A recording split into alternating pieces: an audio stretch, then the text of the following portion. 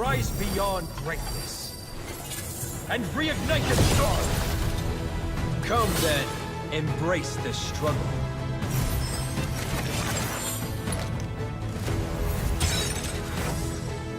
Hold on.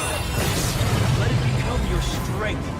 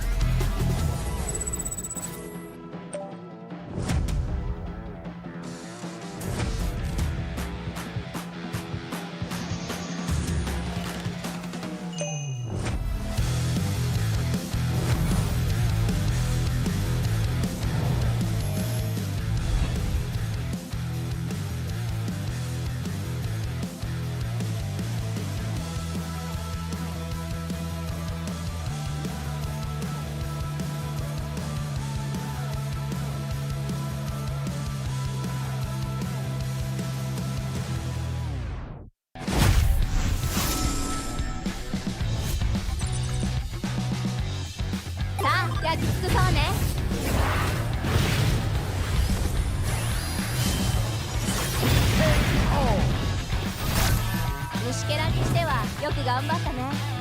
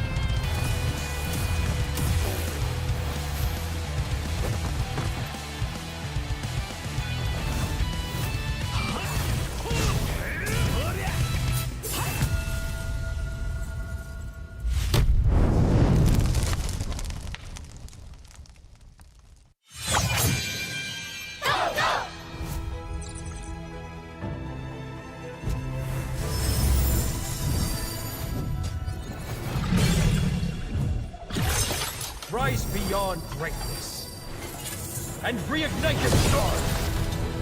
Come then, embrace the struggle.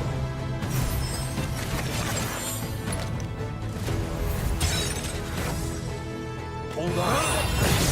Let it become your strength.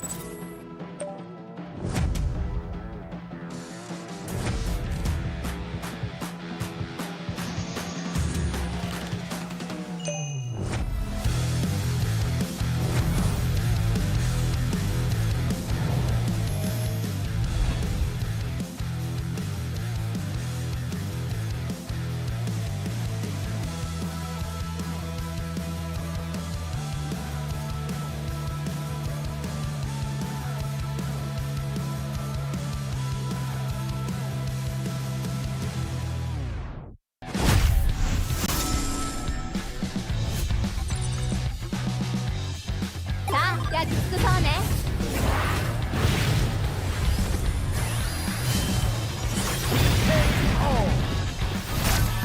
虫けらにしてはよく頑張ったね。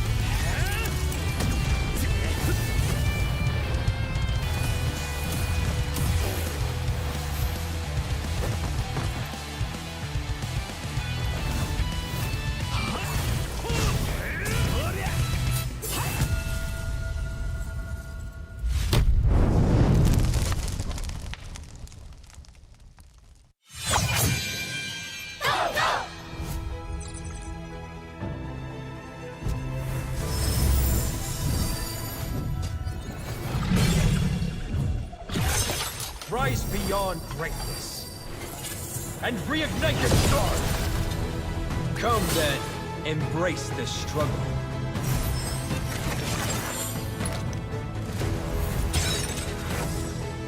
Hold on.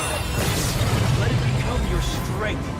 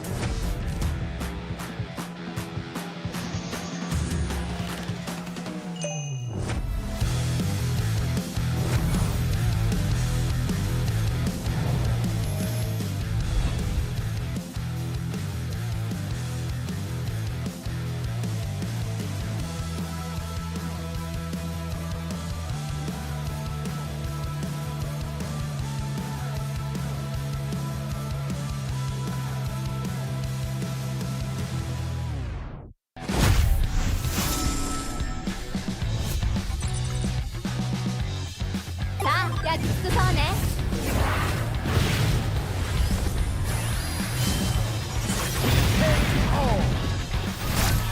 虫けらにしてはよく頑張ったね。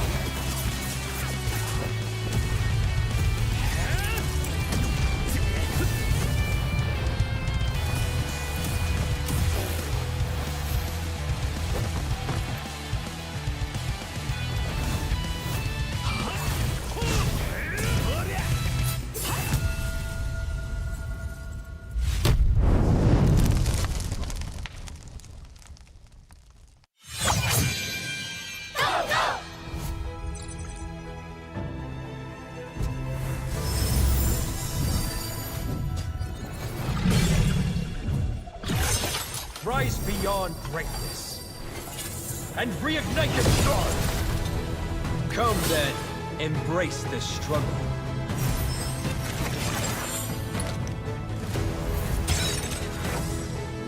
Hold on. Let it become your strength.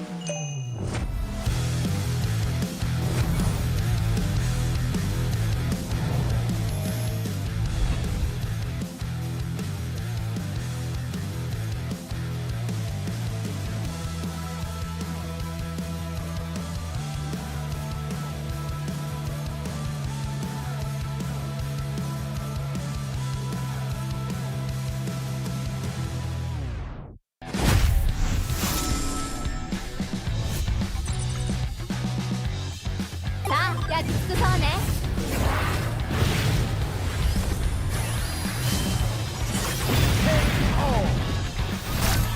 虫けらにしてはよく頑張ったね。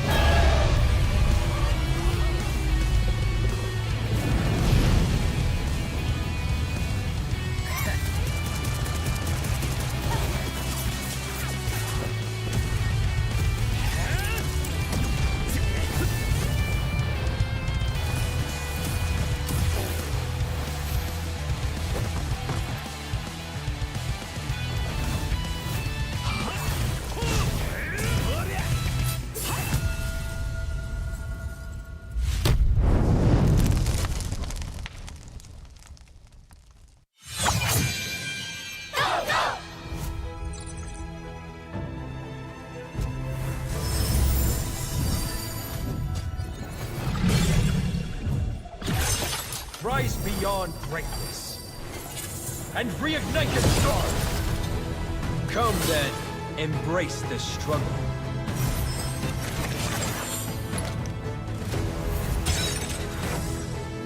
Hold on.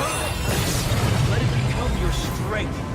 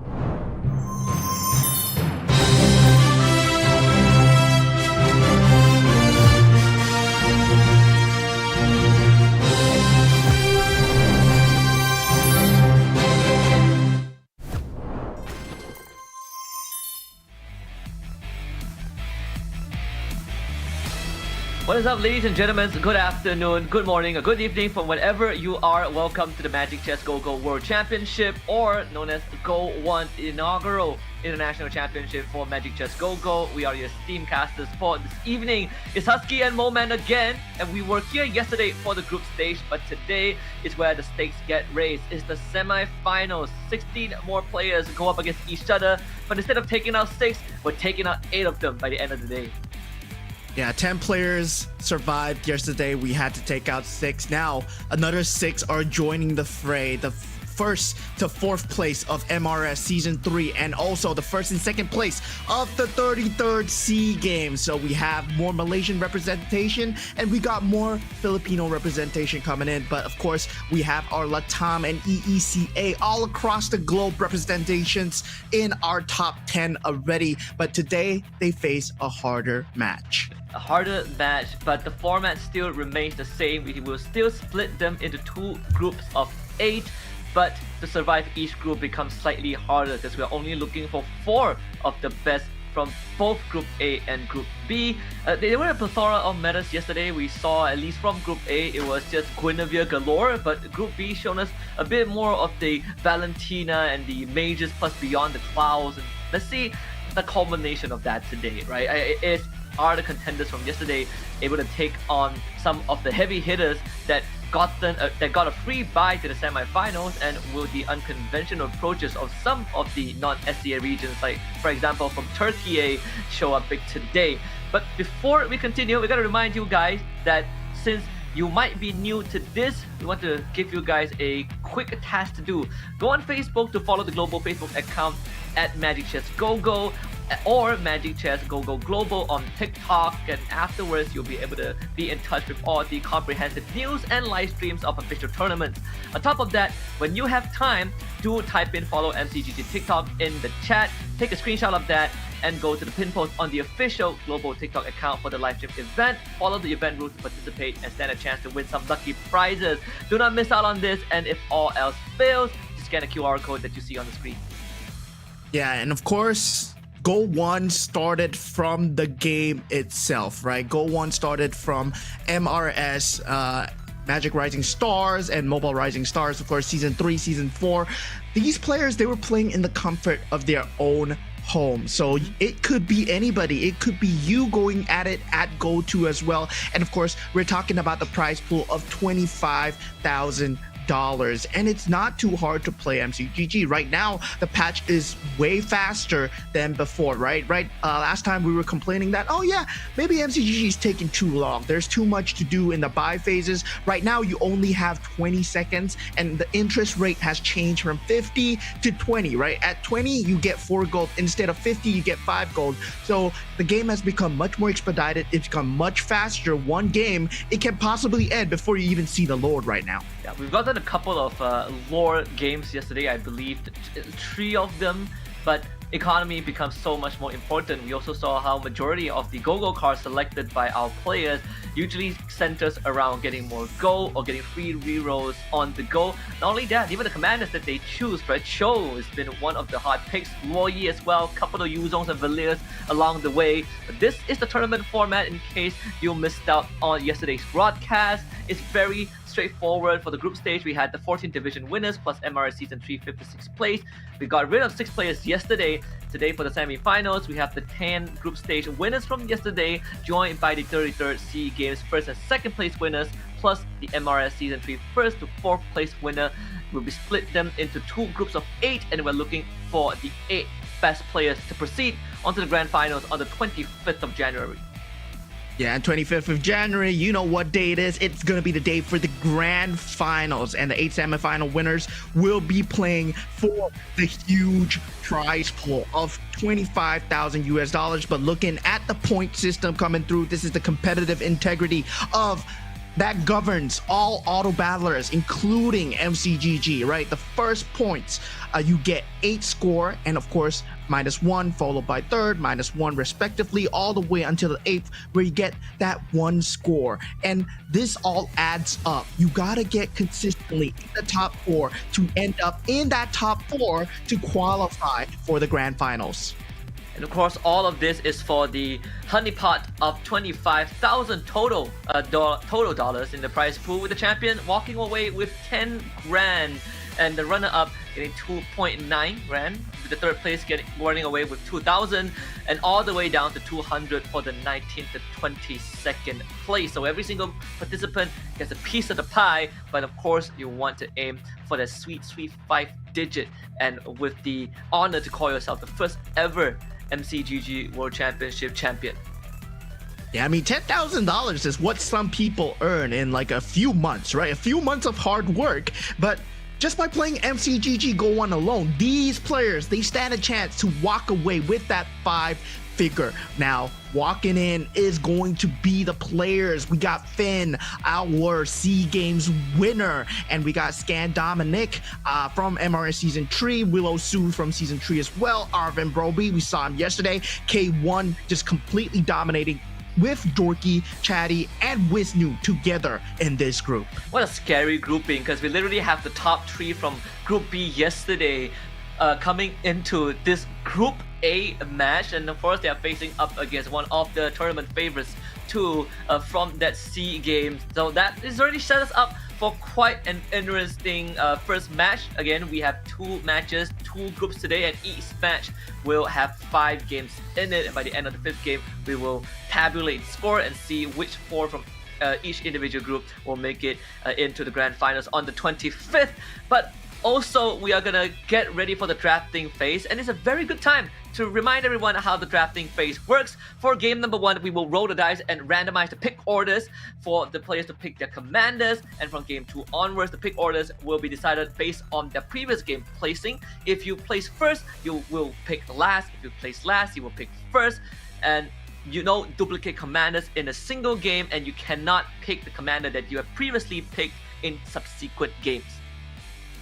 Yeah, and at this point, right, I want to say Luo Yi is going to be that top pick. Minotaur, surprisingly, one of the top picks as well. One of the lesser known picks that I don't see that often is the Yuzhong, of course, the Dairov. A lot of these players, they go for consistency. They don't want to go for the dice roll at the start, especially. They want to go for a consistent play. And with the Indonesians, we talked to a few of the Indonesians yesterday. 2 of the group winners were, of course, fellow Indonesians. They did talk about not trying to gamble that much, right? They go for consistent strategy. But looking at this, we're talking about consistent strategy, and Willow Sue pulls out the Popo and Koopa. And I'm pretty sure Willow Sue's from Myanmar. Yeah, and Finn is from Malaysia. Yeah, so just to clear that confusion, all right? We have 2 Myanmar players here. K1 also had a fantastic game yesterday. You know, they start off slightly slow, but once he got that engine going, he was basically dominating that mid to late game. But Dorky also talked about how he felt interested in testing out picks like the Dairov if he makes it far enough. He gave us sort of a teaser that if he makes it to the grand finals, maybe we'll see that Dairov, which was something shown by Cyril Mertens from Turkey yesterday. But let's see how this one is going to pan out, right? Because if we're going to go back to the Guinevere 3-star rush, or will this pool of players give us something a lot more diverse? Because we have most of them are from Group B yesterday, and Group B is not really leaning into the Guinevere. Yeah, I mean, the Guinevere, the Bruiser meta is slightly too strong right now.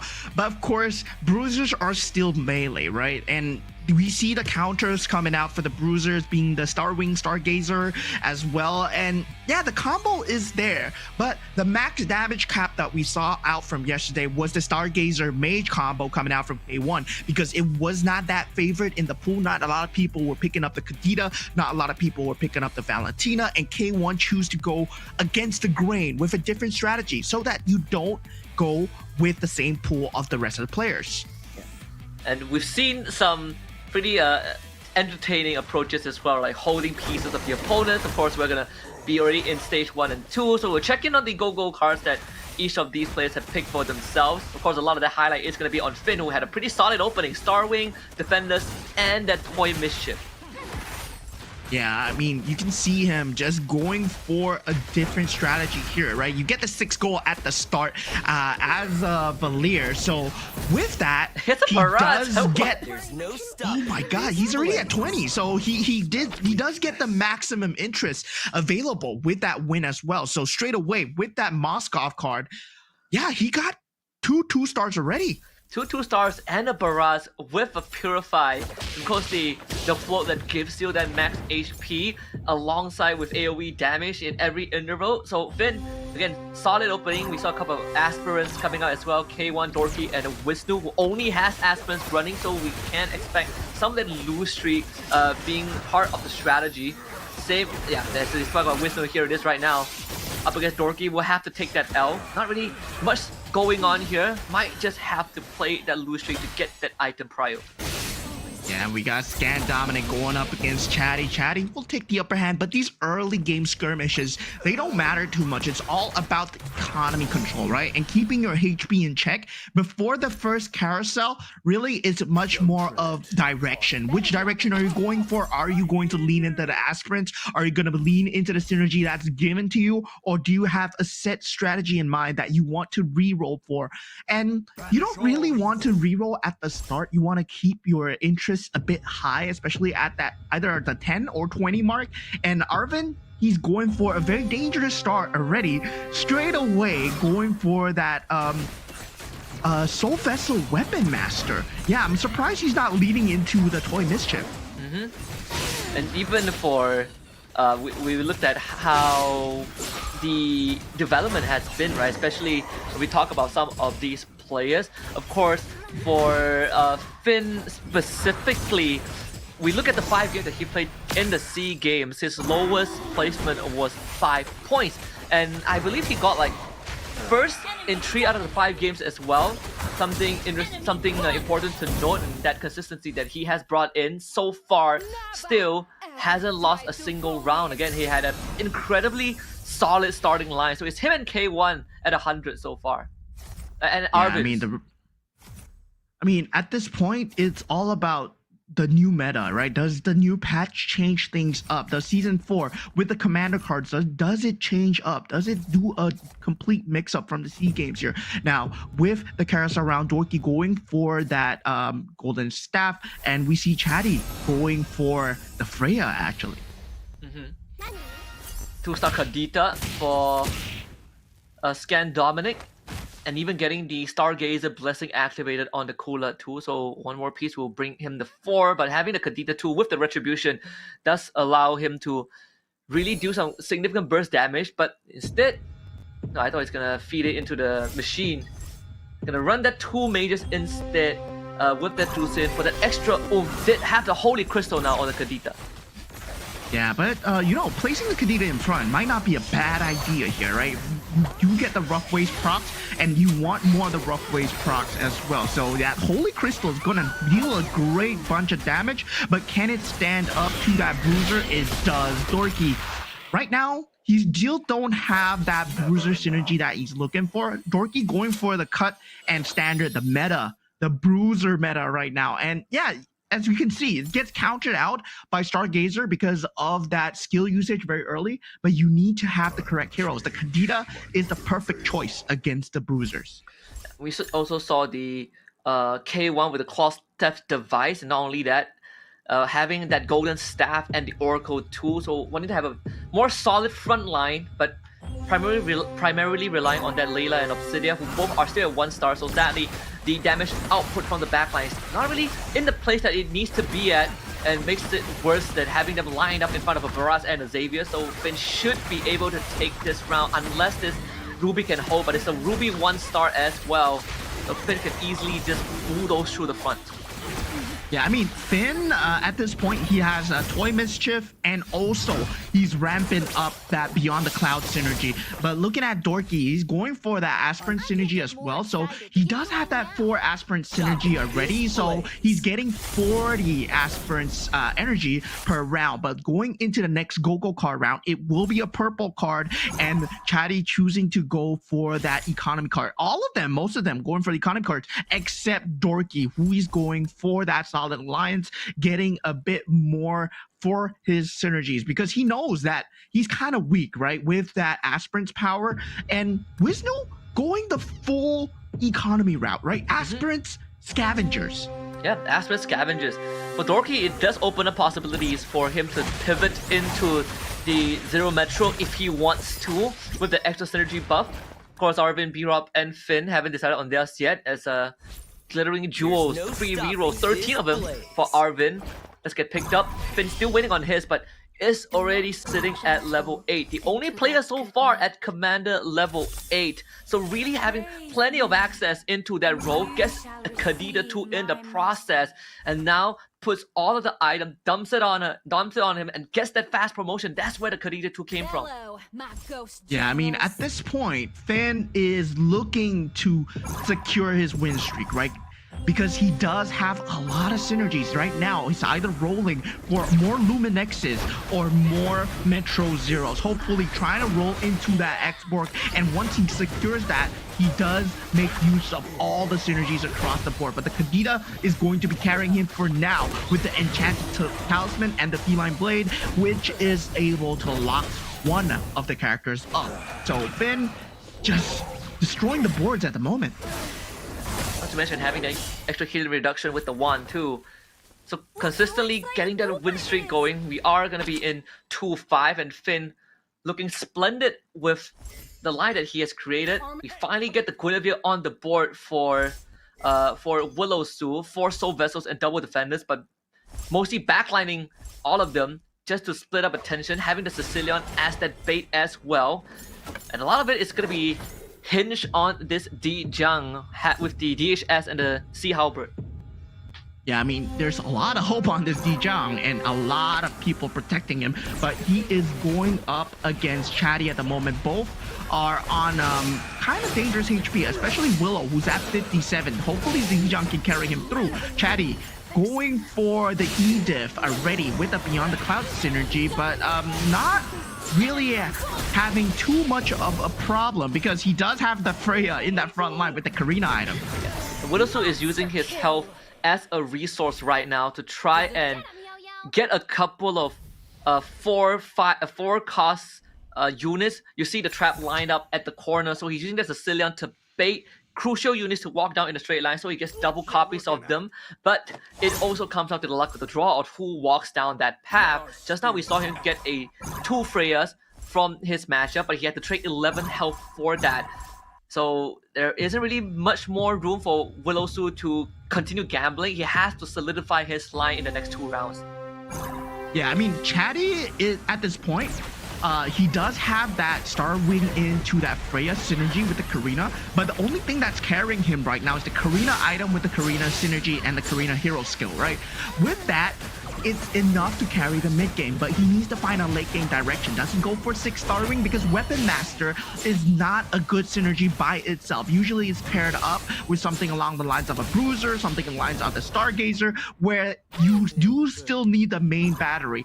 Weapon Master just gives you added on hybrid lifesteal, so that's not gonna be enough. Yeah, Chatty breathing a sigh of relief as well. The Karina item really getting him that Pyrrhic victory over Finn, because the Kadita was about to kill everyone. So that execution threshold made the slightest of difference. He will get himself that golden staff for the Freya. As Finn cashes in on his first 5 cast. I mean, it's just a 10 health reduction, so Finn's still very, very comfortable at the top.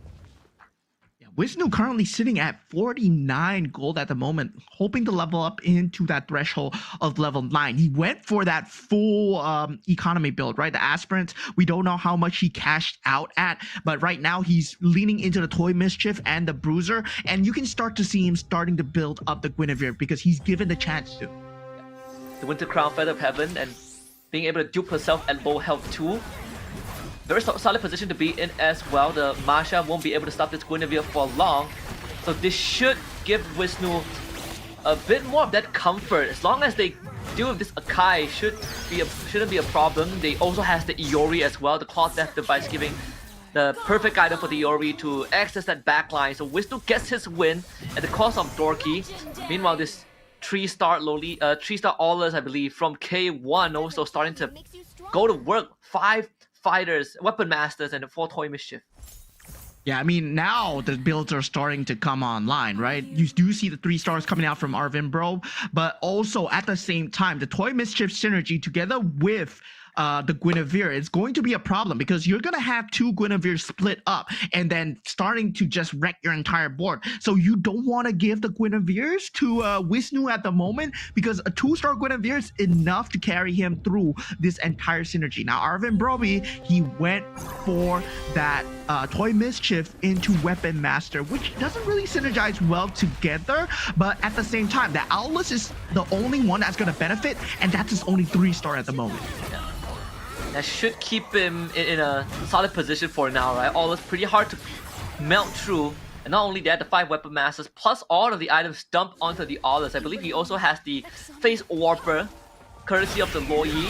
So you have to put in some extra resources to take down the Aulus, who can reposition himself, regain some health, but also has that innate extra damage from that enchantment. Yeah, currently we are at the semifinals, so this is still game 1. It is a marathon, not a sprint, like we said before in yesterday as well. There are 5 games to be played. You don't want to show your full hand right now, but at the same time, it's all about getting that early points. We saw how Yerej from yesterday, he did get a lot of points at the end, but at the start he got bottom 2. That could have costed him the position, but luckily he qualified in the end. And for Finn too, right? Again, still holding on to that final Gogo card selection. We're seeing the full Beyond the Clouds along with 4 Stargazers, so a lot of it dumped onto the Kadita for sure with the Thunderstone enchantment. We did see him take a second loss early on with another 10 HP reduction, but now back to his winning ways and has access to some pretty nasty items. As we see like another Holy Crystal, a Garden Helmet for Scan Dominic, also having 4 mages to boot. Yeah, so it's going to be a very different look here, right? We're going to see the 2 top prevalent metas going at each other, the Beyond the Clouds versus the Bruiser meta. So the Indonesians currently, they're going for the Bruiser meta, and a lot of the other folks, like Finn, they're going for the Stargazer into mages. Now, Scan Dominic does get that 6 mage into 4 Stargazer. He needs to start building up the Beyond the Clouds synergy right now. He's currently at 8 Thunderstones. Once he gets that 99, he's going to be a force to be reckoned with. Has the Kyoku Sanagi as well, but sadly the front line isn't exactly the most solid. Only a Harith which gets melted through very, very quickly. Chatty having the Edith and this Freya 2-star also wreaking havoc as the Freya cleans up house. Finn taking another loss. That's a 21 HP reduction. This Aulus 3-star that's just split into 2. We are starting to see the main carries come online, and so far they have all been Weapon Masters. Yeah, now going for the Stargazer Starwing synergy is going to be Willowsu, but he needs a very good front line for this. Currently, he only has the Freya. He's still trying to copy traps because he has 32 HP to work with. And Scan Dominic, well, I gotta say, him going up against Dorky, that was the worst round to go against Dorky because Dorky had 400 to 500 aspirants energy, and that was his cash out round. So he cashed it out, and Dominic just instantly lost his win streak. So great move by the Indonesian Dorky there. We also saw Willowsu checking the shop as well. Kadita basically out of stock. One of the highest commodity, most demanded ones that we've seen in GO1 so far. But the fact that he was able to copy enough Freyas and also got some from the shop alone just gives him enough firepower to go through Scan Dominic for an 18 Finn, bringing K1 down to his last leg. Yeah, I mean, at this point,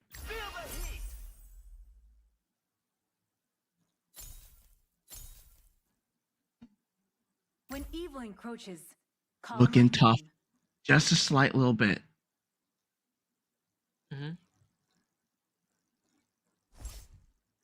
10 hero slots here on the board for K1, I believe. That's a Guinevere 2 for Chatty. So we are starting to see some of the consistent patterns show up already. But K1, again, on his last legs, needs to survive this round.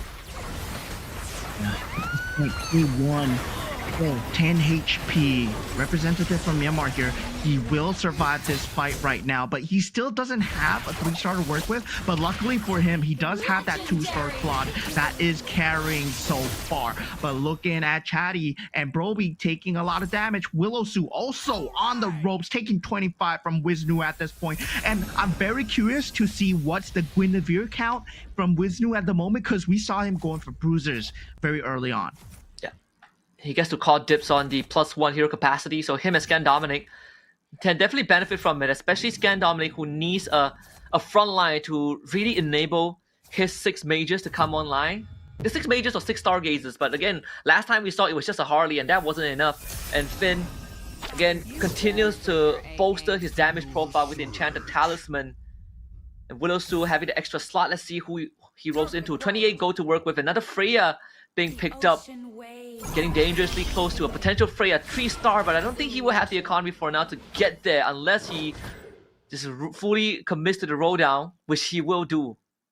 Yeah, I mean, he is on his last legs. He's hoping. 14 seconds left into the there round. it is. Gets the 3-star Freya. He needs to sack a unit, and he does so now with the 3-star Freya, hoping to get that synergy. He sacrifices his 6-star wing synergy. Oh no, he actually manages to place it back on. The last unit bought just in time. Yeah, he got the Harley at the 11th hour, and this is gonna give Willow Su exactly what he needs. And Chatty, unfortunately, one of the charitable contributors to this Freya 3-star, having his Freya walk down the aisle of the double Popo and Koopa trap, and it has finally paid off. We talk about Willow Su using that trap, using his health as a resource, and he has just enough to make it work out, and now he's able to start building into his 5 costs. Another Edith and Vexana brought, gets himself a Saber along the way, and now that is truly dangerous territory. Yeah, I mean, at this point, Scan Dominic being taken out by Finn, K1 as well. Scan Dominic, the Bolivian representative, just not having a good performance in game 1. But of course, anything can happen here. But now, looking at the top 6, they're all sitting at dangerous levels of health. Chatty, Broby, and Willow Su next on the chopping blocks. As Finn and Wisnu, I mean, they're chilling, right? There's no amount of damage that can actually take them out of the game yet, so they're feeling free to roll for their prime end game boards. And the biggest question is who gets to face off against Willow Su, and that's going to be Finn, who is on a win streak. We'll see if that Freya 3 is enough from Willow Su to take the win. More importantly is for Chatty, his Freya, his Guinevere needs to do a lot of work, and it seems like might be enough to do with this Aulus. The Face Warper has already triggered, but still is sufficient to take care of this 2-star Guinevere, as Finn takes a flat 20 to the face. 2 Willow Su with 3-star Freya really putting in the work. Yeah, I mean, at that point, Arvin Broby just not having a good time right now. And Scan Dominic was one of the players that was running the Guinevere, so with his elimination, there's a lot of Guineveres back into the pool. I believe he had a 2-star Guinevere with a 1-star on the board. But looking at this, right, Finn has yet to pick up the last Go-Go card, so he's been saving it for a rainy day, because he sees like they're usually the blue Go-Go cards, they don't give you very good economy, but at the same time, there are cards that give you synergy, there are cards that give you shield, so he's probably holding on to shield or HP card. Yeah. And has an item round to become the buffer to Willow Su. Now can really just try to bolster that Edith, right? With the Edith, he has double Vexana in the back. It's all about doubling down on making sure that your Freya gets to do the work. And not to mention, Wisnu hitting the Kadita and the Barats from the shop as well. The Guinevere at the same time. So we see that fat roll down from Wisnu as he's starting to look for as much of that 4 cost as possible. A quad tree is going to be on the board very soon. I think, yeah, he's going to check in the shop too. Got it. The hero library, yeah. He does get it. 3-star Claude. So Dorky at this point going for a very different build, right? 6 marksmen into that Metro 0, not just forsaking that Guinevere. And he did have a Guinevere at the start, but he saw that a lot of people were going for it, so he just pivoted into a different build with that 320 Aspirant's Energy cash out. But look at that, this! Oh, there's another player out of the map. We're now down to our top 4 as Chatty and Arvin Broby get taken out. The 3-star Alice was not enough. I believe he needed a 2-star Akai with that toy mischief item to split it up so that he can have the disrupt for the Alice to deal damage, but he couldn't find it in time. Yeah. And Let's protect the future. even for I think even right now for Wisnu, he's looking for another 3-star 3 cost. He's able to find himself the Guinevere 3-star. Wisnu, oh no. Toy mischief together with the toy mischief items. This Guinevere is gonna split into 2, boy. Yeah.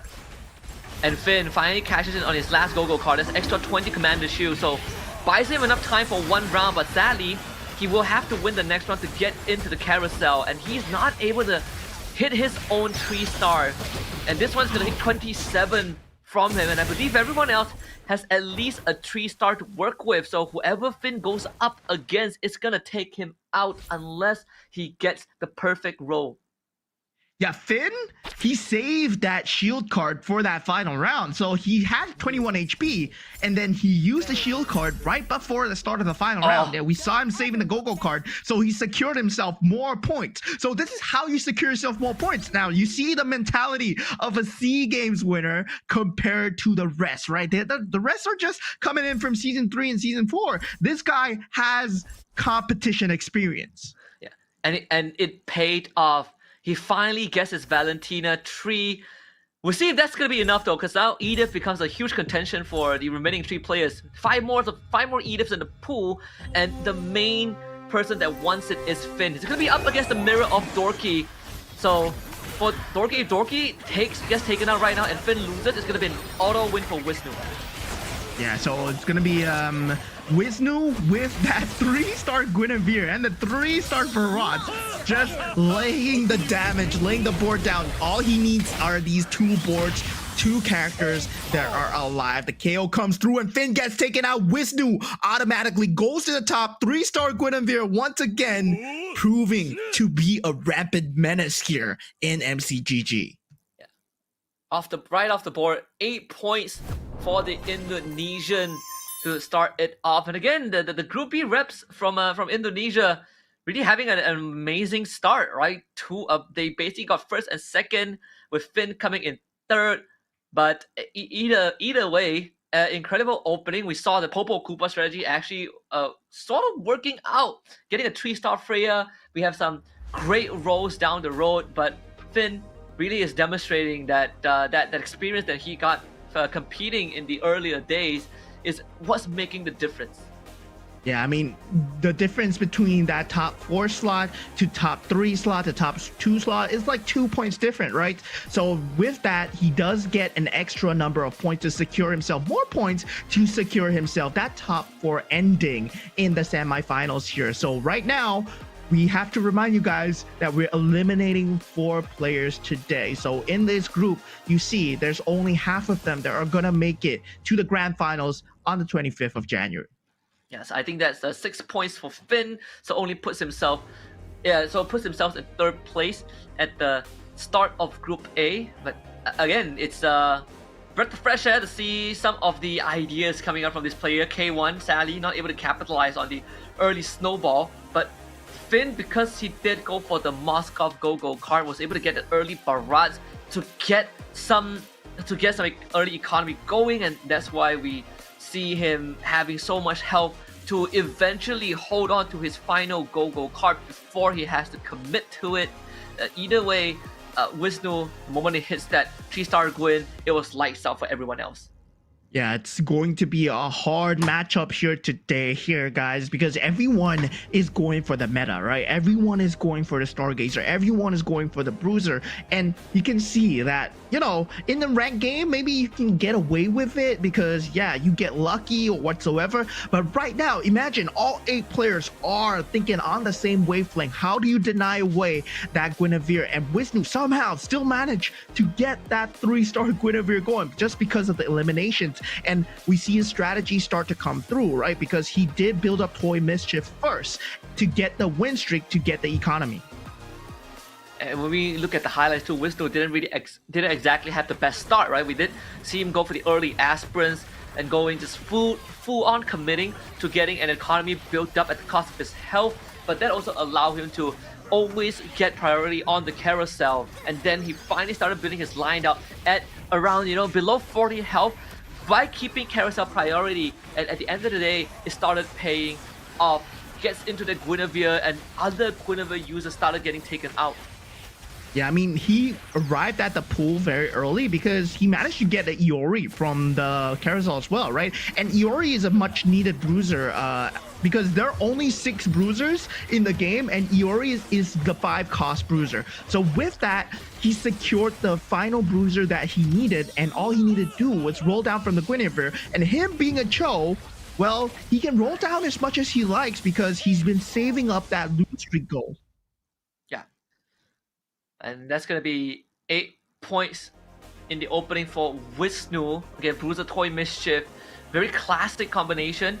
And because he is running his health bar down for economy, the counter action was the perfect go-go card to go to. And then he started building his health back up with the healing fountain towards the end. Yo, his strategy was based off of his opponents being good. He went for PNK's power, so he does get the copy trap. So he was hoping to copy direction from the opponents, right? And the Guinevere landed into his lap with the PNK's power. So yeah, that was just pure mind games here. This guy's playing chess. Everyone else is playing checkers, man. I mean, he's playing a different game.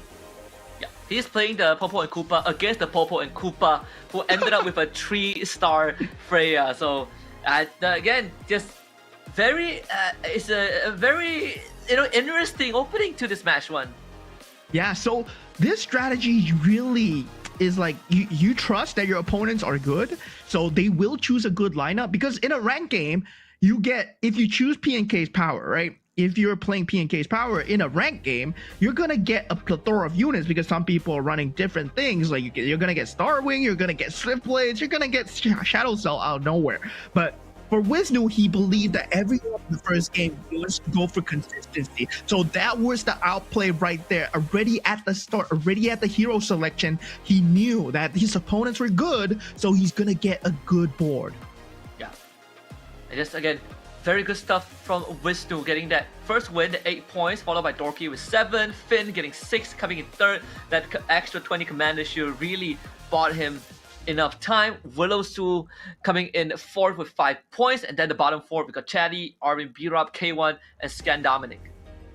Yeah, I mean, at this point, it is still everyone's slice of the pie to get, because there are 4 more rounds remaining. And speaking of 4 more rounds remaining, right, you can get up to 24 points, now 32 points if you get 8 points in total. So there is that higher cap. Of course, these players, they are the cream of the crop. They're not going to let you do that. And let's see how they re-enter into the second round. Speaking of that draft, the commander selection, now Scan Dominic, he gets to go first. K1, he did get to go first, but he picked up the Minotaur. Right now, he might go for something else because he has to. He has no other choice, right? You can't pick duplicate heroes. See, the Loyi is going to be the choice for Scan Dominic. Able to get something going, right? The Karina for K1 as well. And then Fanny for Arvin B-Rob. You can see some of the shift in direction for these players. The Snowball is still in the forefront, Chatty with the Valir. Yeah, these are still some of the most meta heroes that we see. Minotaur, of course, being an exception. It's a very all-in strategy where you want to get the win streak no matter what. And Finn going for against the green as well, going for the 1-1. Yes, this is what I like to see, just interacting with the board, just getting the damage in. Works somewhat like a Karina, but it is a set amount of damage every time. And Wisnu going for the Yuzong. Yes, he's bringing it out. Yes, sir. The Yuzong was what? I think the first time we saw Yuzong yesterday was from Cyril Mertens, and he was able to get some pretty nasty snowball going.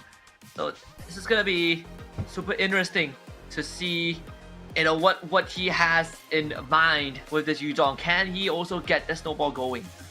Yeah, I mean, Yuzong is, you know, as much as the Indonesian players say they don't like to take the gamble, Yuzong is a gamble, right? It's all in the luck of the cards. The first Magic MCGG Go card that you get, if you do get a gold quality, you get a better card, and if you get a purple quality, you get a better card as well. So you are ahead in terms of Go cards, but the Go card needs to be good. And right now, Wisnu has an aspirant start. Let's see if he's gonna go down that route again, where he purposely plays behind, and then he strikes from the shadow. Was able to get some good pickups, right? The Jawhead and the Lolita. So there's another chance to go into the Toy Mischief early. Finn committing straight for that 1/1, so he's full sending the 1/1 himself, having the aspirants to go. Yeah, and a lot of them just going for their standard commander cards. Only Arvin just taking up that Gushin card. So yeah, that is an extra synergy for Fanny and as well as Dorky, who is a natural Gushin as well. Now we do see the synergy starting to come in. The Soul Vessels will be the one to look out for in this early game, or if anyone has that 2-star to get that win streak going. K1 with the Karina should be naturally getting the streak first. We're having the, I believe was it the Aulus? We just see him have the Dyrov in hand. And Arvin Birov should also be getting this win with the Bruiser Dijang. Yeah, at this point, it's all about the commander matchups, right? Understanding your commander matchups, you can see that if, let's say, you're playing something along the lines of a Gushin, something along the lines of a 1/1, you know that you're not going to be winning the early fights because you're fighting against a Fanny, you're fighting against an economy-powered Karina and also a Valir, because they do get an early head start compared to the rest. 1/1, yes, you do get some damage, but it does not offset the extra unit coming in from Arvin. And if the enemy has a decent frontline as well, it's going to be able to soak up all of the 1/1 pellets. So it really comes down to how fast you're going to accelerate that first 2 stages to get ahead. And then the value will slowly diminish as the game progresses for the 1/1. Yeah, all items on this Dijang. Willow Su, he might be doing it here. Oh my god, he got a very good physical package. He got enhanced Golden Staff, and Sea Halberd, and Berserker's Fury. So Armin Broby going for the win streak, but meeting up with Willow Su, also an early game monster because, you know, luck of the draw, he got all physical items. Oh yeah. Living up to level 5 for Chatty. Again, once more, it's gonna go into the Starwing first, having double Matilda. The poke damage does actually hurt in the early phases before the items come true. K1 now having a 2-star Jawhead. Yeah, going up against Broby, who wants to secure that win streak back for himself, because as a Fanny, you need to go for this early snowball as well. Karina, so a lot of these players, they're playing for this early game to mid game, where the late game is much more important towards Wisnu, towards Chatty, and also Scan Dominic, who have the later game heroes, Gushin as well, providing much more synergy. So taking less damage is for Scan Dominic and also Chatty. That Stijang continues to put in the work for Willow Su, and does open up possibilities for him to go into the marksman line too, with the Golden Star and Berserker's Fury to boot. Now the first carousel Chatty goes straight for the Freya, and we see Wisnu doing the same thing. This would be very good on an Irithel, but too bad. First carousel, of course, there's no 5 costs, so only 4 costs. 2 Freyas have been picked up. And nobody going for the Feline Blade here. They're going for more defensive items. They know the physical capability coming out from Willow Su. Everybody has scouted it out. They don't want him to give him too much of a win streak. So you do see the Guardian Helms, you do see the armor pickups, and of course, many people going for defensive, knowing that, yeah, especially for K1, because he wants to soak up the damage and gets the execution off. Finn having to purify that for the Amon. So also looking for a slightly slower opening, right? The Swift Blade and the Soul Vessels for now, but it is playing on the right side of the board. So let's keep the Dijang very safe, but with the Atlas being able to hold the front for majority of the round, it should allow him to take this round over Chatty. Yeah, the Dijong, can it do enough with the Demon Hunter Sword? Yes, sir. Finn, he just crosses the threshold. And yeah, 1-1 damage, still good in that early game. Yep. Dorky also at 6-2 as the level 6 starts to come true for these players. There's a Carmilla up, so Scavenger is available as Wisnu pivots into 4 Weapon Masters right now. Yeah, at this point, it's all about the next go-go card for Wisnu. It seems like he's taking a substantial amount of damage, already at 76 HP at 2-2, right? Round 2-2 here. But you can see the next go-go card that's coming. It's purple, so he will get that orange card. He will get the legend grade, and it will be good for him.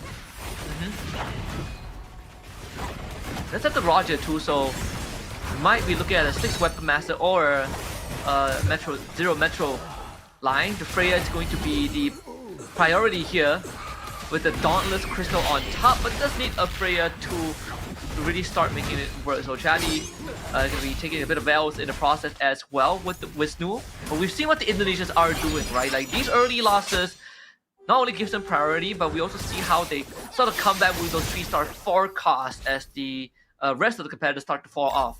The past. Yeah, but carousel priority is only important if the carousel is good, right? Sometimes the carousel doesn't give you what you want. So, yeah, sometimes that strategy might not work out for you. Now, we do see other economy cards coming in. The free rerolls as well. Arvin probably going for that Don't worry, my for friend. random 4-cost heroes. And meanwhile, for Wisnu, who does get the orange card, he does go for fully armed, which gives you 1 equipment on every unarmed hero. So if you don't have an equipment on the hero, yeah, you get a free equipment.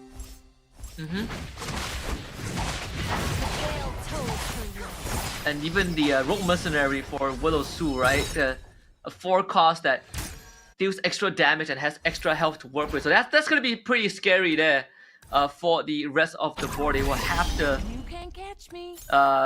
constantly pay attention to that. That 4 Yeah, cost. honestly, I mean, whatever he gets, if he gets like a Freya or a Gwen, I think that is gonna be massive. yeah, honestly, just now, I just played it, that Rogue Mercenary, I rolled into a Freya, and yeah, it was just GG, because I was playing Starwing, and yeah, it was ending out great for me. And now, you see Chatty, the enhancement is, wait a minute, is it on the Freya? I think it is. You can see the glow. You can see the slight glow. Is it on the Freya? Yeah, I think so. He did get that Freya. Oh yeah, he did. Should be the Freya. So things Yeah, going he according got- to plan. He got the enhanced Freya. So Chatty, yeah, all according to plan. They don't like to gamble, but the gamble comes out, and it comes out true. Yeah, Freya again, hot commodity. 9 more in the pool out of 14. K1 so far having a great game. Of course, the Karina, the Twin Blade still on that jawhead with max stacks. Those rockets allow him to not only do more damage to multiple targets, but it also triggers the Twin Blades, but also has a 2-star Granger with the starring buff in the back line, and allows himself to also lean into the Freya for more starring synergy. Yeah, looks like he's leaning into the Freya, but at the same time keeping his options open. He still has that Toy Mischief out if anything goes wrong, so he's keeping that Toy Mischief synergy, but he will take his first L to Willow Su, who managed... Wait a minute, this Granger battle. But yeah, we there's just more items on Willow Su at this point. Yeah, more items on the Granger. I'm surprised he didn't put the Twin Blaze on the Granger himself, right? I felt like that would have been quite a difference maker there for K1, but it's okay. 93 health, still in a very comfortable spot. Scan Dominant getting that Vexana at level 7, so rolling into that 1% and locking 4 mages, 2 Stargazers, and having the Beyond the Clouds now slowly building up. And we saw this. We saw the damage cap coming out. especially if you're able to get the Thunderstones on the Vexana and you are able to build up that Kadita and also possibly the Zusin. He does have the Luminexus synergy already, but he needs more mana items, right? Currently, the Winter Crown is the only thing that's given him a bit of sustainability. That Guardian Helm is there for the Edith, but he does not have any enchanted talismans or Ice Queen Wand whatsoever. He does not have any form of spell damage or spell vamp. But that Edith that he got was the perfect front line. And having the Guardian Helm too, so the Edith survived longer than usual. Wisdom will go for that +1 cap. Dorky, Enchanted Talisman, another Guardian Helmet for Chatty. And Finn actually going for the Swift Blade. Yeah, Vishnu getting that +1 cap, as you said, but two of the members going for the Iori here. So yeah, Iori is, as we said, the key to the Bruiser build, right? Because the 5-cost Bruiser is very hard to get, it's very hard to find, and two of them appear in the carousel, and two of them were instantly snatched up. But Wisnu, he does get the +1 cap, but he is at 26 HP. He is one off from getting outed from this battlefield here. Yeah, Wisnu is actually not having a game at all with this Yu Zhong. I honestly thought that this is gonna be the round we see if we can snowball with it. Sort of pose the question whether he's gonna start playing slow, just like game 1. But there's a lesser way to come back if you're running Yu Zhong who wants to get ahead. As Dorky will take an L from Finn. And who also has the Edith. The Edith Swift Blade with the DHS, so a damaged Edith coming through. Yeah, but Wisnu taking that 13 damage. Right now, he's at 13 HP. Like, he's just one off from the L here. And yeah, this is what a way to go, right? Top 1 and might be top bottom 1 here, but still, he has 39 gold to work with. So there's a lot of opportunity here for him to pivot, pick, and choose. He chooses the 6 Dauntless. 10 seconds remaining on the clock. He does level up, gets to level 8 with that 9 capacity, puts in a Toy Mischief, and this will be potentially his final round. Has to start win streaking from this point onwards, and unfortunately will face off against Finn. This Guinevere will have to go big. The 1-1 is already expended all of the pellets. Might just be enough though, because this Guinevere, the 6 Dauntless shields that he get at the start of the round, they have to deal with this Edith. This Edith is basically zapping everyone to death and takes out just enough unit to survive another round. Yeah, Wisnu, 11 health loss now, 2 HP. He's still trying to find his direction. He knows that he's going for Bruiser. He picked up that he picked up that Iori, but right now the Bruisers aren't appearing on the board, but we do see him starting to sell off units. He's going for the roll down. He shakes his head. I don't think he got it. Yeah, hands on his forehead. I think this could be the end of the road. He bought himself enough time to get to the 3rd Go-Go card. Finds the Akai, but yeah, Guinevere still stuck at 1 star. There really isn't much going for Wisdom. Sadly, this could be the final round for him, unless he gets some godlike items to kind of help him out. Put it on the Akai and the Gwyn as a Hail Mary. At this point, he is obviously going for the Bruiser build, but looking at Willowsu's board right now, he does have the Claude and the Granger with stacked out items. We said that, yeah, physical wise, it's going to be good, but Swiftblade is not exactly the build that he's looking for. Yes, if he gets a 3-star Granger, that is great, but something that always works is the 6 Marksman synergy. That means that you need to have the Layla on the board too. Chances of getting it definitely on the lower end at level 8. Now we'll basically just dump all of the carries in the middle. You get the Modernist Give actually procs on the Sicilian. Best case scenario, Scandominus Edith has already hopped out of the mech, but they have a 3-star deal with the Jusin. They just beam down his entire line. Widowsu not even close to winning this round. We need a bit more the 2-star hit backline. Yeah, I mean, at this point, Scan Dominic, I gotta say, his build looks like the endgame cap build from yesterday as well. And same for Chatty? No, Chatty is going for a Starwing build, which is slightly different. But he's going for that Stargazer into Mage build for Scan Dominic, right? The Bolivian guy, he is going for that build. And that counters out a lot of what the Bruisers want to do. So hopefully it works out this game. He gets that Stargazer into Mage combo. Wisdom was able to survive the previous round. He's down to 2 health. Whew. I had just bought himself enough time. 6 bruises for Arvin, Europe, having the Iori too, basically going full defensive utility up against Scan Dominic, bounces that Benedetta in for the extra piece, and the Benedetta also decked up in items. Is it enough to get to the 3-star Dusin with the Winter Crown? Doesn't seem to be the case. Dusin now up against the entirety of Arvin B. Rob. Phase Warper into the Winter Crown. Benedetta, why are we looking away? Oh, we're looking at Wisdom getting taken out here, but still, like I believe the Dusin won that round, but Yeah. still, wait. Dusin won, yeah, Dusin won. No, Dusin lost. Dusin lost? Scan Dominic lost HP. So Arvin, hey, okay. So the thing is, Arvin's strat is Bruisers, but instead of the Guinevere, there's a Bruiser emblem on the Benedetta. So he's going all in on this Benedetta here. With Weapon Master. So that's extra added hybrid lifesteal. So every time Benedetta does the Electro Last Blade, the final blade, he gets HP back. So his casts are very important here.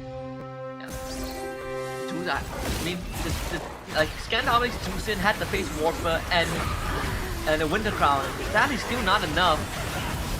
The Claude absolutely decimated by Chatty. Willowsu on his last legs and executed towards the very end. So Willowsu will be finishing 7th in game 2.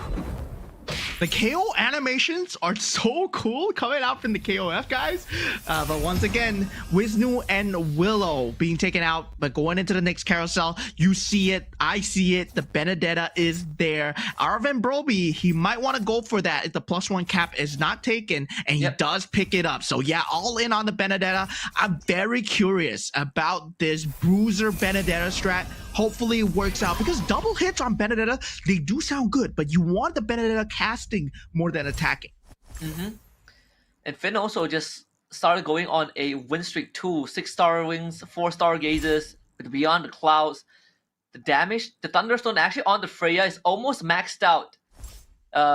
6 more casts and it will be maxed out. Freya, Arvin B-Rob actually getting a 2-star Freya as well. It's a Swift Blade Freya for Finn. What if it's enough to deal with Arvin B-Rob? 2-star Iori for K1. Yeah, at this point, K1, What? he's all in. He's all in on this Bruiser build, right? You can see that he went for the crazy rerolls, and he's hoping for the Guinevere carry, because he knows that he's on his last legs here. And yeah, it does not work out for him. He sold a bunch of units, couldn't get the synergy, couldn't get the Bruiser that he was going for, and that's what happens when you are too set into going for a certain build, right? Sometimes that happens. The game doesn't give it to you. The game doesn't give you the Bruisers that you need. Yeah, Finn blowing a sigh of relief. The Eternal Guard winning him that round, which is a completely different contrast to what we saw on K1's face.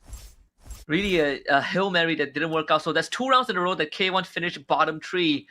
The pressure is building. We are only looking for the top 4 of this group instead of the top 5 like yesterday. K1 had seems like we're going down the same path of a slower start at the beginning. And K1 now needs to ramp up for the remaining 3 games. And again, with how tough the competition is looking, and Finn hitting his level 9 pretty early, he gets to dictate what he wants first before everyone else.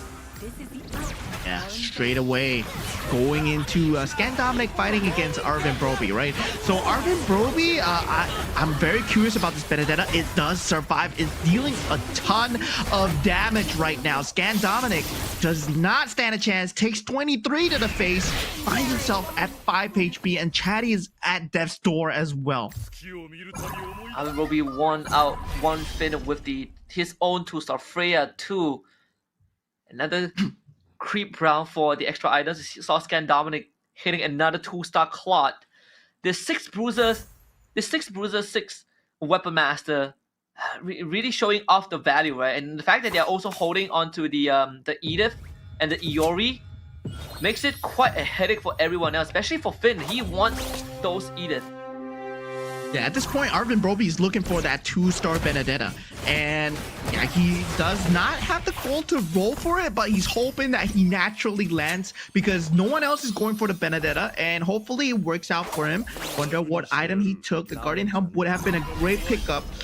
Now, looking at Arvin Broby's board, he does get the Iori 2-star. So that's another bruiser added that is 2-star 5 cost. Dorky hitting a 3-star Valentina. Finn, we saw him roll into a couple of 2-stars, but has already missed the window, so Valentina no longer an option. It's also a Valentina who is a defender with 6 mage, 6 stargazers. So it's not only a Valentina that tanks, but it's a Valentina that also slaps pretty hard with the shadow strikes. Yeah, the casts are going to hurt here, and this is the end game boards, right? It's going to be bruisers versus stargazers once again, and yeah, really, the meta has been to go for bruisers when you are given it, but if you're not able to, Shadow Cell I think still works, but we have not seen people lean towards it. Now Arvin Broby taking out Scan Dominic here, and he is falling extremely low, actually takes damage. Scan Dominic on 5 HP manages to find a lineup for himself. The Akai does pull through for him. Scan Dominic takes his mirror, beats Arvin, but also he survives. He takes out, I believe, Chatty in the process. Benedetta Tuna out for Arvin Broby. Finn also losing out against Dorky early on, who did hit the Valentina 3-star. Another top 4 finish for Finn. Let's see if he can edge out and end top 3. Because Scan Dominic, he's 1 round away from losing. Same for Arvin Broby, Bro, but he does have the 2-star Benedetta, so that could be the biggest difference maker. Yeah, I mean, at this point, representing 4 different regions here. These guys are going at it. Kadita dealing a lot of damage. So is the Valentina. But will that be enough? Yes, it will. I mean, at this point, Dorky might have found a very good lineup for himself here. Because I believe he was going for a completely different lineup. And now, given the Beyond the Clouds and Stargazer and the mages, he just leaned into it. Sometimes when the game gives you stuff, you gotta lean into it, right? Even though you might not have been playing it before, but 3-star Saber coming out for Finn, that might prove to be good if you can target the Valentina or the Kadita. So it's all on the chess piece RNG here. Where do you place your chess piece? Is it on the left? Is it on the right? Yep. As long as the only target within 3 units of the Saber outcast is the Valentina, that's going to be what he needs. Even just now, the 2-star Banner almost killed off the Valentina. If only he got another cast off. Oh, placement is slightly off, so the Saber won't be able to hit the Valentina in time, but he's actually bulldozing through the backline. Can he make it there? The Valentina does have to win a crown. He's going to pop right now. The Saber gets distracted. The Valentina cast needs to go off right now, but a bit too late. Finn beats the mirror of Dorky. Scan Dominic did lose to Dorky's main body. We're down to the final 2. Finn with another great finish. Yeah, a huge shout out to Scan Dominic. He was going for a Stargazer build, but he swapped out to a Metro Zero build at the end, right? He was just given the cards and he went for it. And sometimes, you know, as we said, the game does not give you the direction that you want, but you got to lean into whatever that's available. Donkey rolling is not the solution unless you're hunting for a 3-star and you're only one final piece away from finishing up your board. +1 capacity for Dorky. So I just get a synergy that works out. Ends up with the Shadow Cell and I believe the Glory League of this Alucard. But for Finn, he did go for the Winter Crown, and that Winter Crown now might just be what gets him through the finishing line, right? Places it on the Saber. Looks for the Valentina, who's gonna be in the middle, but if the Saber starts cutting through the back line, he's gonna reach the Valentina in no time, and that's exactly what's gonna be happening. The Saber right in the face of the Valentina already. The Winter Crown's gonna come out first, but the Saber has 3 targets to go to. There's number 1, his Winter Crown. Prox dodges the Kadena, Rough Waves, kills the Valentina. And he's on the board. Kadena Rough Waves? Right at the end is Dorky with the finisher, and Finn will settle for 2nd place. Oh my lord. The cast nearly came through. The Kadena on point, man. This is just some crazy things that we're seeing. What a finisher. What a nail biter of a series. Dorky. Man, Dorky. These Indonesians are proving to be the cream of the crop here at the MCGG semifinals. Their strategies, they've been proven to be consistent. They know how to swap into different builds if required as well. And we see a different build coming out from Dorky this time. Yeah, I mean, Dorky having a fantastic game, fantastic day so far, right? And again, it came down to the wire. The 3-star Saber, we sort of knew where it was going to go with the Winter Crown pickup, and even with the positioning of the Valentina, we talked about how the Saber just needs to get the first cast and you got the ball rolling, but it was those iframes, man, the Rough Waves that got dodged by the Winter Crown. It really felt like you're playing an actual game of MLBB, but even this auto battlers, it was able to replicate some of those nail-biting actions. Yeah, I mean, at that point, the AI is doing it all for you, and you just gotta wish and hope, right? You gotta wish and hope that Kadena does the Rough Waves at the correct time, but well, you can kind of control it in a way where you put the correct items, and the itemizations on the Kadena was also on point together with the Valentina. He swapped a bit of the itemizations. He saw that the damage out from the Kadena was way more than the Valentina, given the state that they were in, right? The Rough Waves, you were dealing damage to the back line. Meanwhile, the Valentina was sat in the back and dealing damage to the front line. So you want to deal more damage to the back line, especially when you're going up against a Saber. So very good micro adjustment coming out from Dorky towards the end as well. But of course, a huge shout out to our top 4 and a very good pivoting from whoever that played just now, right? We saw Scan Dominic going for Stargazer into Mage build. Then suddenly he just swapped out, go for a Metro Zero, and that landed him into the top 4 slots as well. Yeah, and this was also a 2nd place finish for Finn. So again, 2 top 3s in a row. It's put him in a comfortable 13 points by the end of this, I believe. But also he did it with a 1-1 of all things, right? Like he full send into the 1-1 commander, went for payday, and even committed to the magic infusion towards the very end so that the Saber can continuously cast that ultimate. So I think that there's nothing to be disappointed about. Finn, if he keeps this consistency up, he is almost guaranteed a grand finals appearance by the end of the day. And sad for me, my Burmese representatives, K1 and Willisu, not performing too hot in Game 1 and Game 2. Minotaur Karina, I mean, you see the all-in coming in from K1. He was really locked in on that Bruiser build. He went for the thickened blood. He went for everything that would help out the Guinevere, but he did not get it. But meanwhile, looking at Dorky's highlights at the start, yeah, it was a slow start for him, but he was a Gushin after all. He does have the extra synergy to work with, and look at him. He's farming up that Mage emblem. And at one point, we even saw the Swiftblade crystal being given over to Edith from Finn's perspective, right? And that also helped him get through some of the mid-game rounds.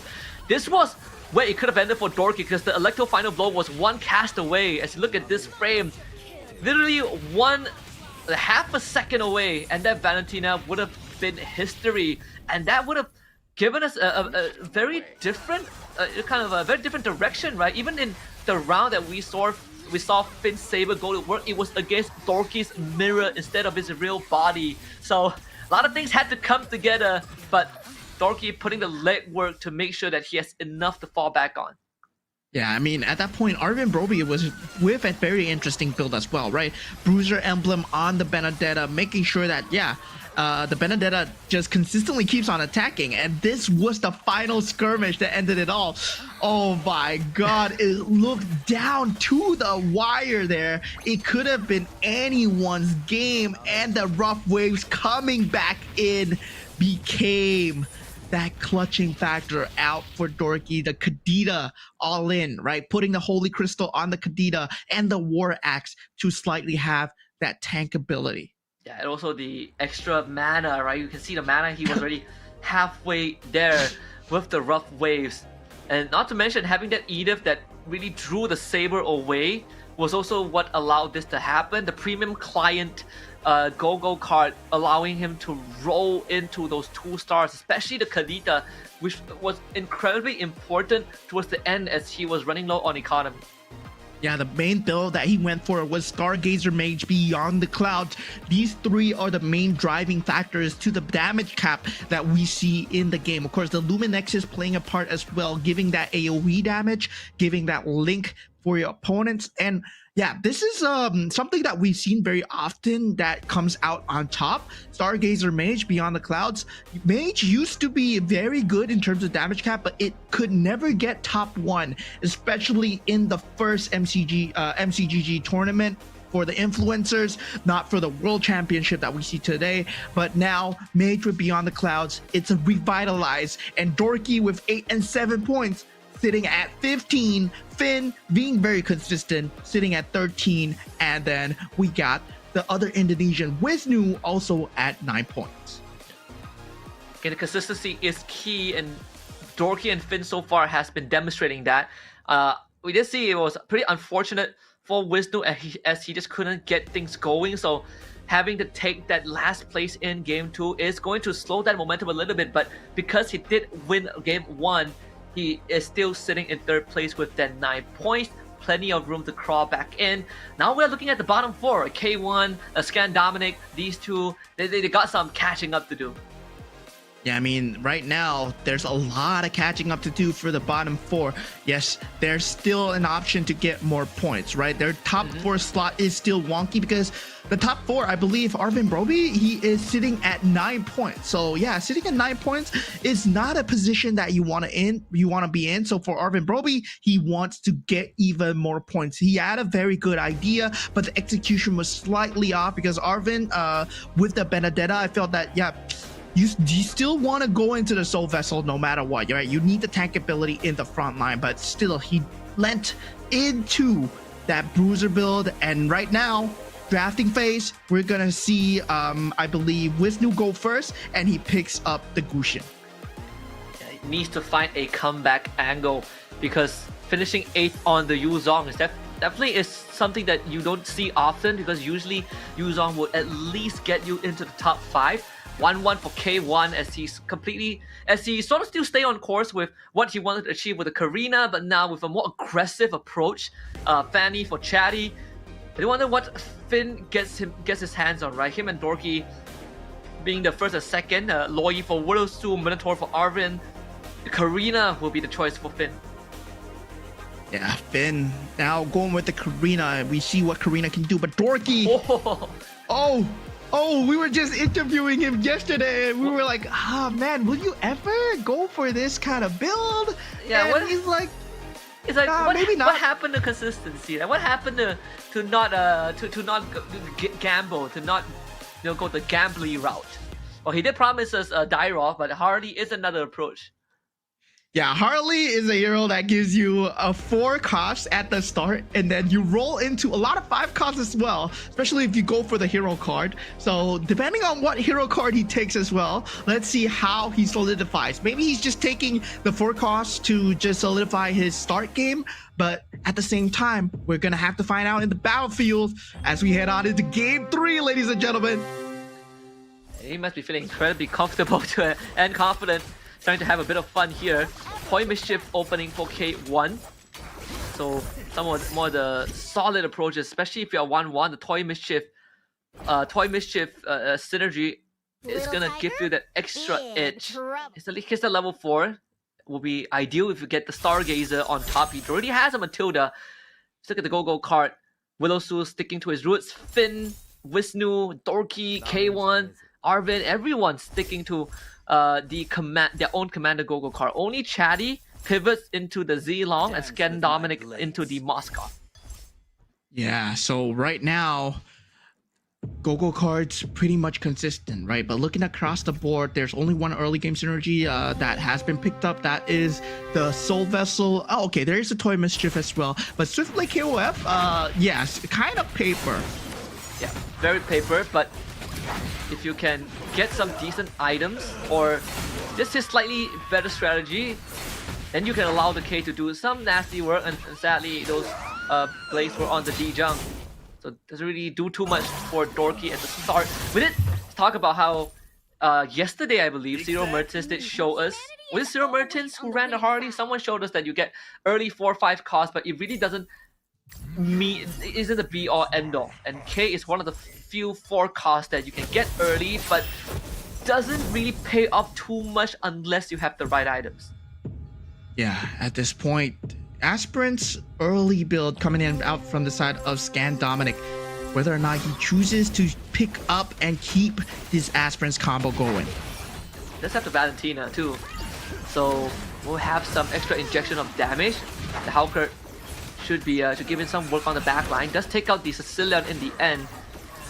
But they do have this Amon that they need to work through. The Amon has the Garden Helm. This should be Arvin B-Rob's round. Dyro still has the Revitalize too. The Valentina one wouldn't have enough damage with the Retribution, I assume. Well, he does actually. Nope. He does. Valentina 3-cost unit coming in from Scan Dominic, just proving to be very strong. But something that I'm very curious about is the Harley, right? It's always the Harley. It's always the long card that's been put in. Somehow Dorky is at 86 HP despite having that 4-cost unit.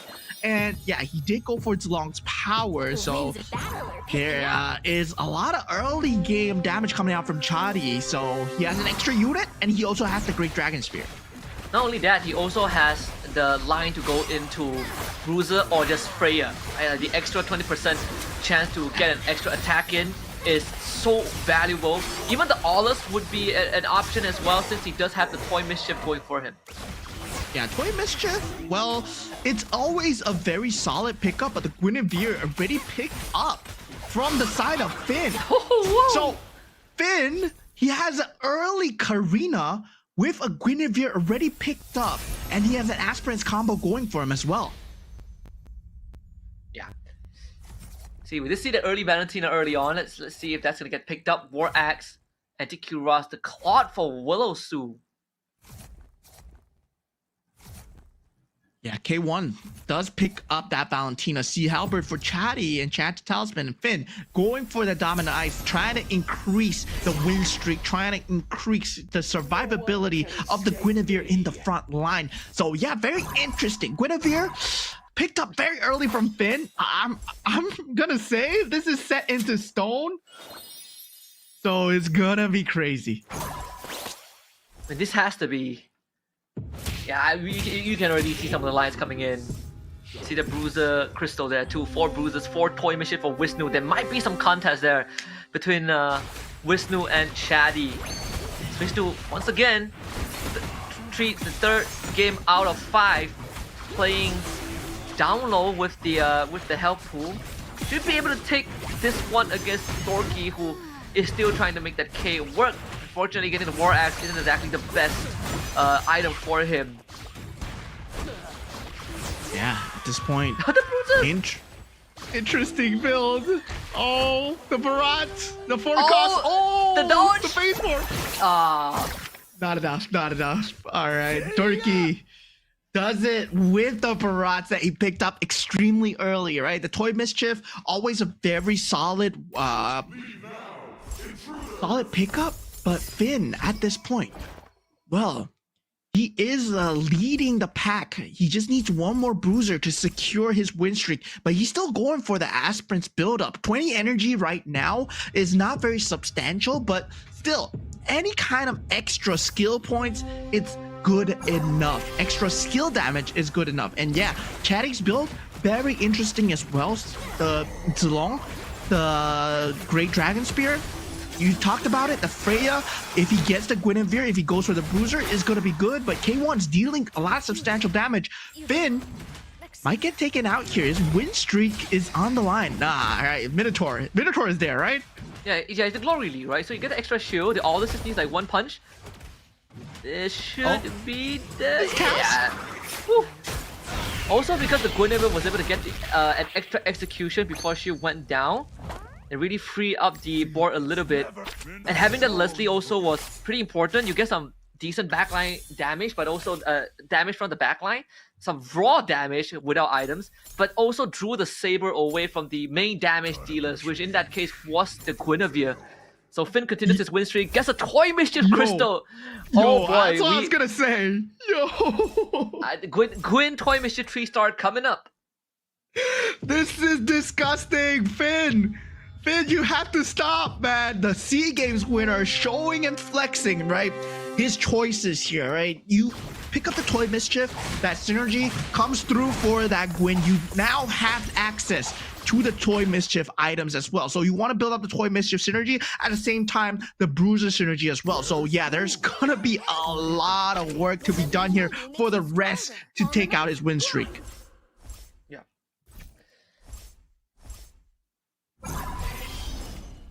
It's gonna be a bit of that pivot of line 2, trying to figure out which is the best approach now. Willowsu in 7th place. Winston still in 8th. But there are a couple of players that need to pick up the slack a little bit. Scan Dominic and K1 and Willowsu, in fact, being the 3 main candidates that need to play some catch up. 3 scavengers is going to be the direction that Willowsu goes for. Yeah, we do see the triple scavenger. Yeah, as you said, Willowsu right now, he's going for full eco build. He's going to be playing for Behive for sure. Does have the Claude with the Karina synergy that has been picked up by the Loyi. He will get the win streak. He will get a win against Chatty, and he saves his HP a bit for now. The Claude actually coming through clutch. Now gets the Granger in, so Glory League is an extra Glory League shield, an extra damage too. I believe has a Karina enchantment, so you get a free hero every 2 rounds. Some extra economy, which you did recommend me to test out just 2 hours ago. It does ramp up a little bit. Yeah, at this point, Finn, the pride and joy of Malaysia, but Dorky, at this point, can he do anything with the Harley 5 gold growth, right? Hopefully it does. The 5 costs can actually save him. Right now, he's taking a bit more damage than he would like, especially given the Barat this early on. But right now, Scan Dominic with the Claude actually dealing, Willowsu with the Claude dealing decent work, able to come back with the Loyi. Shadows seep Getting deeper, owned by but the I remain steadfast. fully decked out Xavier. Yeah, fully decked out, man. Holy Crystal and Ice Cream Swan, man, Spell Vamp and magic damage. This is too much. This is too much. If you see that in actual Xavier in MLBB, you run as well. So yeah. He's hoping for the 2-star Guinevere right now, but he's not donkey rolling for it, which I do like. And there's also another out for him, right? He has a Scavenger. He also has that Toy Mischief, so he can roll into an Akai as well. So Finn is always keeping his options open. There's 1 out of 2 routes, and this is what all good professional players do. That if you're playing for top 4, if you're playing for slots, if you're playing for the chance to go to the top, you're playing for consistency, and you gotta keep your options open at all times. Yeah.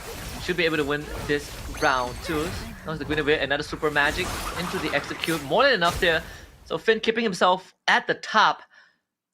Does Dorky win his? Dorky was able to win that round against R&B Rob because he was starting to stress out a little bit with how things have been rolling with the Harley commander.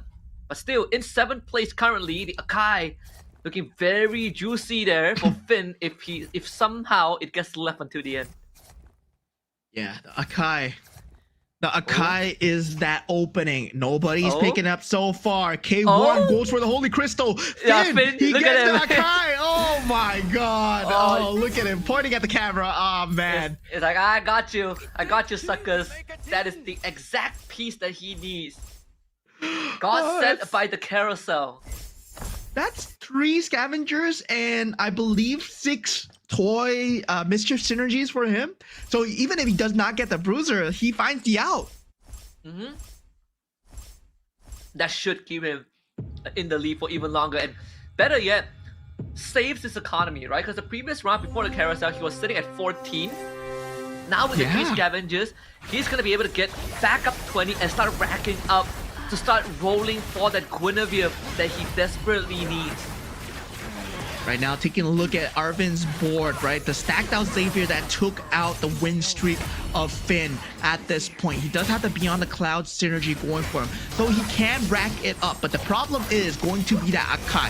Whether or not the Guinevere is going to be an option here for Finn does not matter too much because he can now put the Toy Mischief items on the Akai as well. It is a great Toy Mischief item holder, and looking at Chatty, feels like he's going for Metro Zero at this point. He does pick up the Ixia. He needs one more piece to the board. He needs the Xborg, potentially, or the Roger. But Roger, not too good of a fit. You'd rather have the Xborg.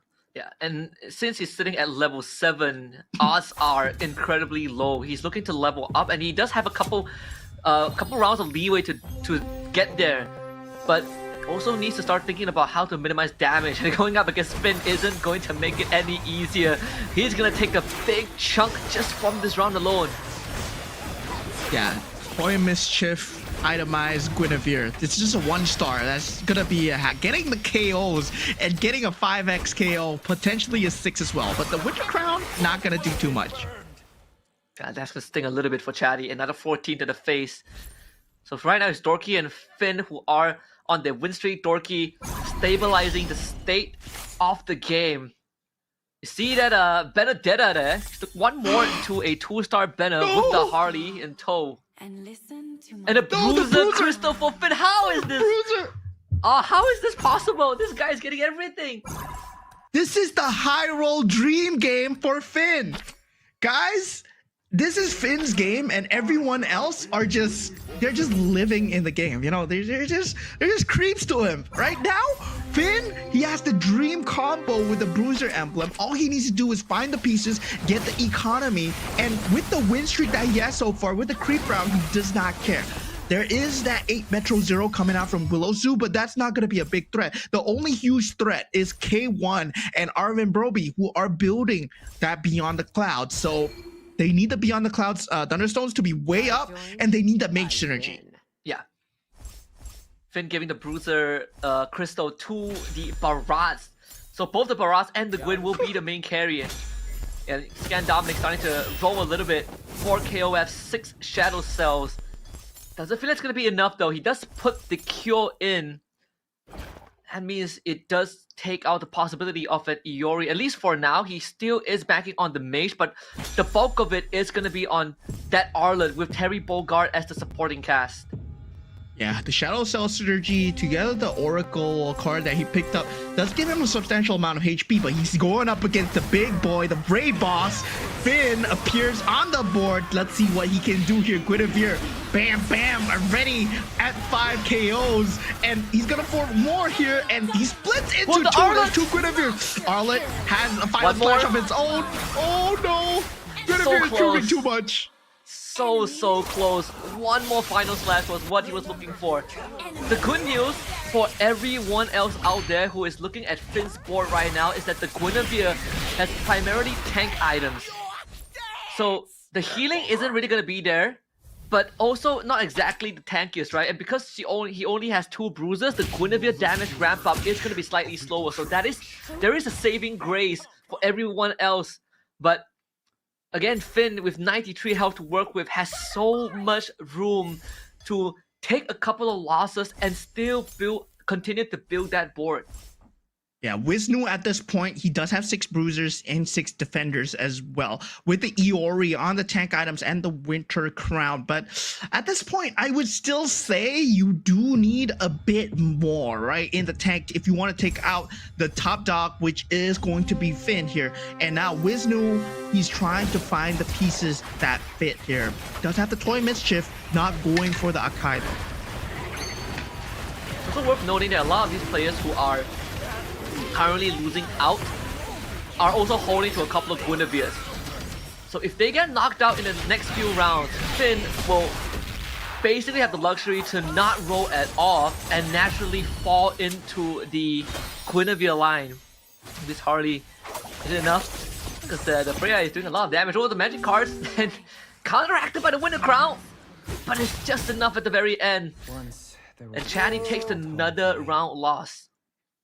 Yeah, at this point, Arvin Broby, he was sitting on that 50 gold mark and he was hoping for the level, and he does get it through. The Shadow Cell, very interesting build coming out from Scan Dominic, but he did not go for it early. But right now, he does get that Obsidia. So could be the main carry, yes, but he does need the KOFs on the board, right? You do need that full KOF, full Shadow Cell for this build to work. And all he cares about right now is getting his hands on the Valentina and Arlen, especially the Arlen who is completely uncontested. So that is something that he can always look back onto. And I believe he does have the Go-Go card that gives you extra defense, and that's gonna be allowing the Arlen to do even more damage. And he's 4 pieces away from that Arlen tree. Yeah, 4 pieces away, very close. Does have that blessing on the opponent, but now going up against Wisnu's bruisers, he's gonna be taking a lot of damage here. And Scan Dominic looking not too long for life, as he will. Let's see if he loses his HP, 11 HP. Yes, most likely here, unless he takes out the Uranus. Does not. Scan Dominic now really deep in the woods with this. Another last place finish puts him only at 8 points by the end of game 3. And that means his maximum points is just 24 if he wins the next 2 games. So very dangerous territories as we're down to 7. What does Finn get? It's a couple of good items on the board. It's gonna go for the Feather of Heaven. And guess what? That Guinevere build continues to ramp up. Yeah, Finn, he's going for the Silent Guinevere build, right? But at the same time, Wisnu, he's building up into that 6 bruisers as well. So Wisnu and Finn, they do have that meta endgame build. If not, we're looking at Beyond the Clouds here. And hopefully K1, he pulls through, but he does not have that mage emblem. He needs a minimum of 2 to 4 to make this build actually more viable against the bruisers. But let's just see if the Kadita pulls through for him. Very less items too. And the Kadita, even given the Garden Helm, it's one or two extra rough wages to make the difference. Both him and Dorky have the 6-star wings to work with, but the main carries are completely different. Kadita on one side, and the Benedetta 2-star that is starting to rip through the back line with the Electro Final Blow, as Dorky's Harley roll is starting to really pay dividends. Yeah, at this point, that Benedetta with the Star Wing synergy just tearing through everything at this point. It's gonna be up to the Kadita versus the Benedetta. 2 iframes. It might end in a tie, but the final play, the battlefield. K1 gets taken out, and that's both Burmese representatives down in the dirt again as they end at the bottom 3. Oh man, I legitimately thought the Kadita just sidestepped the final blow, but was still in range of the pixel. K1, a very different showing from yesterday's, as he just couldn't get it running. And I mean, partially is that he couldn't get the 3 stars, but more so he had a line, but it just couldn't fall into place in time. So 8 points for K1 by the end of this. This is it's gonna be rough in the bottom ranking. Finn still at 93 health. He hasn't lost a single round since the last time he lost. Yeah, and Wisnu right now with that 6 bruiser build. Let's see what he can do with this. Guinevere looking extremely strong as well with the Defender emblem. Yeah, this Iori actually got distracted by the Eternal Guard, but still the rest of the lineup should be able to do enough here. It's down to this Hardy 1v4. The card actually has so much damage. It's him and the Guinevere, and the Guinevere wins. Yeah, the Guinevere is just 30k damage at this point. Sure, Barat does have that Bruiser emblem as well, so he is going for a very similar build to what Finn is going for, but Wisnu is just a tad more defensive, right? Right now, he adds the Akai into the build, but Finn has that Toy Mischief, and he has a 2-star Akai. So we're going to have to see how this plays out. Yeah, and still holding to 3 scavengers, same as Wisnu, so they both have some E-card running for them. Up to 4 bruises for Finn, has the Iori too, and Iori on the board. So him and Wisnu are very closely contesting the pieces. And I think both of them are also up on there with the health pool. It's gonna be a close 22 gold for both of them. If the roasts continue to happen, 10 hero slots now up there for Dorky. Yeah, now that the creep round has ended, final showdown will begin for the top 4 positions here. As the top 4 are secured, it's going to be Finn, Wisnu, Dorky, and Arvin going at it. Feels like Dorky has kind of the weaker build, going for that Star Wing. Yeah, it does give you that HP bonus and 16% like damage, but it's not scaling into the later game, right? 16% set damage is not going to be enough against the double hits coming out from the Bruisers with all these itemizations. Now we see the top 2, the Bruisers, going at it. Yeah, the Gwyn's going to split into 2 right now, and the Karina Twin Blade is going to be important here. The Feather of Heaven healing also healing a lot. The Cho 2 gets hit on time by Finn, and that Cho 2, big difference maker there. Another top 4 finish for both Finn and Dorky. Talk about being consistent in this semi-finals, but Dorky on his last legs now after that loss. Yeah, I mean, at this point, Dorky is hoping for that. Oh, he skipped it. I was thinking he would want to go for the 2-star Akai, but he actually skipped it. Now, taking a look at Wisnu's board here. Wisnu, at the same time, he does have a very good bruiser board. He will be able to take out the other opponents, but I think he ends his run in second here. Like, no one's gonna be able to take out Finn. Toy Mischief into bruiser is just scary, man. Yeah, he's stressed now because he knows that there's no way to hit a Gwyn tree. So basically him and Finn, they handicap each other in that department, but Finn still has the better line. It was proven by the previous matchup because Finn, they hit the Iori too, which basically negates a lot of what Wisnu wanted to bring to the table. This one against Dorky is also important. I think Dorky is going to be down to just a Harley and to try and make it work. Starwing Benedetta coming through just in time. One he needs more? to land one more. Oh, he dies! This could be Wisnu's way out. The Space Warper. Wisnu loses that round. Oh, Dorky, the Harley clutches through the bruiser build. Like, I bash a lot on Harley. It's one of the worst 5 costs, but at the same time, it's good against bruisers because they're running around trying to catch you. And Dorky, no more econ to continue rolling.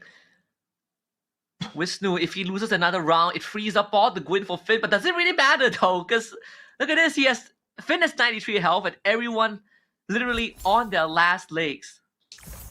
When he got the second emblem, we were just saying, right? This is Finn's world and everyone else is just in his server right now. He is the game master, he decides, because he basically has one of the best builds that you could get in this current patch, state, right? Toy Mischief 6 with that Toy Mischief emblem on the Guinevere, so that you have the itemization available. Now Arvin Broby going up against Wisnu, one of them will be going out. Can Arvin win this though? If he wins this, he has a chance to get a Kadita tree. It's gonna be very close to Iori going to work. Let's find the king of the Hardy. What was that interaction? And Arvin, so close yet so far. He was one away from the Kadita, but wasn't able to find it. but not too shabby from him, ending in a top 3 finisher. As Dorky, as we saw earlier, got taken out, and his position is going to be solidified in that top 4 as the 2 bruisers still proving to be the top of the meta. And Finn, just unmatched consistency so far. He's been ending in that top 4 slot again and again, but now he takes home the cake, takes home the 8 points for himself again. Yeah, most likely an 8 point. Look at that board. Obviously, he doesn't have econ to roll, but he has plenty of rounds. Like he's doing some stretches. There's no Gwyn on the board, but I think there's still two more Barats that he can go for. So no Gwyn tree, no problem. A Barat tree now, basically done. And Finn can just chill. You know, you lose 1 toy mischief, but what the hell, right? Never mind, he gets it back. He gets it. He gets it back.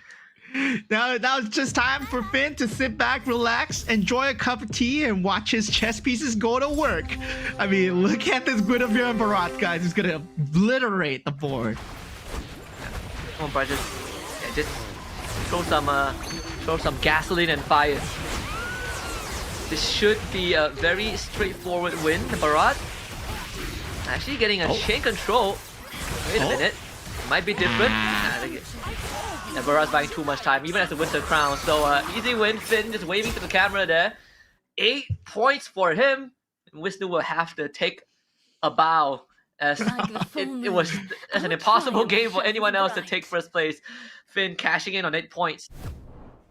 And this is what happens when you high roll in MCGG, right? The feeling is just crazy, but you can't high roll all the time. But Finn, he's shown that even when he doesn't high roll, he's always at the top of the leaderboards. He's always top 4. He makes the best decisions with whatever that he has. But this time, he was given the best possible decision, right? That early Guinevere on the Karina into that Toy Mischief emblem. With the Toy Mischief already activated, he actually leaned himself into the luck, because actually, to get the Go-Go card, you have to get a certain number of a synergy. You have to hit a certain threshold to activate the Go-Go card. So you need to know the conditions beforehand as well. So Finn played his cards perfectly.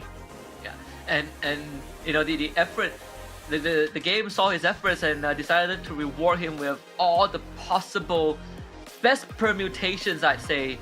And I think he's been top 3, right? In top 3 in all the games that he has played. You know, came in second in game 1, third in game 2, and now first in game 3.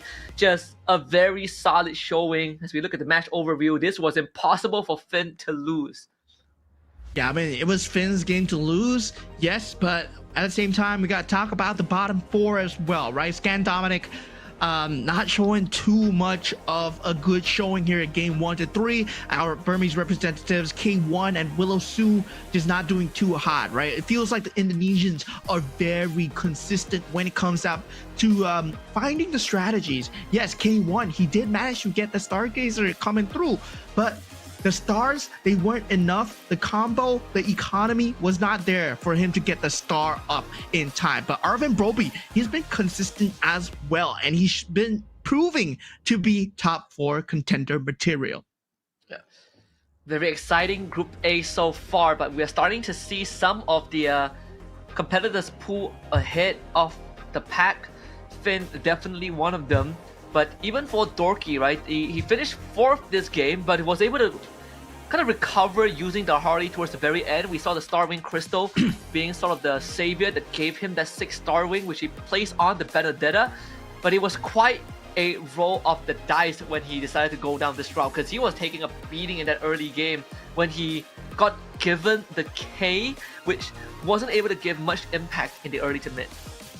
Yeah, I mean, at that point, the Harley...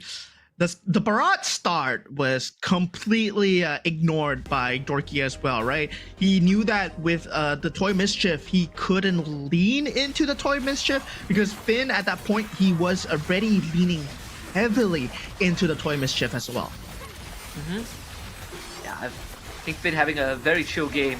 You can see even moments during the game where he knew that he got it in the back, you know, just looking serious at the start, but as the game progress, you see more and more of the smile, and that is the C game first place I think from this point onwards, he sort of knew that the game was his. There was nothing stopping him, and not to mention that he did go for the Karina in game 3.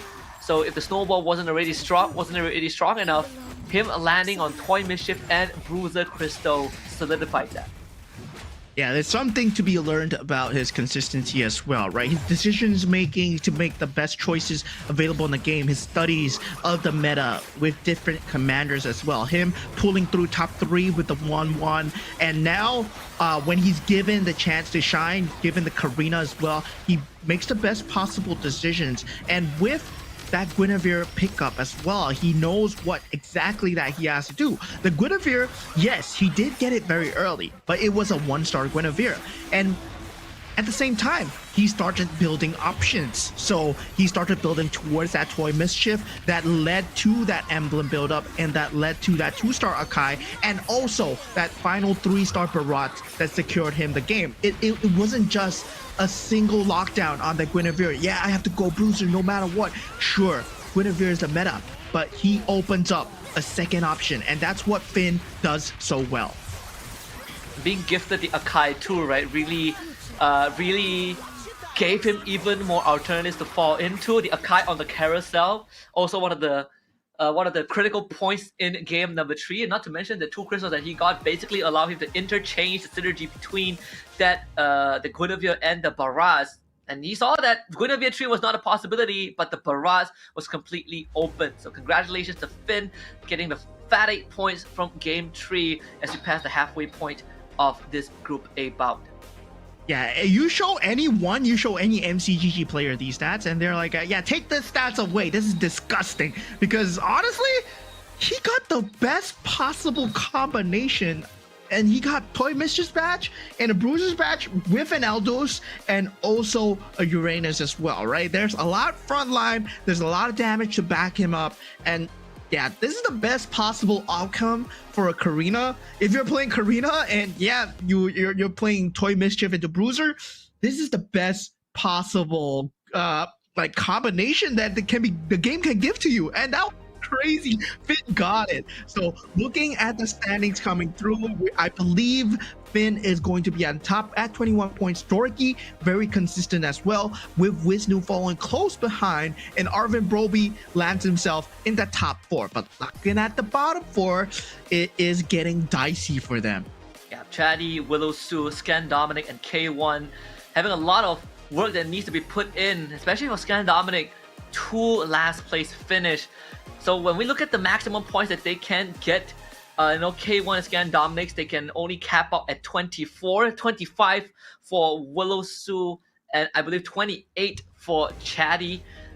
If there's anything that we know, like even for Arvin from yesterday, he has always been in the middle of the pack, so staying consistent in that line. But for Finn, only top 3 finishes, which sort of goes back to what we talk about on his Seagate performances, right?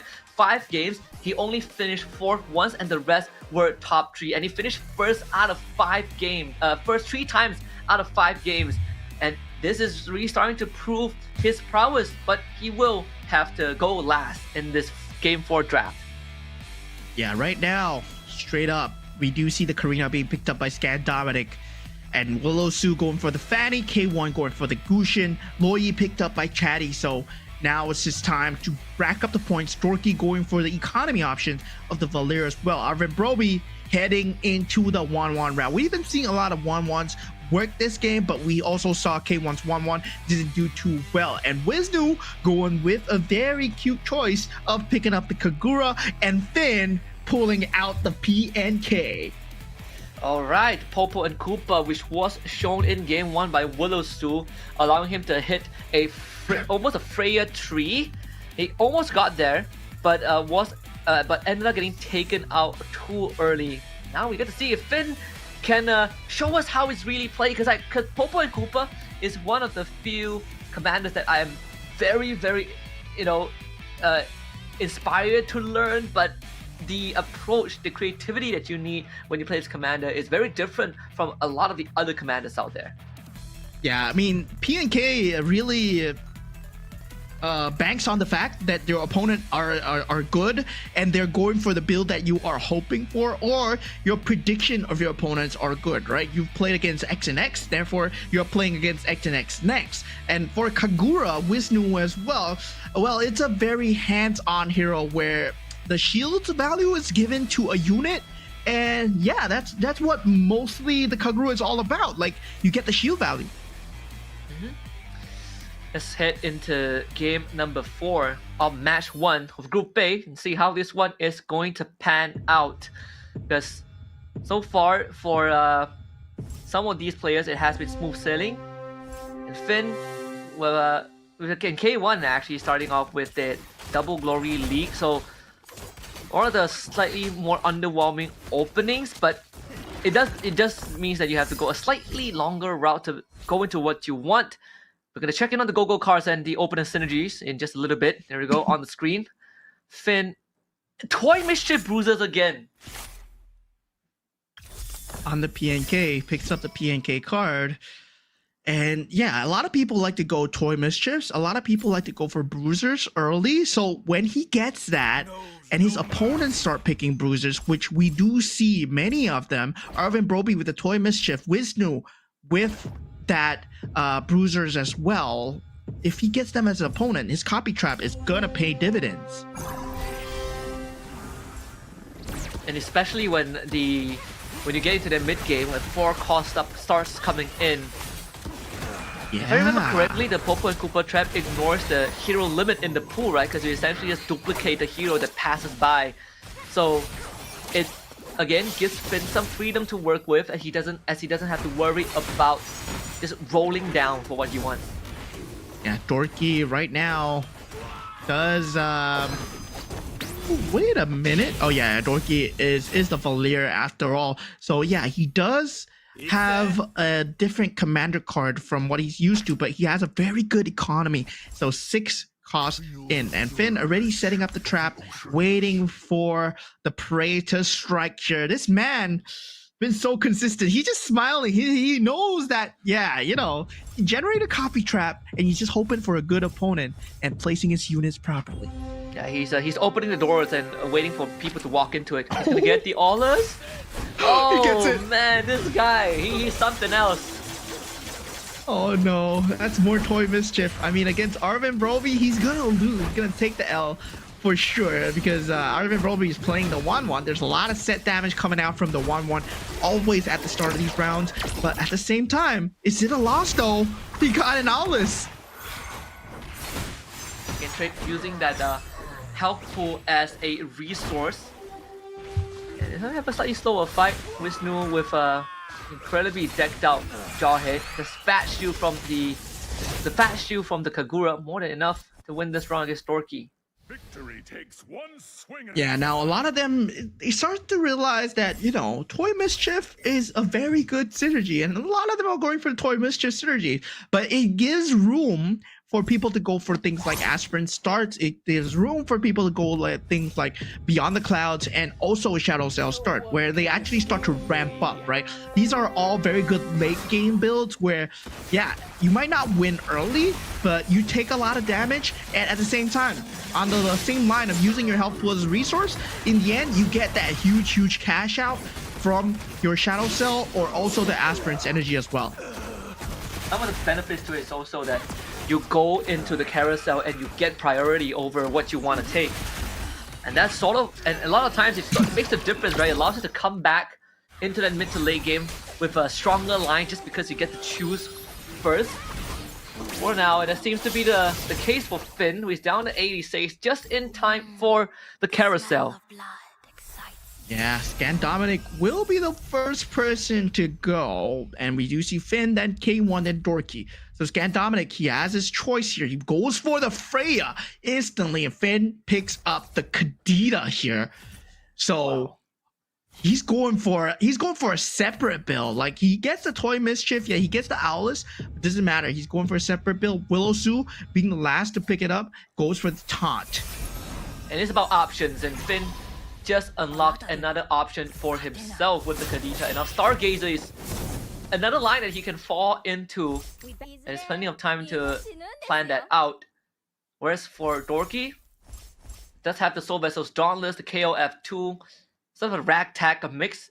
Again, having that K as the first forecast.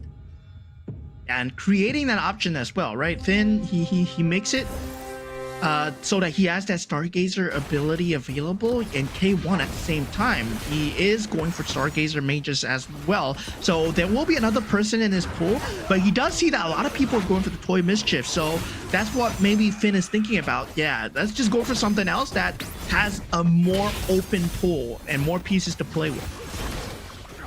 K1 down to 75 already. A lot of health bars, a lot of health being traded out, so that's a quarter of his health already gone. K1 hasn't won a single round, I believe. He heads into OT. Is this Kagura shield counteracted by the shield placed on that Sicilian? Arvin Vera will win that round. Yeah, the Dijang also dealing a lot of good damage. 4 Soul Vessels already out for him. But now, looking at Wisnu's board, him on the Kagura doesn't really deal much in terms of economy. It's more of an interaction card, just like the 1/1 as well. But at the same time, it does give him a very beefy jawhead. It does. Having double Aldous just for with the extra bruises. Of course, some minor backline dive with Hauke, the feather pebble on the feather on top for the extra punch. So I don't see him cutting through what Chatty has built up with this Masha Golden Staff. Has the Face Warper enchantment from Loi, which I feel like is one of the best out there. Not just because of the damage, but it gives you that Face Warper ability, right? For you to get your health back and reposition. Yeah, there's a lot of options given as a Loi, right? That's why a lot of people like playing the Loi so much. You can go for the Scavenger emblem as well. Then afterwards, you get a free hero every 2 turns. So that's good in terms of economy. Or you can go for the combat, like you said, the Face Warper. It helps as well. Now, Go-Go card going in. Dorky going for that 4 cost as well. Now, we do see Finn. He's leaning towards Star Wing already. He picks up the spaceship hangar. And that fixes, I believe it fixes the starship in place, but grants you bonuses on top of it. You see the 2 Stargazer beyond the cloud as well, so the Kadita is going to be the main focus for Finn, just as expected. Let's see what items he gets, right? A Holy Crystal would be great, Glowing Wand, a Winter Crown. In fact, will be what Finn picks up. Yeah, we're looking at the most consistent players so far, but looking at some of the wildcard players, right? Wisnu with the Kagura, he has consistent placements. He is the top 3 at this point. But this Kagura, well, you do have the Kagura card as well, which greatly buffs a unit. And he's hoping for, I mean, with a Kagura card, you're hoping for a physical unit, right? But he has not been able to find it so far. So we'll check in on Willow soon. This Fanny will be bouncing the Leona in. So does have the Stargazer line going for him, but Scavenger is what matters. The economy is going to get built up at 32 gold. If he wins this round, it's going to be some extra gold on top, but does have to deal with the Zusin and the Kadita of Finn. And they still have yet to go to the Winter Crown as well. This is going to be enough. For more rough waves, that's sufficient. And that's a big win for Willowsu. He needed that. 46 gold, and now instantly levels up after selling a couple of pieces. Yeah. Now at this point, it's all about who has that late game build going into the next carousel. K1 already building up that 2-star to send. So yeah, you can see that he's leaning into the Stargazer build. He went for the build early. In the previous one, it didn't work out well for him, but this time he has an earlier build up to it. Whether or not he can find the Beyond the Clouds in time, that's gonna affect the rest of the game. Here for Dorky's side, another trap copy. I believe he copied the Durov. Not really what the Finn wanted, but the Saber actually also gets duplicated as he went for the backline. That's what he needs. That's what he needs. He wants a Saber. Yep. He needs it for the Starwing synergy. So Finn just playing the cards perfectly, losing a bit of HP here, right? As we said, he's gonna have a slow start with the P and K though. I think he wins this round, yeah. And he even wins the round, so it's a double whammy. You get a Saber dupe, and on top of it, you win the round. Yeah, Finn, his build is starting to pay off. He's the only one at level 8 at this moment. So he has more access to the 5 cost cards than the others, right? So at level 7, you only get a 1% chance, but level 8, it greatly increases. Yeah, 1 extra hero slot, but also if he dupes a hero that he doesn't want, you sell it for extra economy, so he is winning regardless. It's more of how big he wins per round. And Finn, he actually gets a kite as well. Oh my god. The scavenger synergy is running for him. So yeah, he has a triple scavenger synergy while building up the Beyond the Clouds as well. So he wants to build up the Beyond the Clouds to ideally as high as possible. Meanwhile, the Disrupt from the Akai is going to be helping out to lose less HP, right? He knows that he's not going to be winning. He's using his HP bar as a resource, like you said, but at the same time, K1 also not doing too well, 27 HP at this point. K1 hasn't been able to find any wins. And starting to get pretty dire now for K1. Can't afford to lose any more. He's gonna be able to get through this carousel, but might not live long enough to see the next Go-Go card. Oh, he goes for the Stargazer synergy, and Finn gets the +1 cap. So Finn, he finds himself in a great situation. Wisnu gets the Bruiser synergy as well. So we got 3 players getting their ideal choices. Scan Dominic going for the Iori as well. Meanwhile, the rest, I would say, is like, you know, not too high on the list. But we saw 4 out of the 8 players. They get what they need. Especially for Finn, who now gets to lean into an extra synergy if possible. But the fact that he gets priority on that level earlier on means that he gets to roll into what he wants quicker as well. This should start paying off, right? The Popo and Koopa, if you can get to level 9, then that's where the biggest cash out will come in. Yeah, so he needs to get to that level 9. He does get that +1 cap, so he has that 9 slot, but he needs that 10 slot to make things work for him. Right now, Arvin Broby going up against Finn, and it looks like Finn still gonna be on that losing end, still just taking out units, still trying to play the eco game. The Kadita still at level 1, and that's not enough. Needs a Kadita 2 and a slightly better item, so he's probably gonna lose out this round, but the next round will really decide where Finn stands by the end of this.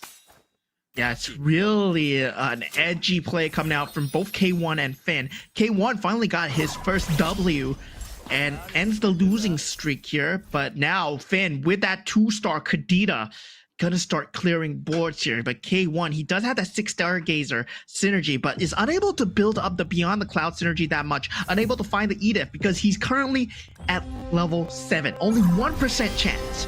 Yep. Oh. Who's gonna get duped by the Kadita? Oh, It's gets a duped! Kadita! He gets duped! He has to at least win this round to salvage some of the losses, but ends up losing to Finn. Oh no, Finn, he managed to fight the best possible opponent here, so he does get the board going for himself, and he has more Beyond the Cloud synergy.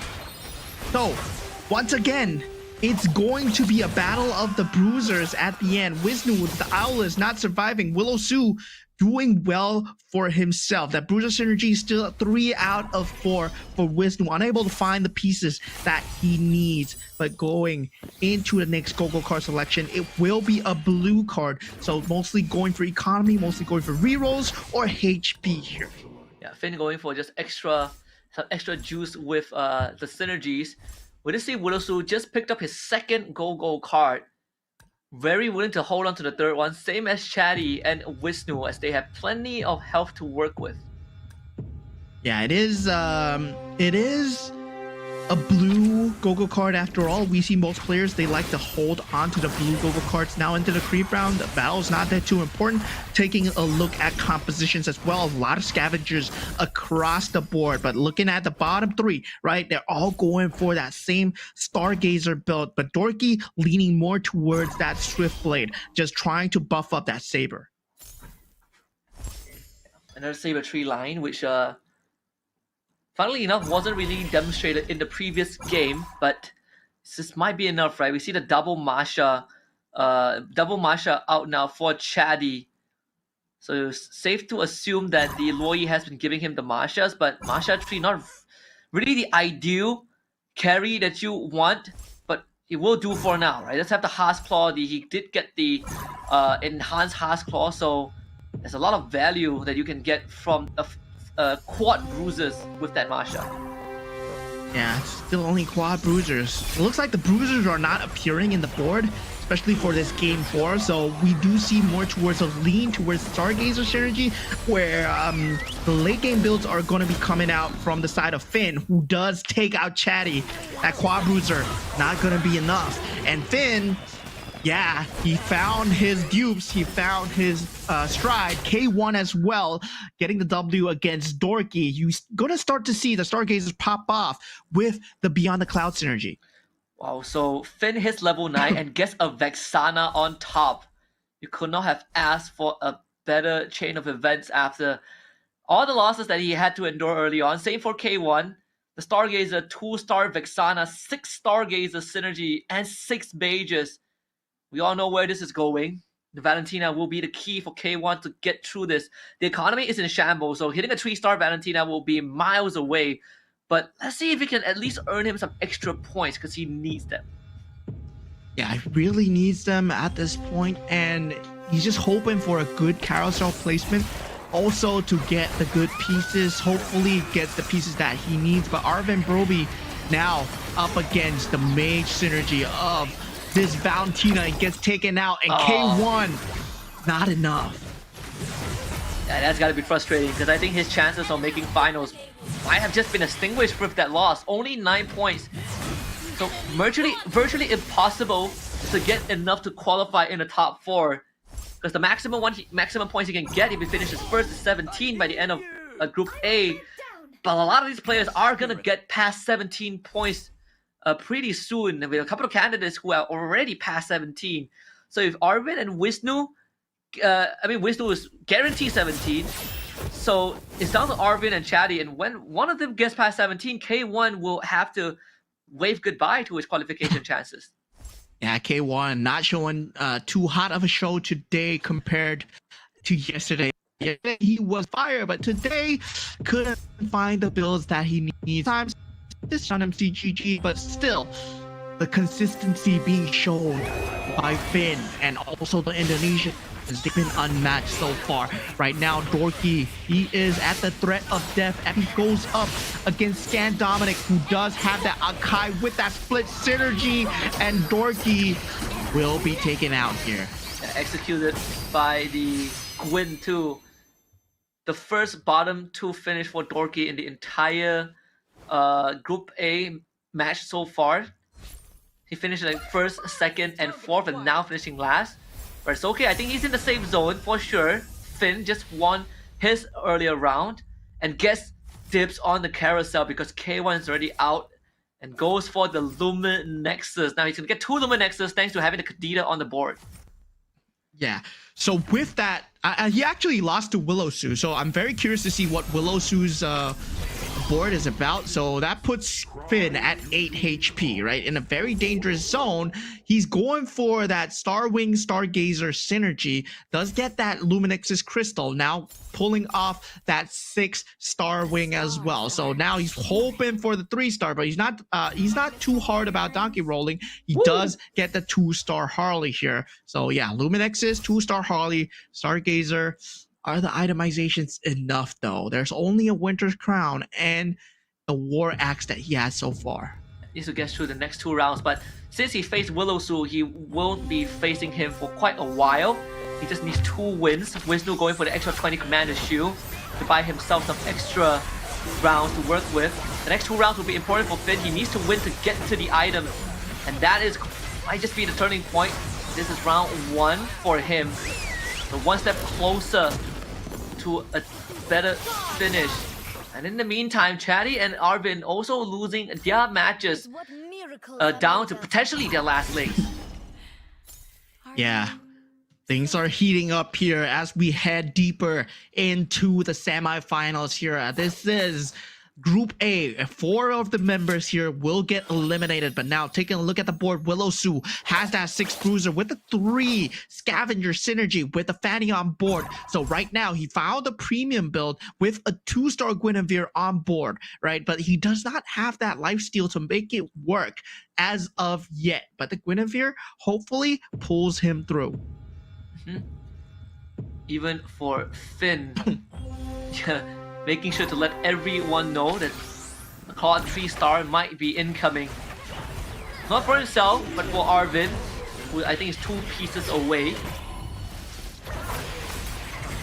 See Willowsu, if he wins this run against Chatty, he should be able to pull through with the board that he has. Chatty, the shield coming in clutch right there, keeping him in the game. He had 21 HP, and that 20 shield value is what kept him in the game. Arvin Broby now on 5 HP, finally finds himself a bit lower than Finn at this point. As we head on into the creep round, we take a last look at their synergies available. Wisnu able to get that 6 toy mischief synergy. We saw how strong it was.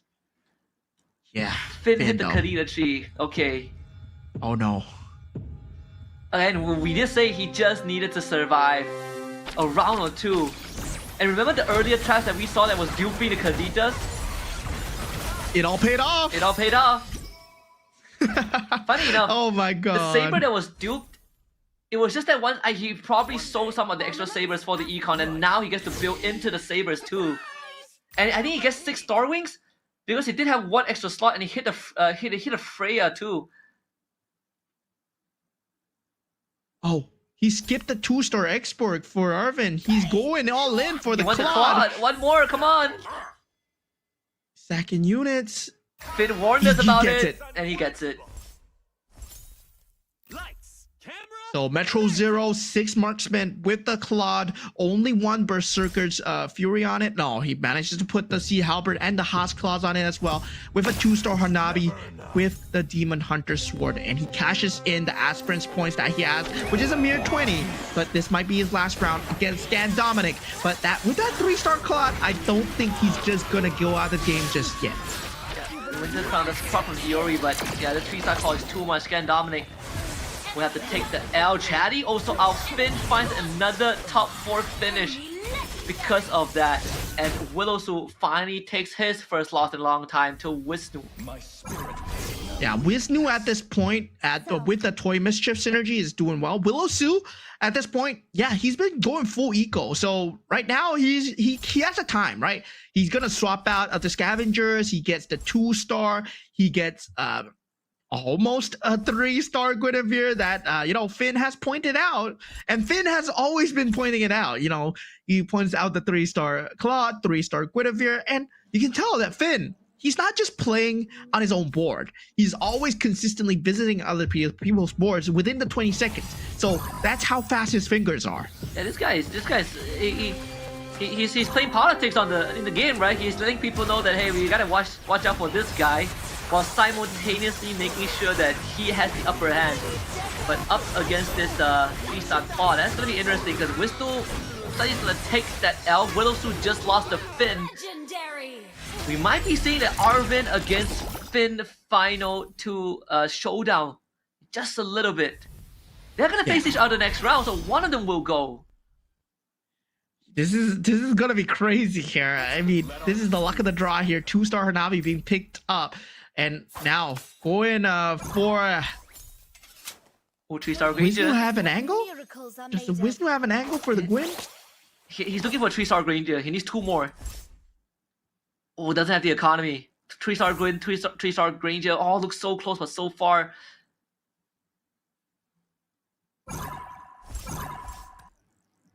Yeah, we'll have to settle for it.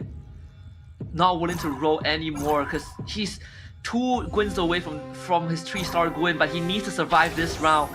And is up against the 3-star Claw. This could be GG's. Yeah, Wisnu at 18 HP needs to take out just enough units. Can the Granger do enough here? One more? It's not gonna be enough. Willow Su takes 21 to the face. And Oh. now it's down to top 3. Carousel Yeah. round. +1 cap is available. What is But Finn gonna go Arvin- for? Start with KOF KOF? synergy. KOF. Yeah. Has he put it on the He knows that Kadita? He puts it on he- Kadita, right? Is the captain? Yeah, he puts it. Captain Kadita. This is gonna be incredibly close. They're all down to one last round. Is built upon truth. One more Oh. Gwyn. Spirit will What? not. One more Gwyn Granger. and one more It's Granger. either or. Oh, Oh, no. no. Does he sell? Yeah, he sold. He He sold. sells. He's rolling for it. Takes Iori. Come on, that's the Granger. Granger. He needs one more Gwyn. Does he find it? He finds the Gwyn! Gwyn! Oh la la! Wait a minute. 3. That's the future. Oh, there it is. Okay. Goes for it. Oh, might bailed himself out of losing the next round. 6 bruises. Is there a bruiser synergy on the Granger? No, it's not. Does he have enough? This one is against the Kadita tree. Might be enough actually, right? Monster Yeah, it might He be. has a lot of work to do. like Whoa, Eternal Guard? Does he drop? legendary. Yeah, it's more Nah. than enough. Legendary. Oh, bails Willow takes out himself Finn's mirror. Oh, but it's just a mirror, so Finn still gets a second place finish minimum. Yeah, it's still second place. Finn is just extremely consistent, but Willow Su, finally a Cinderella story Yeah. here. So proud. Yeah, this is needed for Willow Su, right? We just say that he needs the perfect game.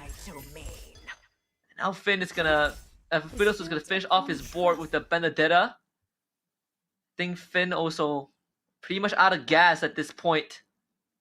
It's up to the pieces position. Can he disrupt the Gwyn enough? He did hit the Kate and Terry Bogart too. So 6 KOFs with a Captain Kadita. But yeah, Finn, yeah, he's ready. He's ready for this final round. Yeah, he's choosing between left and right, trying to guess the Claw's location, and it's at the right side. So the Vexana Eternal Guard does not land on the Claw here. And now with that, the Wait. Kadita Wait a can minute! do enough. Legendary. Wait a minute! Winter! Come on, come on! Oh, my goodness! Finn! Oh, Legendary. so close. Still needs me. Oh, Captain, my captain, that was enough. oh, what a play, Finn! He was willing to give the Vex up. Yeah, that was a sacrificial play, right? Putting the Vexana into the path of that 3-star Kadita, so that his Kadita, the 3-star Guinevere, so that his Kadita has the ability to use the rough waves. Yeah, and to wipe all of the other pieces too. So let's see what items both of them get. Yes, the Lord round, the first Lord round of Group A. I can't believe that Finn outlasted that round. I was sure that this is the second place finish. But now it looks possible again. The Metro Zero is out. The X-Borg picked up by Willow Su. So 7 synergies plus 2 3-stars. Finn is not going to have enough economy, I think, to roll for another 3-star. But let's see if the item that he gets are enough. 2 KOFs, 2 Soul Vessels, and Willow Su just wants extra bodies to bait, to distract the rough waves. Yes, it's enough though. I mean, Metro Zero just gives damage. It doesn't give defense. There's 26 And Finn. Thunderstones on Kadita. Is it enough? Yeah, final battle here. The rough waves instantly taking out 4 members. The Eternal Eternal Guard. Guard lands on the Claude. Godlike.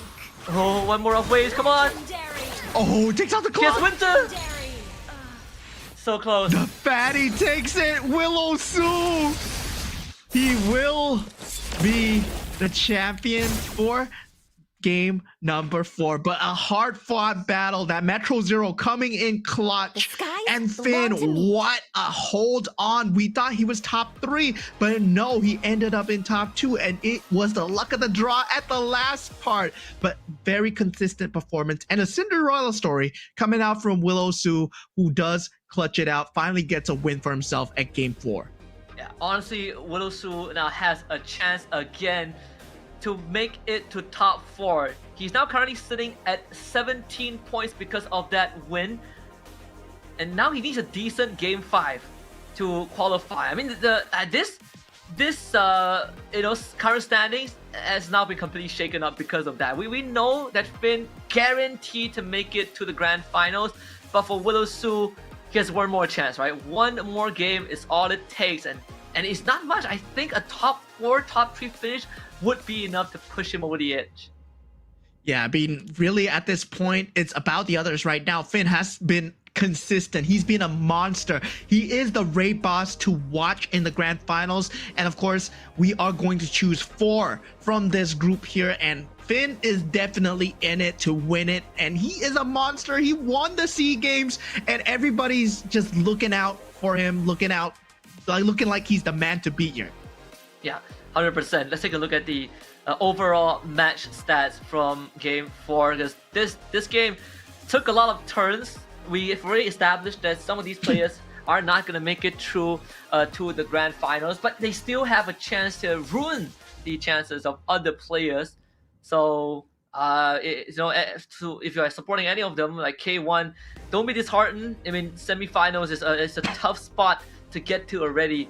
But Willow Su, with the miraculous comeback towards the end, not only having the 0 Metro, but also having that extra synergy with the Go-Go card, the extra buff that he gets with the synergy towards the very end. I think Finn wasn't able to activate that Go-Go card because he didn't have enough in the end.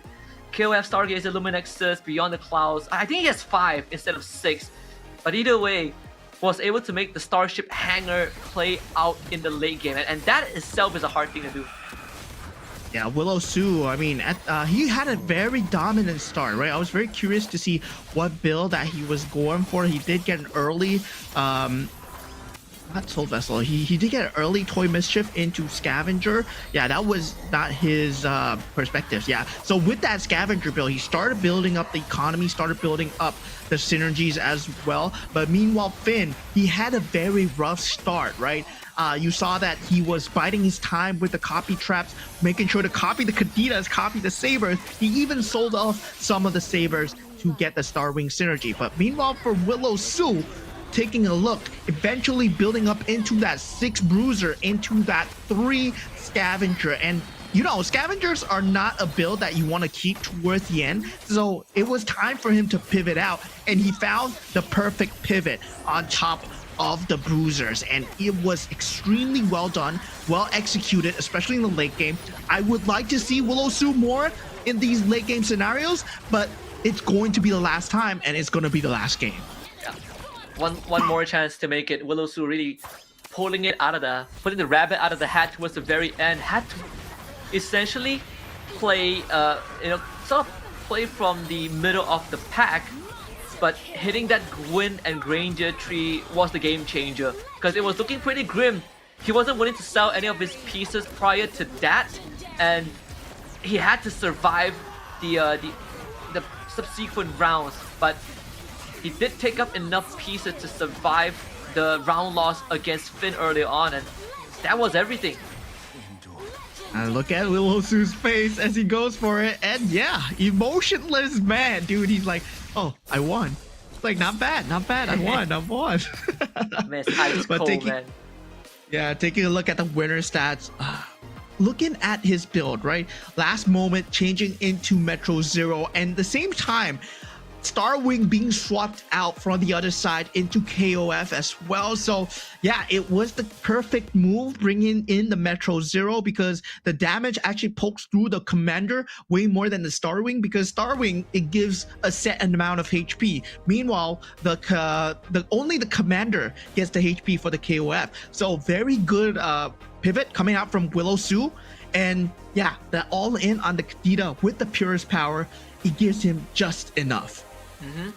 And again, the 20% hybrid attack, not to mention, and again, it's a very close, a hard fought match for all of them. Let's take a look at the standings. Finn, solid first place so far, 28 points, only top 3 finishes for him. Dorky coming in second as he did finish 7th in Game 4, followed by Wisnu with 21 points. Arvin with 20 in 4th place, and Willowsu, he's catching up. Him and Chatty, these two are looking for that one final opportunity to make it to the grand finals. Yeah, I mean, at this point, Willowsu and Chatty, they are very close. But Scan Dominic, K1, are they still in the running though? I don't think so, right? Yeah. Even if Scan Dominic gets the best possible option of getting the 8 points, there is no way for him to enter or break into the top 4. So sad for them. But this last game is going to be a consolation prize in terms of placements and trying to get a better prize pool for themselves. Yeah, the current bar is set at 20 points. Let's go into the draft of the final game. And this time, K1 gets to call dips on it. Again, we did talk about how today was a very rough day for K1. Just couldn't really get much going. So he will go for the Amon as the commander for his final game. Got Loi coming out for Dorky as well, and the Guinevere for Chatty. Meanwhile, Scan Dominic going for his final hurrah, which is the Fanny, and Wisnu pulling out the Karina, and Arvin, we see the Angela. Oh man. So, Pulling out the Angela now. We did talk about if the Gwyn is gonna come out, right? So now we get to see the Gwyn once in the Blue Moon, and a Yuzong for Finn. I mean, the only time we saw Yuzong early on was by Wisnu, and unfortunately he finished last. Let's see, man. Finn has been on the ball when he gets ahead, and now he plays Yuzong in Game 5. Yeah, I mean, Gwyn is like the ultimate gambling character, I would say. I mean, Indonesians, they're saying like, oh no, we don't like to gamble, we like to keep it consistent. But Gwyn is like, 14% chance for one free hero to appear, 24% chance for finding free heroes. It's all about the gamble. And Chatty, he's going for the gamble at the end here. Arvin as well, he went for the Angela as well. So that's a very interesting pick, right? Angela, it does give a hero to protect as well, giving the mana regen and HP and also shield, right? And that's gonna mean like a very good early game for the Angela, very good mid game, and in the late game when you build your hyper carry, if you're going for like a Guinevere, once again like a Katita, you want to see that hyper carry mentality come through.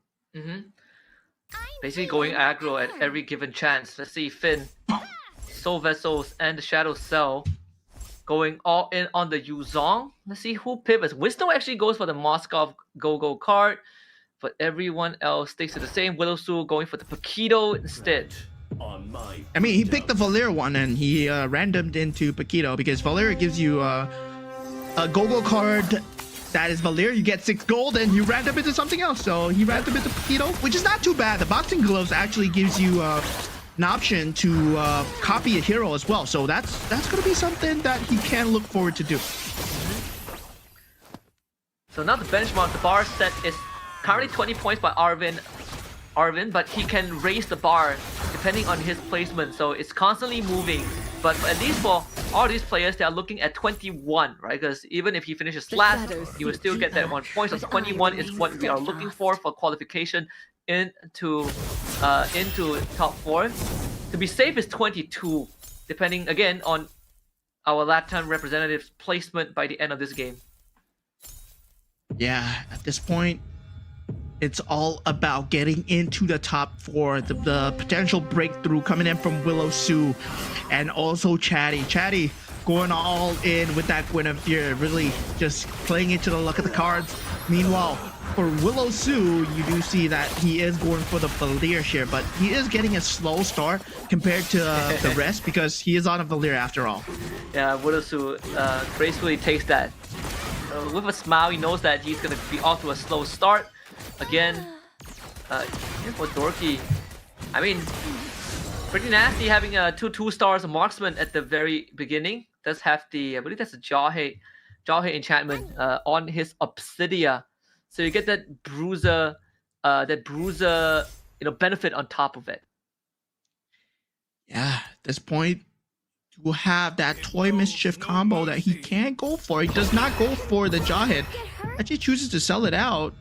Wait, Yeah, does not go for the 2-star. Huh. Yeah, I He thought sells and buys it. I think he wants the blessing to go on someone else. Now he buys it. Oh, okay. I think he transferred. Did he transfer the Clint early on into the machine? I think he did. Oh, that could be. Yeah, he basically put the Jawhead into the machine, and then he decided to put Clint instead.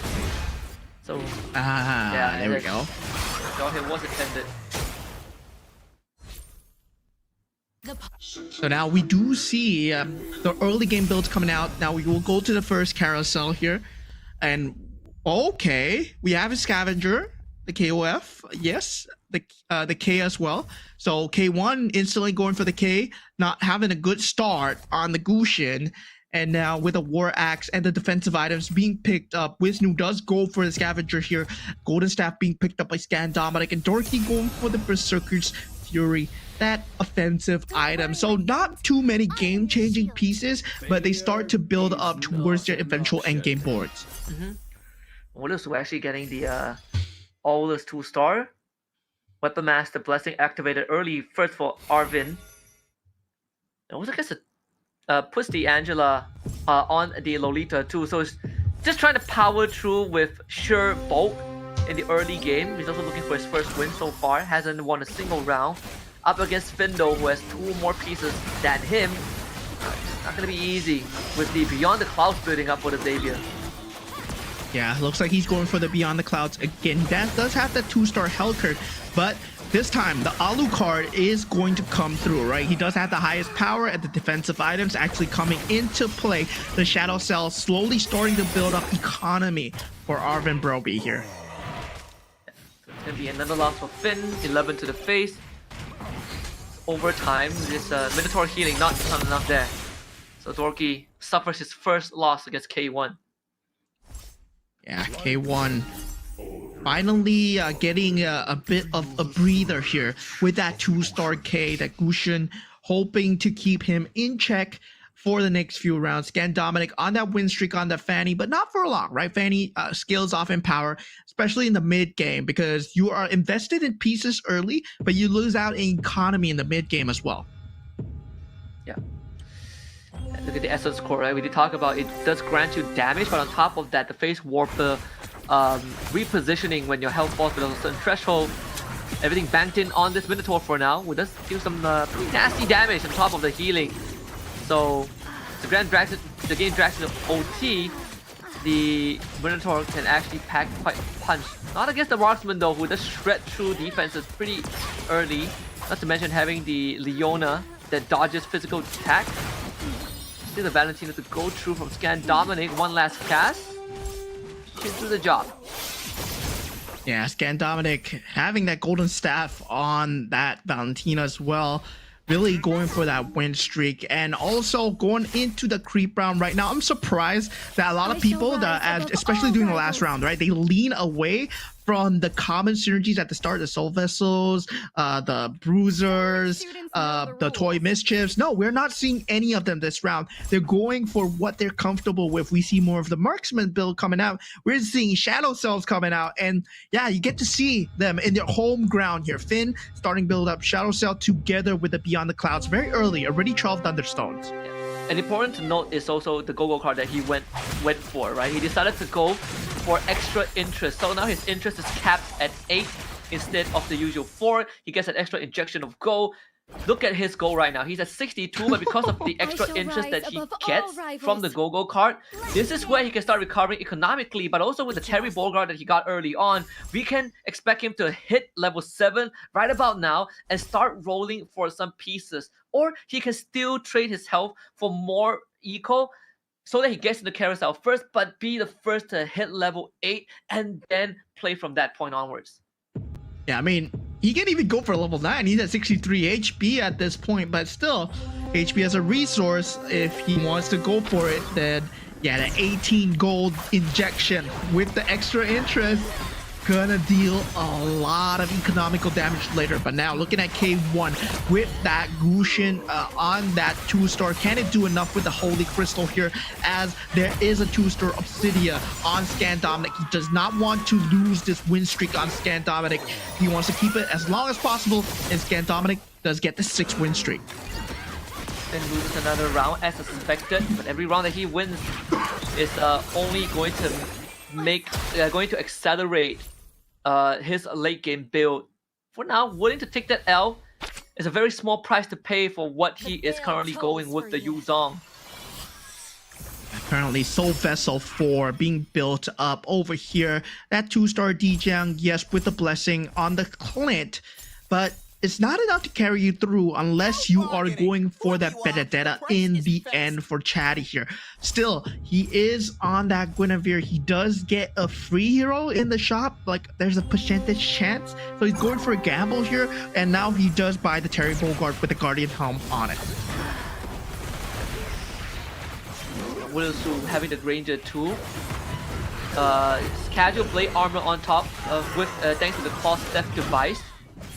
He is running the Valir, but he gets the, I think, enchanted Claw Theft device, so an extra punch for the Granger. Obviously, he's looking for the 2 stars. Kadita can't hold a candle to Dorky, so Finn another 11 to the face, down to 42. Yeah, I mean, at this point, we know the game that he's going for. He's going for that lose streak. He's going for that gold. He's going for the economy. He's already level 8. So, yeah, Willow, Scan Dominic, currently at level 8. But Finn has much more gold to roll and play with. So, he has 34 gold at the moment. Right now, you can see that he's rolling in the shop. And he does get the Harley here. Yeah, and this is his game plan all along. We talk about his economy and how he's been able to build it up early on thanks to the gold injections. He's gonna be looking to get to 9, and it will probably just sacrifice his entire bank just to get there early, depending on the result of this round. If he gets the win, then he gets another leeway to save up, but with the Kadita still alive, there is a chance the round wave doesn't go off towards the end though. Is it gonna be close? It's him against the K. The K has the Holy Crystal and the Revitalize. Should be able to kill off the Xavier. And the Ixia is just a 1-star. So Finn, close call. Yeah, it takes minimum damage though. It takes 8 damage, so he knows that he has one more sliver of life to play with, barring a complete hard death. But now with that, the rest of the players also falling low. Going into the next carousel, Finn will be having first dibs. Has the Vexana and also the Kadita up for grabs, but he goes for the +1 capacity. Chatty picking up that Winter's Crown. RV Broby now picking up that Golden Staff as well. Stargazer Synergy picked up by K1. We know what kind of strats he's going for. He's going for his tried and tested Stargazer Mage. I am the abyss. Look at the Shadow Cell. This is what we saw. 3 stars. Arvin B. Rob really full sending it. Only at level 5. So he's not looking for the big pieces, but we'll have a lot of catching up to do. Yeah, Arvin at this point on this Angela couldn't get the win streak that he wanted at the start. Instead, the Fanny and Valir dominating on Willow Su and Scan Dominic. Willow Su on track to try and qualify into the top 4, but as of this point, it's still anyone's game, and the next Go-Go card coming is an orange card. So still, it is still up for grabs now. Wisnu going up against Finn. Finn might be taking another L here, but has the Harley up. So yeah, does not matter. Does finally get his first W as he puts 11 damage onto Wisnu. That is great news for Finn again. Gets to build up on that interest. Perfect scenario to be in as well, right? If he hits level 9, I think he has the capacity to go level 9 pretty soon. I hear you. Yeah, he's going for more options, right? He picked up the +1 cap, so he had the ability to go for Stargazer. He had the ability to go for Vexana. There was a Kadita on the board, but no, he does not want to lock himself into that Stargazer build because he has the gold to go for anything, and he has not.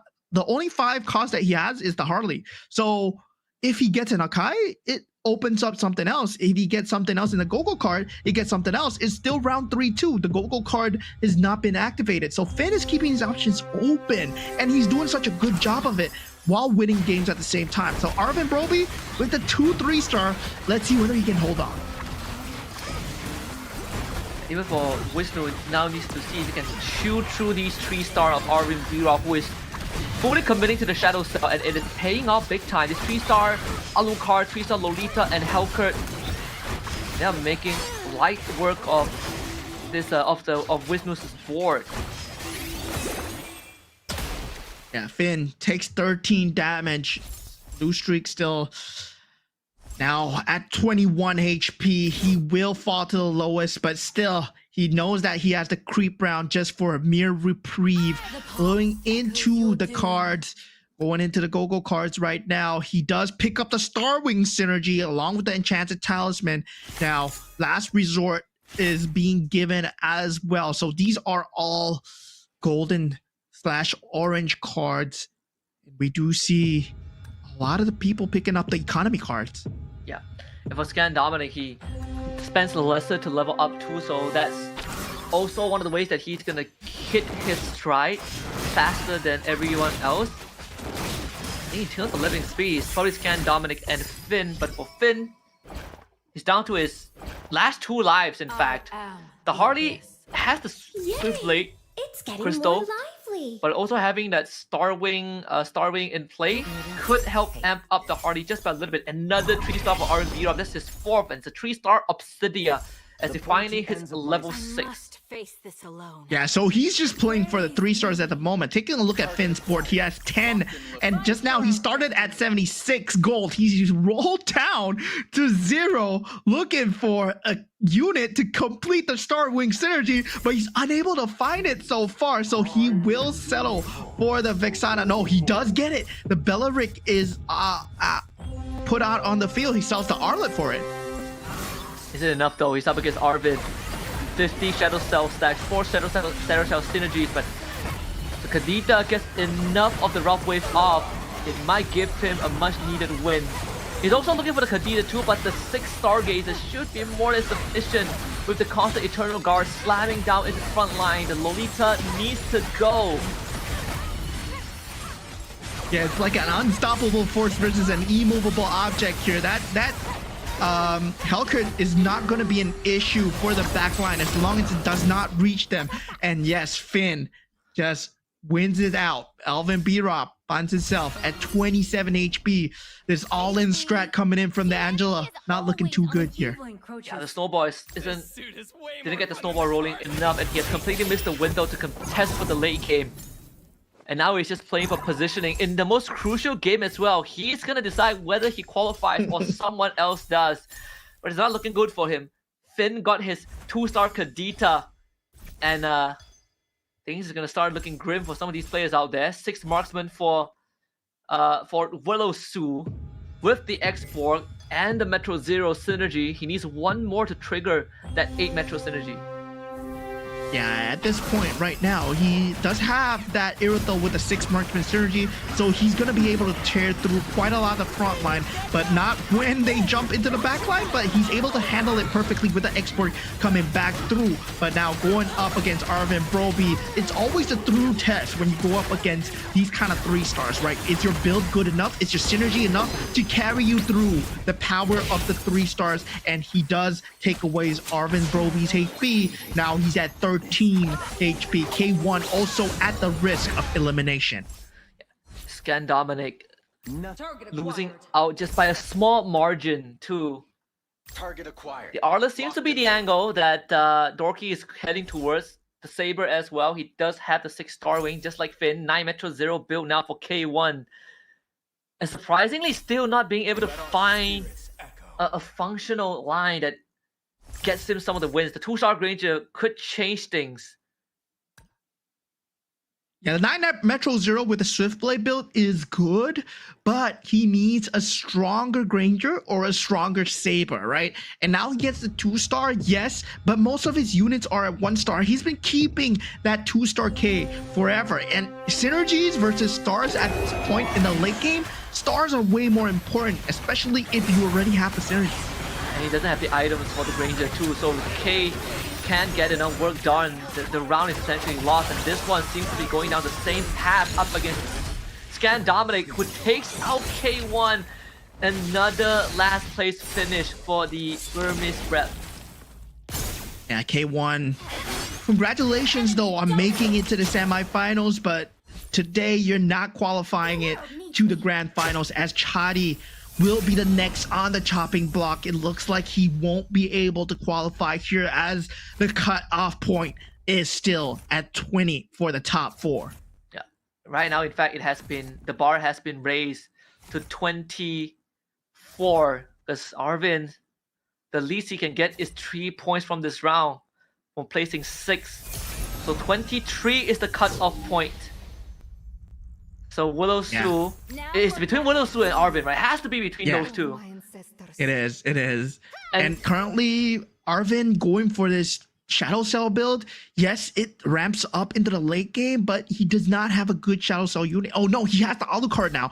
Okay, so this might change things with the Obsidia 3-star and the Alucard 3-star. Oh, he was able to get both the Masha and the Valentina too. So 6 Shadow Cells. And I think the Bless and the Obsidia 3-2. Yeah. This could be it. But Arvin needs to lose, I think, next for Widowsu to have a chance, right? Like if this goes into like a top 5, then Widowsu might also miss this window due to point differential. Yeah, that's true. So Arvin right now with the 3-star trying to hold on. Obsidia doing a lot of work in the backline, but this Irithel is still hitting with the Hanabi in the back. He's unable to tear through the Barats, and Arvin is down for the count. This gives him at a 23-point standing. So right now, Willow Su, he needs to get more points here. 4 points are not enough here. He needs to get more than 23. He needs a top 3 finish. And then he needs a minimum of 3rd place. He gets 3rd place. He gets 6 points. He ties with Arvin, and he wins through a tiebreaker because he did finish first in game 4. And that's one of our tiebreaker rules. We look at some of the conditions, and I believe that one of the first that we look at is whether you got any 1st place finish. Like Arvin has been consistently finishing 4th and 5th, but for Wilsu, sure, he has the last place finish, but he also finished 1st in game 4. As long as he finishes top 3, I think he qualifies. Finn just completed his build. 95, 99. It's gonna be 99 Beyond the Cloud Thunderstone, and then Kadita 2-star with Starwing Stargazer Beyond the Cloud. So yeah. Anyone up against Finn is gonna be in a bit of a tiffle here, but Willow Su falling onto 5 HP, but takes out Wisnu with his mirror. He is inching closer in the top 4 position, so he needs to hang on for Finn to lose, actually. Willow Su might just make the miracle run. Scan Dominic is the one leading the pack so far, but if, like you say, if Finn loses, when Willow Su gets in the top 3, I think he's more than likely guaranteed to qualify. So close. I mean, even for Arvin yesterday, right? He has been playing in the middle of the pack the entire game, the entire match that he played in. But this all-in full set in the Shadow Cell might have just been his undoing, right? It is a very interesting line to go for because no one else was doing it, but at the same time, it wasn't enough to get him to the finishing line. Yeah, at this point, the Metro Zero coming out for the side of Willow Su. Gotta see whether he is able to find the synergies, whether he can find the star up for the Irithel, especially because that's the most damaging 5-star, 5 cost that he has. And for Scan Dominic, it looks like his build is set already. He's dealing insane amounts of damage. And taking a look at Finn, he did lose the last round. Thought he was gonna win with the 99 Beyond the Cloud synergy, but didn't pull through. Yeah. Again, just to remind everyone, the tiebreaker rules, we look at total points, and if it's tied, we look at the most 1st place finishes, and Willow Su has that advantage. Scan Dominic against Dorky, Finn against Willow Su, and Willow Su loses! Oh, Finn knocks him out right before top 3, and that has got to sting. Willow Su finishes 20 with 22 points, and Arvin scrapes by with his 6th Shadow Cell still. yeah. I mean, Arvin 6 Shadow Cell. You might say it might be his undoing, but it helped him out. Anyway, right now, top 3. Scan Dominic, even if he gets 8 points, if he gets first place, he's not gonna make it to top 4, but he gets a better placement in terms of the prize pool. He does. Man, what a grouping though. At Wilsu again came online slightly late, right? He bought himself an extra opportunity, but it was Finn, man. It had to be Finn to stop him. So Finn gets top 3 finishes the entire match. And let's see how far he can push this. Can Finn make the run it back? It's gonna be up against Scan Dominic, with Dorky up against his mirror. Yeah, mirror.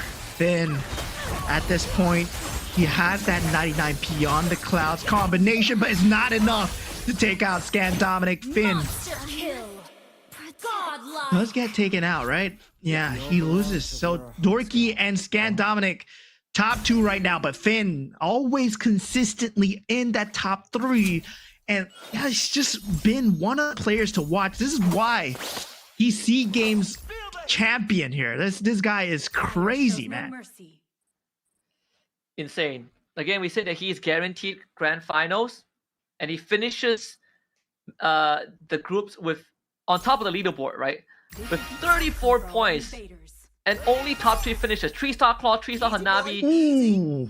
Online for Scan Dominic. He's going for first to go out with a bang to close out his group run. 3-star Parat. Yeah, he's looking to leave an impression, even though he is not gonna be in the grand final. Yeah, finally high rolling on the last part. Hanabi dealing insane amounts of damage. 24,000. As he will be able to get the better of Scan Dominic and yeah, secure himself the first place. But Dorky, well, he's been consistent as well. The Indonesians has been very consistent. Chatty, the only one not to make it to the top 4, but 2 of them will be representing Indonesia in the grand finals as Wisnu and Dorky, they make it through. This one is just for pride. Scan Dominic guaranteed to win unless a miracle happens on Dorky's end. I mean, what a Group A we've had, right? And we still have one more SEA Games representative for Group B, and it's gonna be from the Philippines too, so something to look forward to. But Scan Dominic just looking to close out his run in the semis with the biggest possible bang. Can we find a 3-star Arlet for Dorky? Gets it.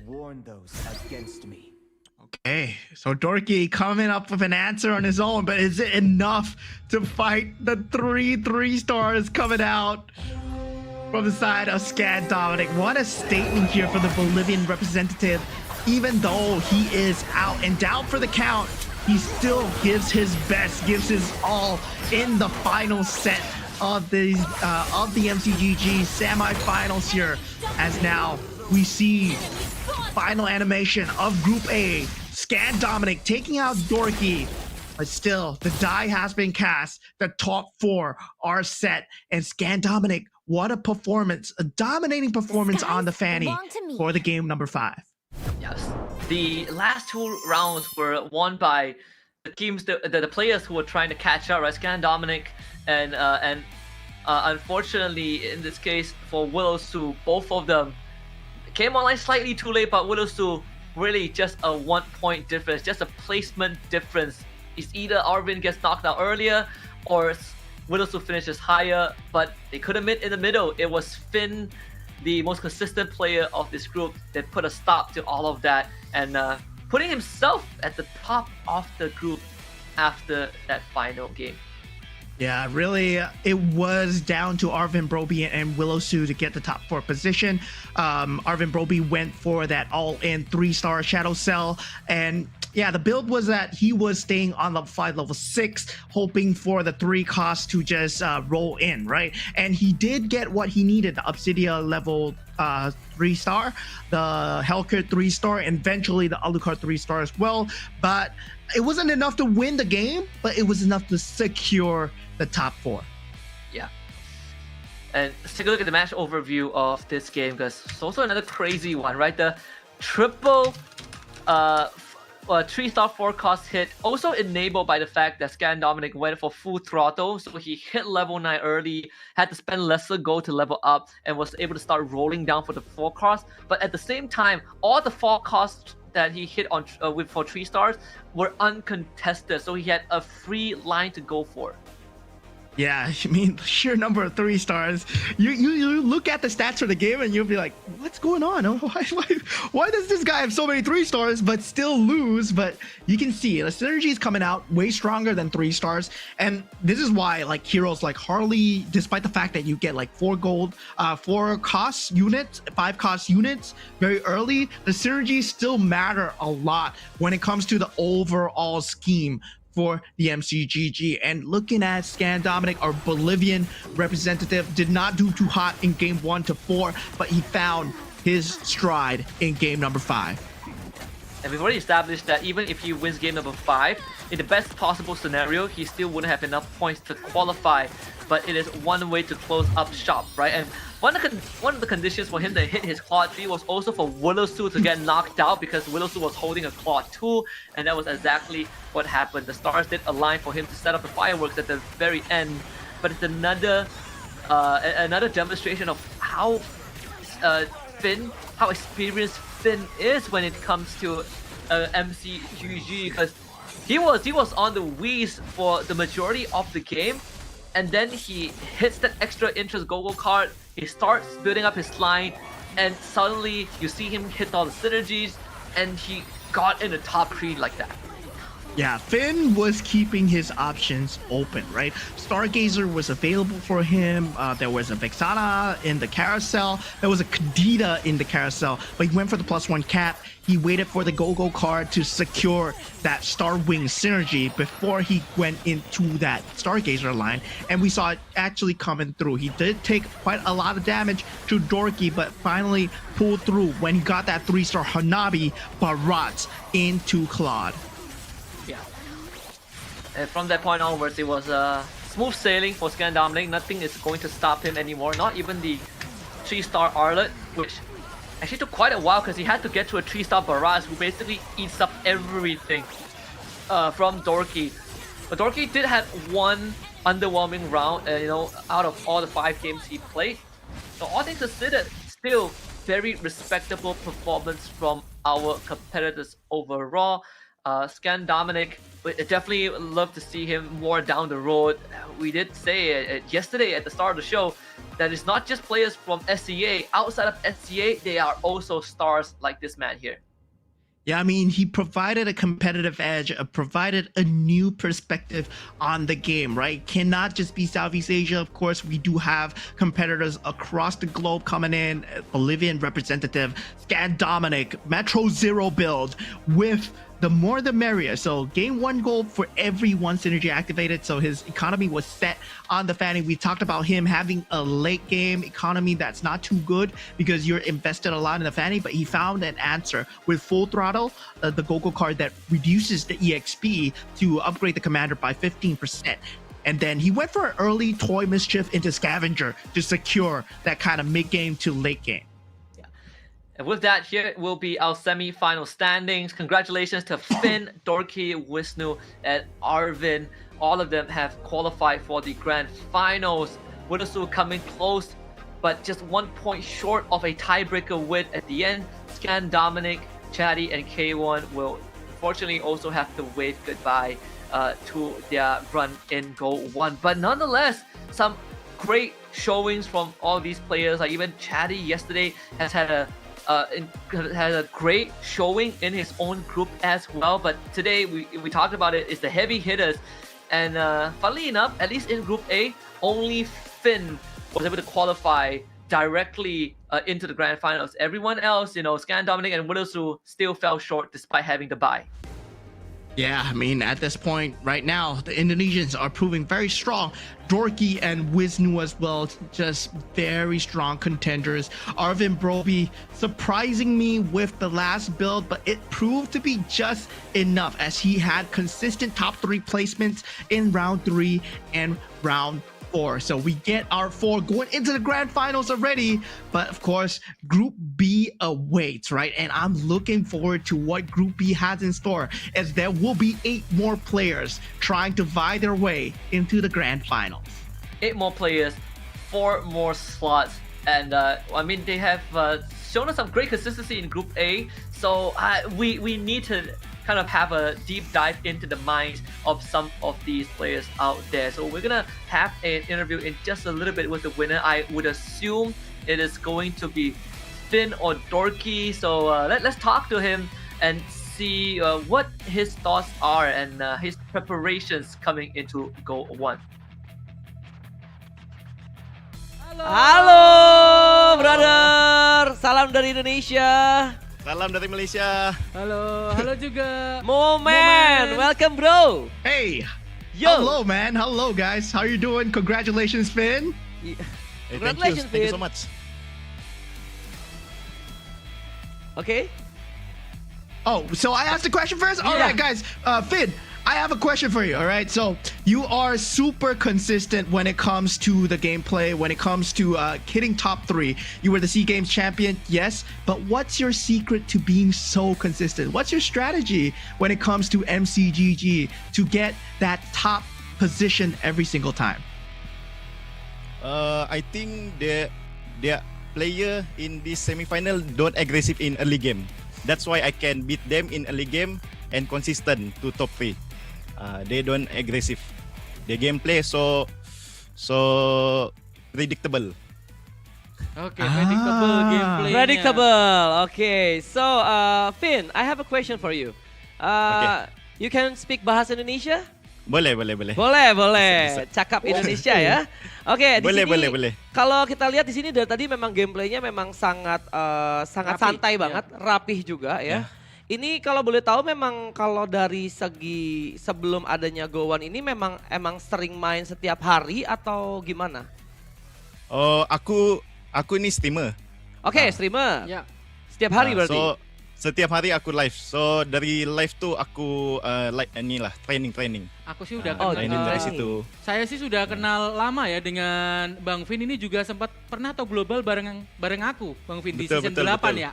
Benar. Wih, luar biasa sekali. Gameplaynya emang bener-bener kelihatan Iya. banget santai, terus juga kayak relax gitu, nggak panik, darahnya di bawah juga masih stabil banget. Dan Bang Vin ini juga mewakili tentunya dari regional SEA Games ya, juara 1 SEA Games ke-33 Thailand kemarin. Wow, luar Bang Jen. biasa sekali di sini. Congratulations sekali lagi untuk di posisi pertama dan langsung masuk ke Grand Final GO1 yang nanti diadakan di Januari 25 ya.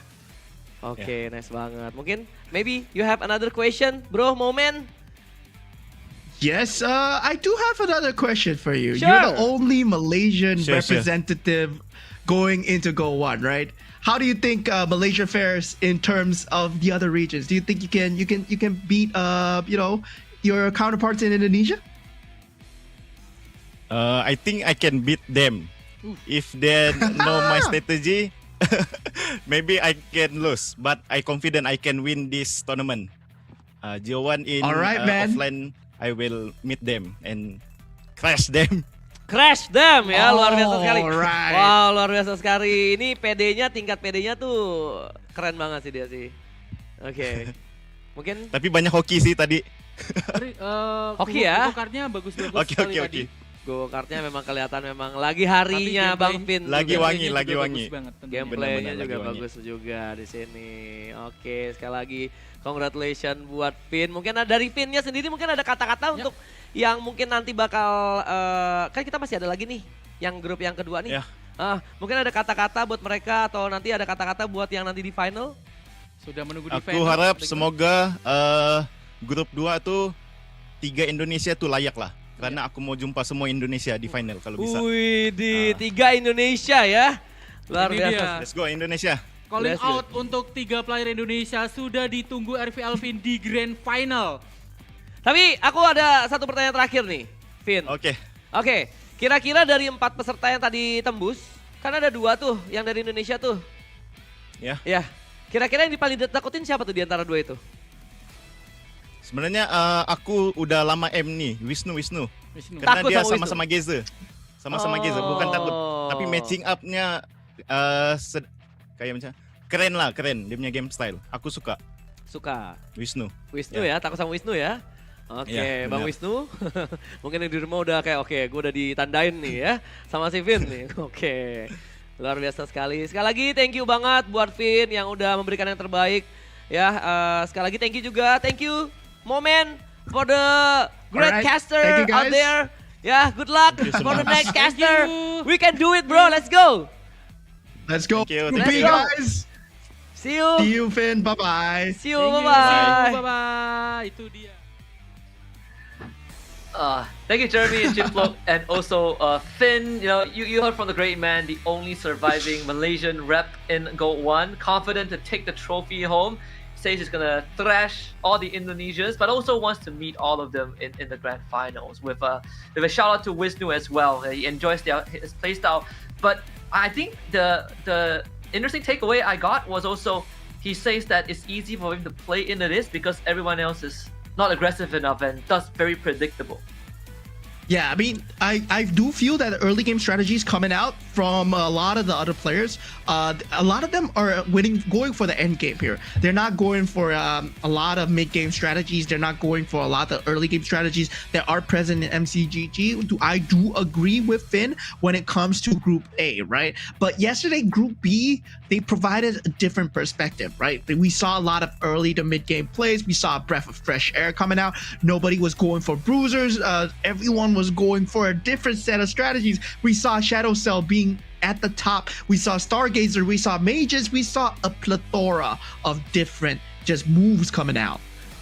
And one of my most anticipated players is coming up, Cyril Martins in Group B. Let's see if the Turkey Giant's gonna have anything special for us. But for now, we will take a short break, and you guys should do too.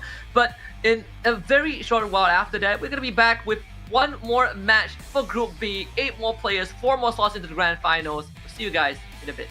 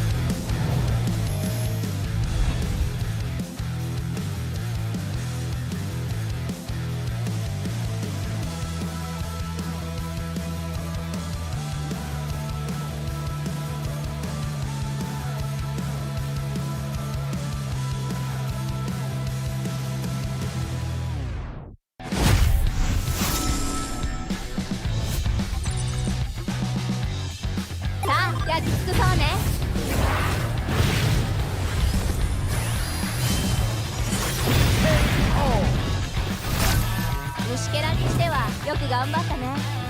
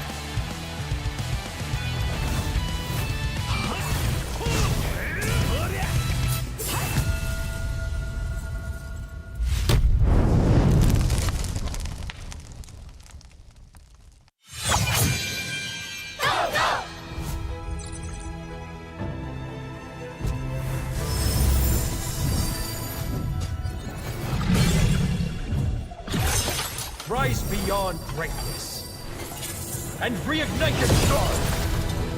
Come then, embrace the struggle.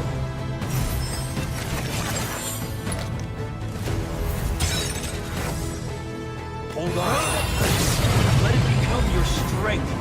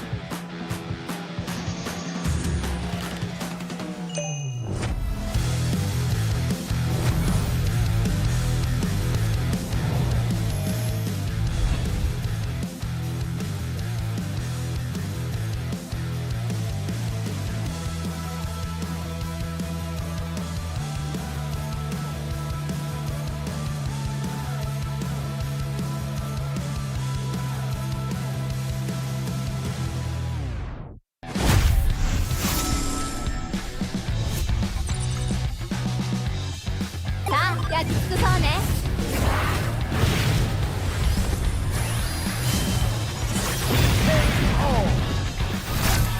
虫けらにしてはよく頑張ったね。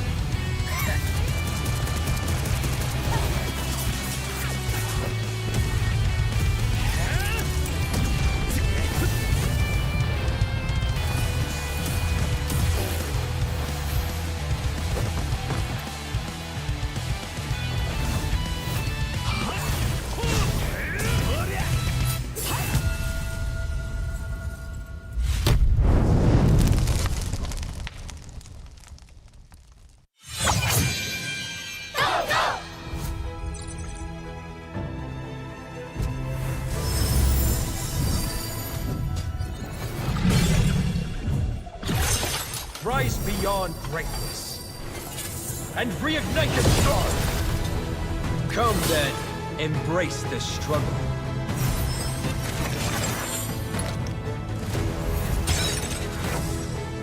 Hold on. Let it become your strength.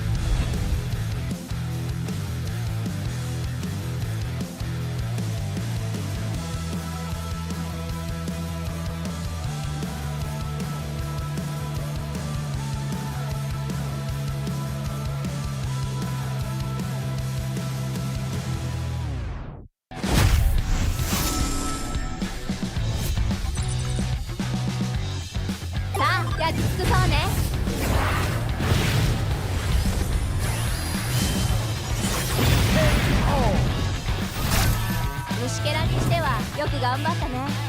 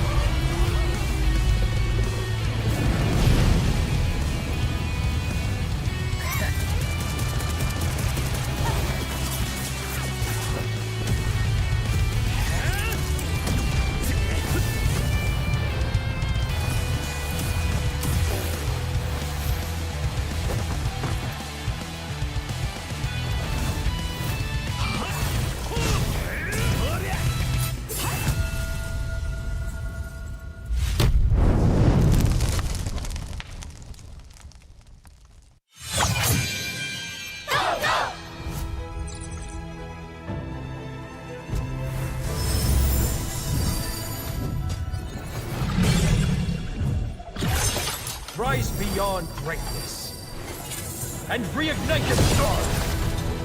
Come then, embrace the struggle.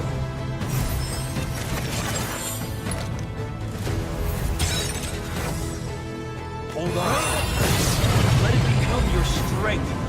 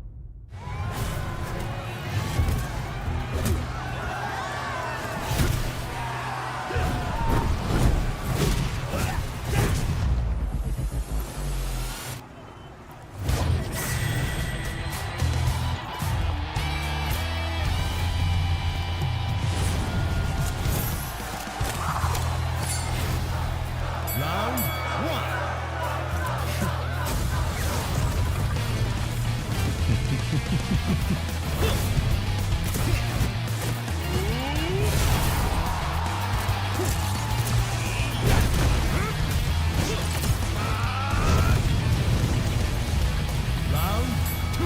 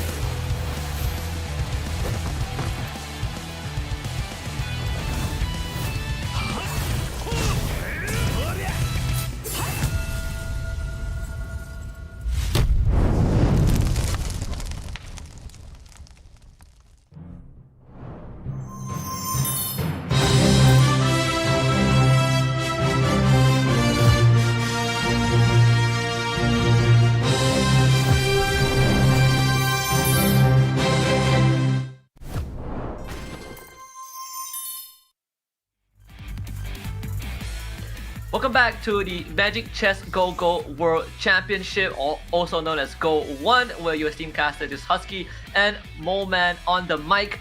We just got done with Group A, where 8 contenders went on about with each other, and we settled for the top 4 who have made it to the grand finals, and now we're looking for another 4 to join them.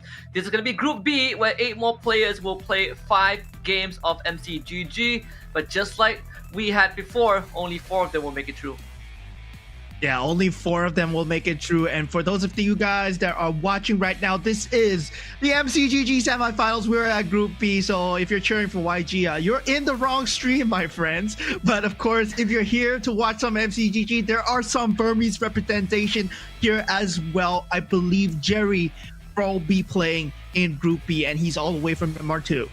Yeah, we might have seen the unfortunate exit of K1, who was quite the character, but it's not all doom and gloom just yet for Myanmar. But also for our Turkey fans, we have Cyril Martins, who's going to be playing in just a little bit as well. Show some crazy innovation from yesterday's group stage, and let's see if he's going to be able to carry that forward to today's matches. But before we hop into the nitty-gritty, I want to remind you guys to remember to follow our global Facebook account at Magic Chess Go, as well as our global TikTok account at Magic Chess Go Global. There you'll find the latest and most comprehensive news about Magic Chess Go, as well as official live stream updates. You can also send the message follow MCGG TikTok in the chat, take a screenshot and go to the pinned post on the official global TikTok account for the live stream event. Follow the rules for a chance to win some great prizes. Also, if all else fails, just scan the QR code on the lower third that you saw just now. You can always rewind it on the live stream no matter where you're watching from, so do not miss out the opportunity. Yeah, of course, lucky prizes are hard to come by, right? But still, talking about prizes, these players, they're playing for a prize of $25,000 in terms of USD. Now we're taking a look at Group B. Once again, there will only be 4 players to make it. There are 8 players left to play with, and yeah, 4 to eliminate, so half of them will be gone from the series. But of course, moving on forwards, it is going to be the grand finals. But looking at the point system, that's going to govern the entirety of all auto paddlers. Husky, can you take it away? Absolutely. Of course, just like the group stage yesterday, the Holy Bible of MCGG competition is as follows. First place finish gives you 8 points, and then we minus 1 point for every single placement after that, all the way down to 1 point in 8th place. But like Moman, you always say, it's a marathon, not a sprint. We've seen some good run it backs, and the same applies to Group B. All for the prize pool of 25,000 worth of a honeypot, with the champion walking away with 10 grand.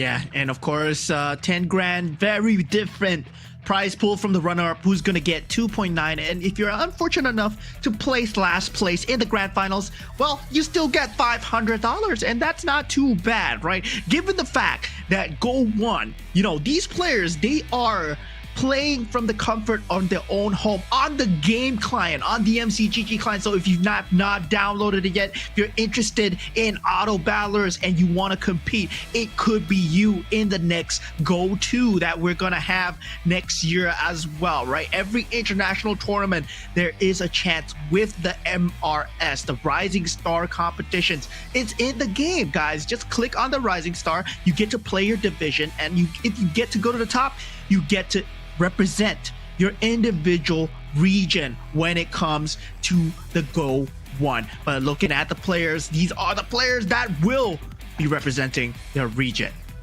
And of course, starting it off, we have the SEA Games second place finisher, Yeye Nina from the Philippines, followed by EVOS Oppo FXL, EVOS Chen, we have Jerry, we have Ciro Mertens from Turkey, we have Yuresh from Cambodia, with Floxy from EECA, and last but not least, Anxiety from Indonesia. So also a very Indonesia-heavy lobby. We've seen what some of these players have been able to show, and it's a very good mix, right? Floxy was showing us some Mage's build, Yuresh and Jerry also some good flair, Ciro Mertens with its very unconventional approach to the meta, and Anxiety always playing on the edge.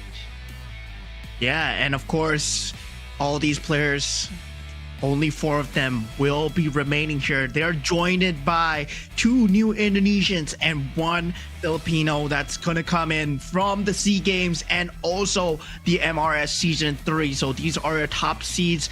This will be a very competitive game. Can we see Jerry and Ciro come out on top like they did yesterday as well? But now Reg going first, going for the Minotaur, straight up pick into the Valir from Oppo, and Jerry goes for the Karina. And Yuresh has been one of the few players that really favors a Minotaur in the early games of the match, just so he could get the snowball rolling and get as good of a placement as possible. Floxy opting for the 1-1 as well, the Loi of course being a choice for Anxiety. Nia with the cushion, we get the Valir for Oppo, Chen with Fanny, and Ciro Mertens with the classic Yuzong opening. Yeah, Ciro Mertens always opening up with the Yuzong. Very interesting here, but Anxiety getting dibs on the Loi here. That's gonna be one to watch because a lot of the Indonesians, they do like the Loi. But Chen, surprisingly going for the Fanny, right? Going for that very fast start. And Reg going for the Minotaur as well. Floxy just going for the 1-1, which is going to have quite a bit of damage on the board. You want to get that early game synergy going, early game damage going towards the other opponents. Yeah, absolutely. And of course, for Jerry, Yuresh, and Floxy, they all qualified from Group A yesterday. So this is going to be quite an experience, right? Because when we looked at the Group A performances, they definitely had some rough moments. Let's see if that changes. Early Shadow Cell start for Floxy. He is one of the few unconventional players coming into this in terms of how he approaches the board. Sort of what we saw, like what Arvin did earlier on. So if there is a Shadow Cell player, Floxy could be one of them. Yeah. I mean, Floxy definitely 1-1 going through. Now looking at the go-go cards coming in. Oh my god, Oppo, he did get the Harley card after he went for the Valir reroll. So yeah, that's going to be very interesting. You Even get Ciro the five Mertens. costs. Yeah, 5 costs. Yeah. Ciro Mertens actually going for the Fanny. So you get the extra hero slot at a certain point in the game. So that is going to help bolster his board on top of having better quality go-go cards with the Yuzong. Yeah, definitely. Now with the go-go cards coming in, we do see the early game start coming through. Toy Mischief will be picked up by Jerry already with the Defender and Bruiser synergies. So yeah, a lot of early game synergies coming out for Jerry. So good start with the Karina, and that's what you want, right? 2-star Atlas with the Toy Mischief items as well. So yeah, very good start from Yummer so far. But Floxy, Yeye Nia, and also Ciro Mertens taking the first early bout of damage. Yeah, and Anxiety's Layla was sort of trolling a little bit. There's a last hit on the Aldous, but the AI decides to ignore that. Either way, early losses, not too big of a deal. Zero Mertens getting his 4-piece Starwing Stargazer. Very classic opening. Does have the Stargazer crystal to work with as well. So unlocking some very early flexibility there for our Turkish competitor. Yeah, a lot of flexibility, star wing very early on. So potentially looking at that 6-star wing build here, but of course, Yuzong is all about the cards coming through in the next stage, right? The first go-go card really decides the pace of the game, whether or not it's going to be blue, purple, or orange. I mean, you get an advantage, 14 gold, I believe, if it's orange, but if it's not going to be too good.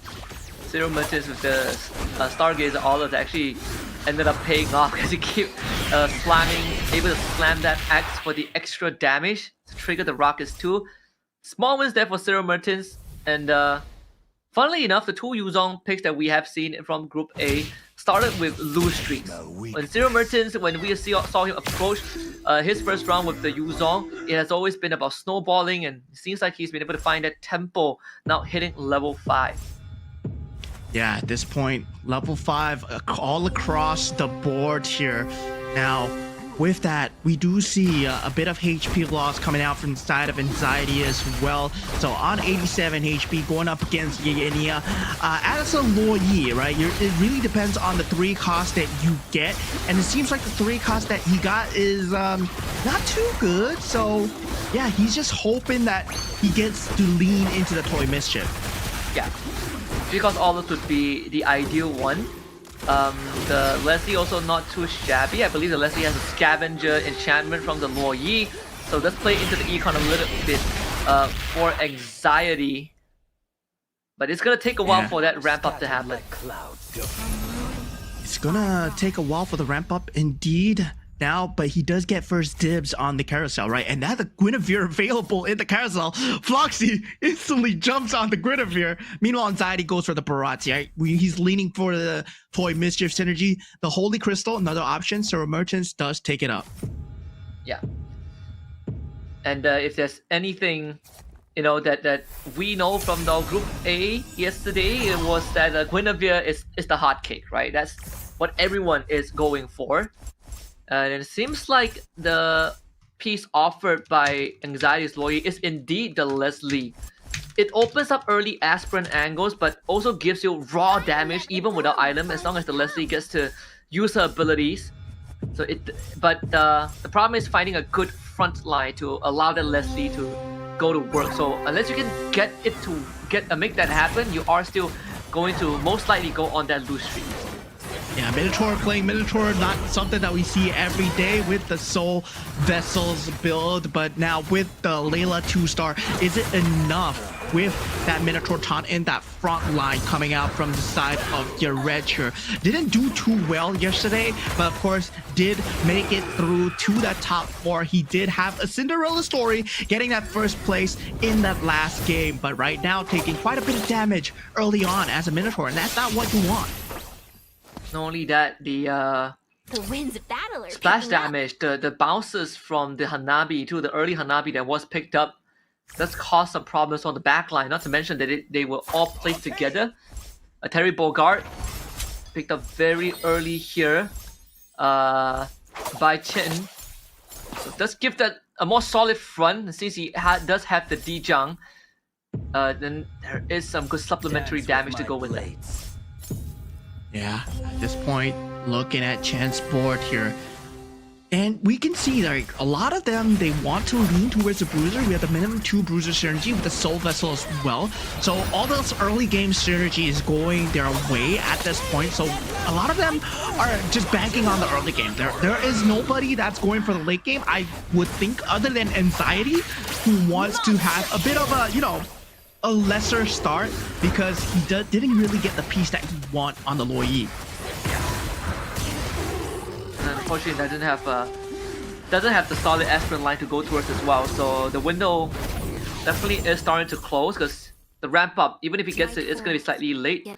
Nia does have the Stargazer crystal there to work with, so that could allow him to, if he gets a Kadita and he goes into 4 Stargazers that stopping could this blade. boost his power level. Opal instantly goes for that level 7 at this juncture at stage 2-3.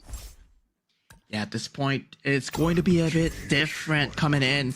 Not a lot of them going for the economy cards, actually. Only 2 to 3 economy cards, and the rest of them are actually going for the power cards here, right? Steel Front, they gain 32 hybrid defense. They go for the Oracle as well, and fully loaded coming out from the side of SSB Anxiety. We see the Freya and the K2 for Opal, who is running the Valir, if I remember correctly. Yep, has the 2 Aspirants, just a bit of a ramp up, and now starts to open up the board a little bit, going into the Starwing Weapon Master, the 6 synergies. I can't get more excited to get Let's go for going 4 now. Starwings is available with the Matilda pickup. Yeah, at this point, Matilda being picked up right now, but still, Nia going for this Stargazer that finally finds the Beyond the Cloud synergy, can start building it up. Feels like no one else has been interrupting his piece management so far. Now we see from Floxy, he's going much more into a more reserve build. Now with the Aspirants and the Scavengers, hoping for the late game economy, didn't get the good start that he was hoping for. Leslie going to work, but it's just a 1-star Leslie, so the damage not really hitting the mark. Not enough to tear through this barrage. Same as that Gusion. Sadly, that Enchanted Talisman isn't really the item that you're looking for. The improved cast rate actually doesn't help too much. Not against the barrage that can split into 2. Anxiety finds that first win. Let's get cracking. Yeah, I mean, at this point, it's going to be a very different game here for Floxy, because he is on that scavenger hunt and he's already at 51 HP, not looking too good at all. Meanwhile, the rest of the board, the rest of the crew, they're already at level 7. Yes, Floxy's at level 7, but it's always that dice roll for that 5 cost that really gives you the direction to go towards. Right now, for Glory League, 2 bruisers for Chen at this point. As the Fanny, you do get that unit advantage. Then bounces that Masha in. You have a D-jump to worry about, and also the Hanabi, the glaive bounces. Doing a bit too much work for Opal. Just clearing a house with the Masha dead. There might not be enough output from the side of Shen. This Claude will be the final hero to give them an opportunity. The Hiragana comes out, but it wasn't enough. The Claude comes through with the Granger. Opal at this very, again, power leveling through. Now at level 8. Yeah, now at level 8 indeed. Opal, Floxy as well. They're both powering through, right? Opal with a win streak, Floxy with a lose streak. Now he does have the option over here to go for that Jawhead level 2. Does he want to go for that Toy Mischief synergy? It is very strong at 6 synergy, but looking at Opal's board, still, he has opted to go for more economy given the HP he has to work with. Anxiety should be leading into that Star Wing with a bit of the Toy Mischief to boot. Leslie does have the Berserker Spirit at 2, so that raw damage capability goes up. We see the Arlet enchantment on the Uranus, who can not only split into 2 with Toy Mischief item, but also has that Space Warper survivability. But this Dijang having the Zilong Spear as well, so extra auto attack chances with the Inspire and DHS proved to be too much for Anxiety. It takes a loss. Jerry will ping him for 8. Yeah, YG does ping him. And now, going in the carousel, it might be part of the play all along. Floxy not given very good choices, but he opts for the Shadow Cell emblem here, and Anxiety gets the +1 cap. So yeah, Anxiety does get the best option available, but then again, Chen, he's going for that bruiser build, so he does get the Iori. So these are the game-changing builds that you will see. Floxy potentially with a Shadow Cell, Anxiety with a +1 cap, opening up more space for bruisers, and also Chen unlocking that Iori. Yeah, we did say that if there's one guy who would go for the Shadow Cell, it is going to be Floxy, and that seems to be the case. The Shadow Cell Crystal, I'm very interested to see what the approach is gonna be. Guinevere build right now. We see right here for Floxy. He's gonna put the Shadow Self Crystal on her, but there's no activation of the synergy. Yeah, I mean, at this side, we do see Floxy finally getting a bit of damage through, but will his lose streak continue here? That Owlus is going to be a problem, but does have that toy mischief itemization on it. The Harley finally able to clutch it through, able to get the better of Zero Mertens. His first win for it. Anxiety continues to struggle a little bit, takes the L, this time in the hands of an Edith from Oppo, who is at, I believe, level 8, so here's a 5% Edith, and keeps himself in first place with 77 health. Yeah, and yeah, this is guys, though, for those of you guys that are in the chat asking where's YG versus Audic, M7 is another stream on this channel, so you might want to click on that if the game has already started. But yeah, this is MCGG GO1, and it is also part of MLBB. If you guys are watching now, a separate game used to be part of the Magic Chess. And for all the Burmese out there, yes, this is not YG, but you can see the Jerry representing Myanmar for you guys here. So in Burmese, I'm gonna do a little bit of housekeeping in Burmese, Husky, because there's too many Burmese chatters right now. Em xem đi mà hậu phú. Oh, đây bên stream này mà. So đây bên stream này mình mà tôi chỉ lại. All right, thank you. One moment say. Yes. But yes, again, a lot of, I think, Turkish supporters as well here for Zero Mertens, who is not doing too shabby, right? In the middle of the pack with 58 health, Yuzong still going out well. Let's take a look at the third Go-Go card. Let's have the level 2 Aulus with the Blessings, 4 Toy Mischief, Glittering Jewel picked up for Oppo, so more re-roll. The Defender Badge there for Defender Badge, I believe, for This is my domain. Yuresh. Bruiser Badge, Yeah. excuse me, for Yuresh. That's Defender Badge for Ye and Nia. That's really good, right? Bruiser badge, but he's not able to get the 6 bruiser build that he needs. But instead, Floxy with the Iori, he actually completes that 6 bruiser build. So we're gonna see Floxy starting to get wins now, right? This is a creep round. Doesn't matter too much. The blue cards have been picked out, but now with the rest of the members coming through, you see Jerry, he's still at the top 71 on that Karina, but I'm very curious to see what build he's going for. But taking a look at Chen as well, he has that 6 bruiser with Iori at the top. Oh yeah. And has the max stack twin blades from the Karina too. An extra crystal on top. The Starwing crystal. Ken's gonna be putting him on the launch pad, so bounce him in on the left side.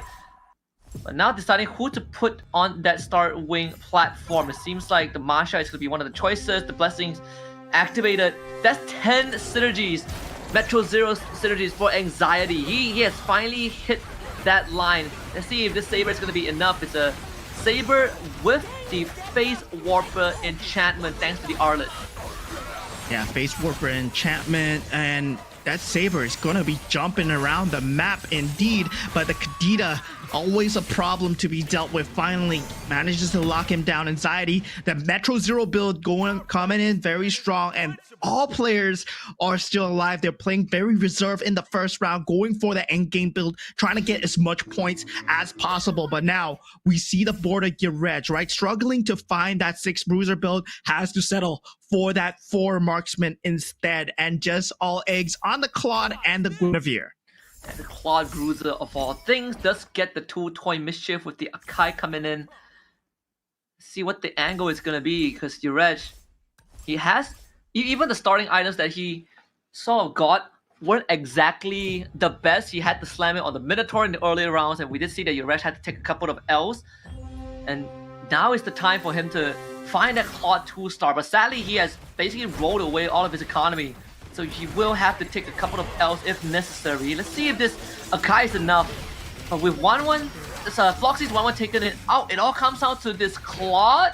Iori couldn't get the roundhouse off. It's a Claude and Edith trying to work magic, but they are both 1 star, and that is just not it. Floxy takes away 15 of his health bar. Yeah, I mean, at this point, Floxy, he was going for that lose streak with the Iori, gotten in that carousel. He managed to get that 6 bruiser build for himself. Now he really needs to roll for the stars on the bruiser, and he gets the 2-star Guinevere going already. So as the story of Group A, you know, Group B following the same timeline where, yeah, the bruisers are king, but Nia with that 6 stargazer and potentially 6 mages as well, but does not have the space on the board so far with the Kyo Kusanagi available. Yeah, Kyo Kusanagi is one hell of a tank melter too. Can absolutely decimate your front lines when given the 6 mage and 6, especially 6 mages. But now with 6 stargazers, those fireballs are gonna come out. And here's the KOF captain too, a 2 KOF synergy to boot. Let's see this Kyo with only the crystal and no items. Let's see how much damage she can throw out. Already pretty substantial, right? Because the bulk of it is still on the Valentina, but it does get sliced to ribbons by the Electro final blow. Jerry will have to rely on the Dijang, but it's a Dijang 3-star. Let's see the Shockwave. Does get dodged by the Kadita, but should be enough to win this round. Yeah, Face Warper too. Yeah, Dijang face warping around. It's going to be a bit of a problem to deal with for now. But still, looking at the side of Nia, he needs a bit more, right? He needs that 6 mage synergy, and he will get, you know, somewhat of a space going for himself. Does he go for the Cap +1 here? No, he goes straight for the Edith to go for the Beyond the Cloud synergy, but I think it's a little too late at this point. And he's just hoping that the other opponents are weaker than the previous opponent he played against. Yeah. But I mean, his best chance might be going up against Anxiety right now, but I think Anxiety also has just found his line. There really isn't much left in the tank here for Anxiety. He's really looking for any 2-star, but doesn't have room to bargain for it, so we'll have to hope that he wins the next round or clears enough of the enemy board to survive an extra round. He needs to get to that creep round for the extra items. This 10 Metro 0 build, surprisingly, even with 2 Winter Crowns and a Face Warper on the Saber previously before he puts it on the K, hasn't really gotten him the wins. Yeah, I mean, at this point, because it is more of towards a Swiftblade build instead of the Marksman build, right? With the Swiftblade build, you get the penetration. With the Marksman build, you do get the attack speed, and the attack speed just becomes way more. So yeah, it's going to be a very tough uphill battle for him, but right now he looks like he's holding his own against your red units, but he might be going out here. The Saber is his last resort here, but he gets kicked into high ground, and now 3 HP, but Nia gets picked off. That Edith pick was not the good pickup, man. And we did say Anxiety, he just needs to clear enough of the units, and indeed he did. And that's going to get him his 2-star Granger. Let's see if that's going to be enough. We saw the Electro final blow from the Benedetta early on. Now with the Karina Twin Blades stacked up to max as well. 6 Soul Vessels being ran there. And this 52 stacks on the Shadow Cell, on the Floxy. We caught it. We said that if there's one guy that runs Shadow Cell, it's going to be Floxy. And he's doing pretty fine in 2nd place so far with 46 HP. He has a Shadow Cell emblem that he went for. He put it on the Guinevere.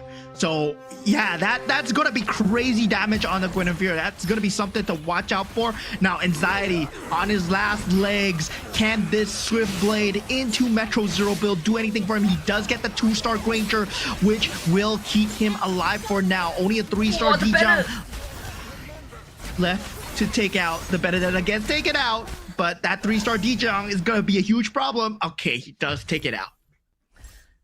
Yeah. Thankfully, it wasn't a Benedetta 2-star, because a 2-star Benedetta would have completely decimated his entire board. So a saving grace there for Anxiety. He was able to stall out the previous round and then win the previous one. I believe he also has the Go-Go card that gives you extra health and economy. He's now up to 9 health, which I think previously he was at 3.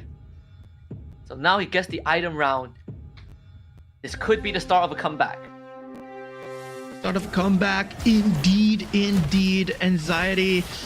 Well, you know, I said it before, I'm gonna say it again. This guy always gives me anxiety, man. He always plays to the point where, yeah, you think he's gonna lose, but suddenly he comes out on top. And yeah, we were praising him about how consistent he is at always just making sure that he gets that losing streak and does a miraculous comeback. But hopefully, for the other guys, not this time, because Floxy, he has a 2-star Iori Hagami right now and a 2-star Guinevere. So that adds on to the Shadow Cell Bruiser build that he already has.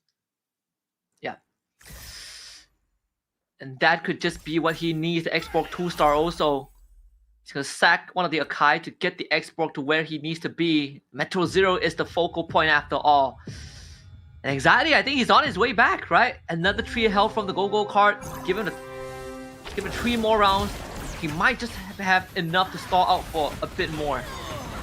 Yeah, getting that 2-star Xborg might be a huge reprieve here, going for the last Insanity. Is there enough damage? Granger is still alive, but so is Claude and Irithel on the other side. It's doing a lot of damage. Oppo here, only left with the Irithel. It will not be enough. Anxiety survives for one more round, puts Oppo down to 10, and so is Chen as well, as he goes against Anxiety's mirror here. And Jerry gets taken out, the build not working out for him. Game 1 here, we do have the bottom two being the Philippines and the Myanmar representatives. Yep. Jerry sadly wasn't able to hang out until the very end, but Ureg, this Minotaur, is finally starting to pay off. You see the Guinevere, he's looking for that Guinevere tree. 6 bruisers. There are a couple of Guinevere contenders. Look at this. Guinevere with the War Axe and the Golden Staff. Oppo as well. On his last legs. Claude 2-star Akai with a golden helm, with the Garden Helm and the Duke Machine. He needs one more Claude. He needs to survive this round. And it's against Ureg. Yeah, it's gonna be a tough call, man. There's a lot of items and it's all enhanced items on the Guinevere. Can he take it out? The Hanabi yeah, actually comes through. The 3-star Navi, right? So yeah. Oppo looking for that 3-star Claude to really end things through. Ureg with the face palm because he just realized that there was a 3-star Harnavi on the other side. So has to take that L there, finishing in 5th place. Cyril Mertens now down to 2, hits his 2-star Harley. That's the 3-star Claude out. He doesn't have enough gold. He's gonna sack something else, right? He's gotta sack. He's gotta sack. Is he gonna sack? Or can he tough it out for one more round? He has to. It's too valuable. It's gonna be his biggest regret if he loses the next round. Yeah, that is too valuable, right? You don't value the what's that, Metro Zero synergy over that Marksman synergy with the 3-star, because you already have that 6 Marksman synergy here. Then now Anxiety somehow making a huge comeback now at 18 HP. This guy never fails to impress, man. The Indonesians are so consistent when it comes to MCGG at this point. Now 3-star Hanabi and 3-star Claude.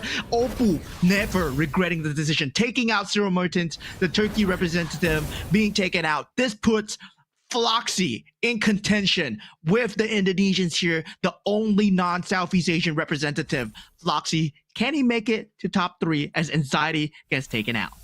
Oh, and he has done just enough to bring himself to top 3. EECA definitely continuing to show the flair. This approach from Floxy has really paid off. Of course, we did say that the Indonesians are powerhouses. And both Chen and Oppo, who did get the bye straight into the semis right now. I mean, all of them are 1 round away from getting knocked out. It's a matter of who finishes first by the end of next round. There is the possibility that a mirror also takes one of the other players out, and then we instantly get the first place finish. Surprisingly enough, if there's anything, I believe the 3-star Valentina here, it's gonna be more than enough from the side of Floxy. 3-star Ala as well, so yeah, there's gonna be a lot of frontline, backline damage, right? The Shadow Strikes and the final slash with a Guinevere consistently healing up with a Golden Staff and the Shadow Cell. Floxy, hopefully with the Shadow Cell synergy, can come through. The face warper from the Arlet, and now it's Valentina against Claude. Winter Crown. Which one procs? The Valentina has no Winter Crown anymore, does it? Yo, surely No, procs it does it. not. Oh, Oppo with the first round win. Yeah, Oppo getting that 3-star Claude, sacking the unit at the correct time. We were worried about him, but luckily he sacked the unit at the perfect time. Got the 3-star Claude, 6 marksman synergy, still proving to be very strong together combined with the Metro Zero. Yeah, very important decisions needed to be made. But even for Foxy, right, ending this, was it third? Was it second or third? But still, in top 3, either way, a great round 1 overall. But Oppo, man, the 3-star Claude and Hanabi were really what got him through, especially hitting the 3-star Hanabi first to start winning against Yuresh, and then afterwards hitting the 3-star Claude. The Harlot was only able to take out 1, but unfortunately the Claude was too much to deal with.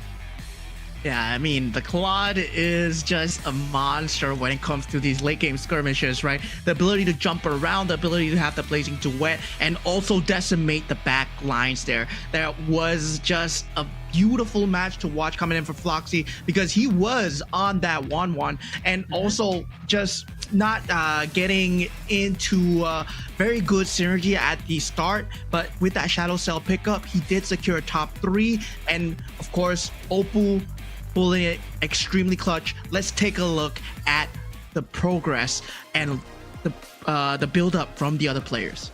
Yeah, and overall, it's just game 1 going the way of sort of how we expected it to go, right? Some of the nuances, some of the niche that we have already gotten a taste yesterday from these players being repeated. You know, Cyril Mertens with the Yuzong approach, trying to get a snowball going, but wasn't really able to come through. Same as Yuresh as well, falling victim to a 3-star Hanabi. But Foxy with this 1-1, trying to go aggro, and same as Anxiety, he did take the healing fountain, but he did have enough health to really stick it towards the end, especially making the Shadow Cell work. Yeah, top 4 finish for all 3 of our Indonesian representatives here. But looking at Oppo at the start of the game, he was not doing too hot, right? Did have that Freya Hanabi extremely early, given the chance that he did get that Harley card, right? That Harley card gives you a 4-cost card, a 4-cost unit extremely early in your shop. And whether or not you want to destroy your own economy by buying it, he chooses to do so, and it becomes the late game decision of a lifetime. Yeah, and I think overall, you know, it's also a good time to bring up the possibility that we might have 5 Indonesians out of 8 slots in the GO1 finals. That's how crazy it is. 5 out of 8, yeah, I think 5 out of 8 slots, it is possible, right? Because we do have 3 Indonesian reps in this group B as well. So, you know, if it's hard to deny that they are one of the powerhouses in MCGG, and this opening round sort of proved that, right? Like Oppo and Chen finishing top 3, Anxiety definitely having a rougher round, trying to find that line, but came too late. But overall, I think, you know, at least we are not falling back into the Group A pattern that we saw yesterday, where everyone was going for the Gwyn. At least now, the 6 marksmen are a lot more viable. Yeah, I always thought that 6 marksmen were viable, right? Even in set 1, the marksman build does give you a lot of attack speed, and it really benefits the entire board, especially if you're going for physical attackers. Even if you're going for mage attackers, more attack speed equals more mana, equals more skill procs, and he goes for the steel front, right? The hybrid defense for the Akai, so that he can protect his back line, which is the Claude and the Hanabi, and it proved to be the winning factor, because a little bit of more frontline damage, and that would mean that the Claude and Hanabi would not have that much HP to face off against a Valentina. Yeah, and I think for the Harley power, I wonder what were the 4 costs that he got, right, from that first auto refresh. There were a couple of 4 costs on the board. I believe Hanabi was one of it. Yeah. Hanabi was one of it, and that's sort of what he was banking on to get him through the early rounds. But being able to hit the Akai was sort of the turning point when he hit both the Akai and the Barats. Yeah, I mean, at that point, he had Hanabi and Freya. So he went for 1 out of 2. So he sold the Freya, then afterwards he banked everything on the Hanabi. So yeah, kind of worked out because the Claude Act eventually came through for him as well. So yeah, it's Metro Zero, that synergy was enough to carry him through the mid game, and that 6 marksman synergy for that late game. And great start for the Indonesians. And let's check out the standings after game number 1. So give you guys an idea of where everyone stands. Opal with 8, Floxy finishing second with 7 points, Chen in third with 6 points, Anxiety with 5 points. So again, the Indonesians finishing top 4, with Cyril Mertens coming in 5th with 4 points, Yarej with 3 and 6 points, Jerry in 7th with 2 points, and Iania with 1 point. But from this point onwards, it's also a good time to remind everyone as we prep for the draft phase of Game 2, the sequence in which these players pick the commanders will now be decided from their standings of the previous game, so which means that Yayania gets to call first dibs on who he goes for, and Opal will go last. Yeah, and it seems to me like, the Burmese representatives aren't doing too hot. K1 and also Willow getting taken out from that Group A. Jerry being the sole Burmese representative left, and so is Yarej as the only Cambodian representative left, and Cyril Mertens came in as the sole Turkey representative. So can he do it for his country here? Floxy still getting that second placement, doing too hot in that game number 1. But going into the drafting phase, let's see what commanders they go for this time. That Loyi still in play for the side of Yayania, and he picks it up. Yeah, has to go for the Loyi or the more sought after ones. Minotaur now in the hands of Jerry. After Yarej has had a go with it, Jerry will now make an attempt. So Yarej instead will take the Fanny for himself, Karina for Cyril Mertens. Now, Fanny, Valir coming through for the side of Anxiety as well. I mean, Anxiety really likes to go for these late game builds, all these economy builds as well. And I'm very curious to see what Opal goes for, because he's going to be the last. So there's not going to be a lot of eco units, but he goes for the Gushin, right? Gushin gives you a lot of direction in terms of the crystal available, right? The gem, the emblem, whatever you want to call it, that role synergy added on when you have that Gushin character as well. Yeah. So nothing out of the ordinary, aside from Floxy, right? The Cho for the extra econ, Chen going for the 1-1 for the early snowball. I think from the Group A itself, we also sort of have a good idea on how 1-1 can work even in the late game, where we kind of presume that it will start falling off. But players like Finn have been able to find success out of it and at least earn himself a top 3 placement. Let's see if this is going to be the same for Chen in Game 2. Yeah, it's going to be a tough game indeed. You have a very big plethora of eco units, and of course, Cyril Mertens now on that Karina is going to be a very big threat if he gets a very early snowball going, or if he gets a very good synergy going. But going into the first go-go card coming in, and also the early synergies that come through, that first board, very important, very telling in which direction you're going to go. Yeah. Look at the go-go cards. Yarej going for the Dyrov one, so you get to really start amping out some of the big units. We see the Barras on the board already, so 2 Face Warpers, 2 Soul Vessels, and 2 Toy Mischief. Yarej hitting a strong early game line. Wait, Floxy went for the Dyrov card as well, and I believe Floxy has a Hanabi on the board right now. So Floxy might be going for the same thing here, because he knows that not a lot of people... Yep, there's a Hanabi on the board. Yep, we see it. And it also has a double Soul Vessels. If it's contrary to what Finn talked about in his winner's interview, where at least the Group A contenders to him aren't aggressive enough and are predictable, it seems to be a different light in this Group B, and it's the non-SEA reps who are, at least one of the non-SEA reps, Foxy, trying to ramp it up. It's good to see that some of these players are more willing to just put a lot of that eggs in that early game basket just so you could get some cushion to fall back on. Yeah, I mean, at this point, Jerry, first bout of damage being taken at the Minotaur.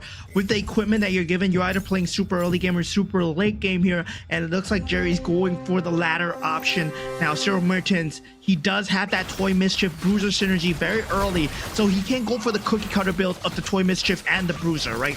But he does need to get a lot more tank ability, especially against the itemizations coming out from Jerry at this point. See Cyril Mertens taking his first big class from Jerry. Ania also unfortunately bows to Opal. And Ania, even in game 1, In charge here. had to go on that lose streak, but wasn't able to really form that composition that he was looking for. And seems like that could be the case, right? Going into the first carousel, he will have a very good chance of getting first dibs with Anxiety, sitting at 85 HP and not really having the best line to work with. Yeah, Anxiety, at this point, you go for the Valir, it's always a bit of a gamble where you get that 6 gold, the extra added bonus economy at the start, so you do get the interest going, but at the same time, because you want the interest, you don't get to buy the units. But somehow, he does manage to get that 2-star Hellcurt that does get taken out. Now, with that group of units, the Kagura, we're waiting on that skill usage coming out. And if it comes through on the Dijang, it'll be nice, but sadly not so. Now, it'll be a Dijang versus Kagura showdown here. And we see who's going to come out on top. The Kagura slightly so, as he will be taking damage on Anxiety. First carousel coming up. Nia gets to call first dibs again.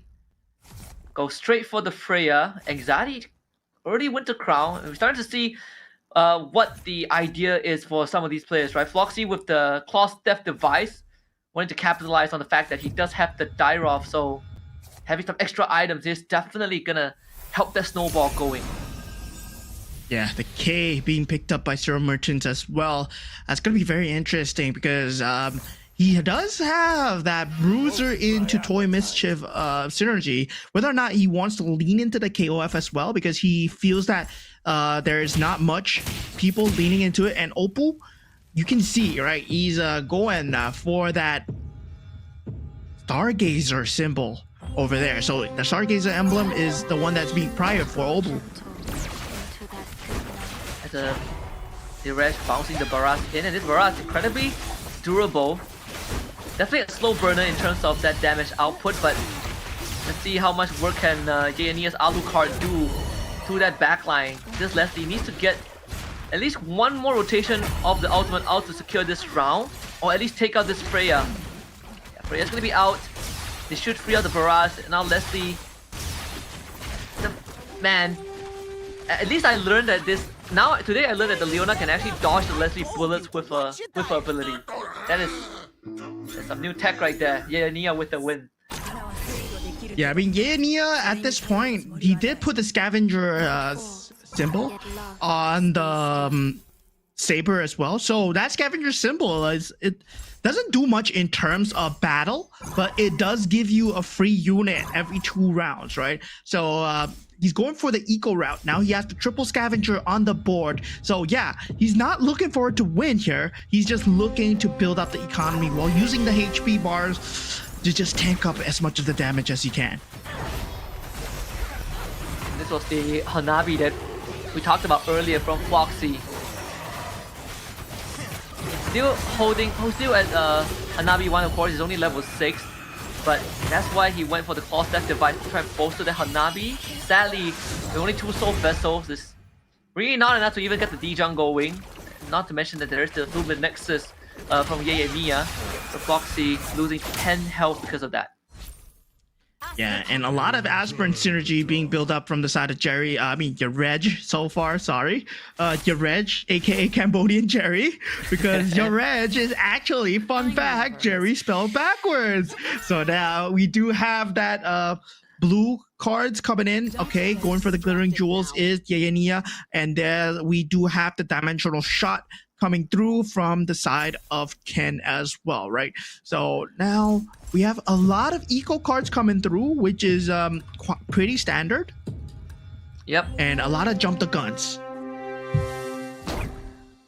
the item rounds is also going to be pretty important to see how this one is going to pan out. Nia opting for some extra equipments on the go every 9 rounds, if memory serves me correctly. And just coming at the right time where he's starting to win rounds too, so that could help him down the road. Real action. As he's at 7, right? We're looking for 8. Anxiety is the first one to hit level 8. Coincidentally being in the last place, so that could not only help him get Carousel priority with enough health to work with, but give him a heads up to start hitting some forecast. Yeah, Ken at this point sacks off the Aspirant's units. He sacks off the Aspirant's synergy as well. He only had 10 Aspirant's energy and goes for the Freya build. Does not get the 4-star wing though. So yeah, he is going for more of a Soul Vessel into the Defender combination and just banking everything on that Freya with that 1-1 synergy. Yeah. And that's the 2-star Leslie with the Sea Halberd. The Red pumping up some big numbers there, but the Barrage needs to hang on for a bit longer. Sadly, that would not be the case.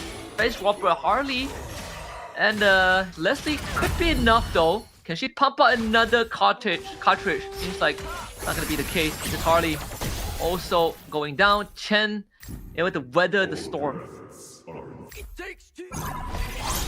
Yeah, Freya dealing a bit too much there. Even the 5 cost not enough to deal that much damage. Harley by itself, you do need quite a bit of frontline. You do need quite a bit of itemizations to get the mana on the Harley so that you have the consistent cast of the cards as well. But now we do see the Karina coming out from the side of Zero Mertens. So he's really banking on the K, and he swapped out his Bruiser Toy Mischief synergy into that KOF that we were talking about. Yep. The K also has the Quick Blade too. Should be able to get some executions on that back line, making quick work.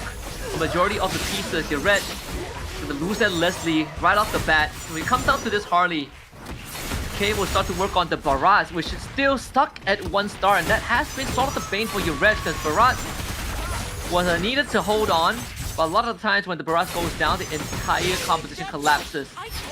With that execution, it should be enough for Zero Merchants to edge out the Harley. Another loss forced to be taken by your Reg. Yeah, at this point now, your Reg still hanging on though, right? Zero Mertens and Jerry somehow at the top. Jerry, I expected him to go for that late game build, but somehow he found his synergy, and now Anxiety looking towards that Starwing build, trying to swap out from that Scavenger, removes 1 Scavenger, now currently at 2. Does not get the 2 gold right now, but still getting that free unit. Yeah. Anxiety really trying to speedrun that leveling. Let's see if you can get past the Zero Merchants with a win here, then it would benefit him even more to head into level 9. But this K is doing hell of a work with that Karina Twin Blaze. With the crown, is it going to be enough from the Freya? As this K gets the work done. But Terry Bogard should be the saving grace for Anxiety. And that's exactly what he needs. Same thing happening for Jerry, losing that win streak to Yereg as well. Now going into the second carousel here. Floxy will be the first to go. Does go for the cap +1. And that KOF is available. I mean, if who's that? Zero Merchants wants to go for it. I don't think Kyokusanagi is the play right now, but he actually picks it up. And Yereg picks up the Demon Hunter Sword as well. Not too big of game-changing decisions, but the fact of the matter is the Claude was also picked up. Yeah. You see the Shadow Cell from Anxiety. Again, we did say that he is speed running that level, so he's going to be the first to level 9. Let's see if that's going to give him enough of an edge when he starts hitting those forecasts. He's sitting at the bottom 2 of the standing so far. 58 health to work with, so pretty manageable. Jerry, on the other hand, with his Minotaurs, at the top with 82. Now it's going to go up against Zero Merchants. And now let's check on Floxy against Ken.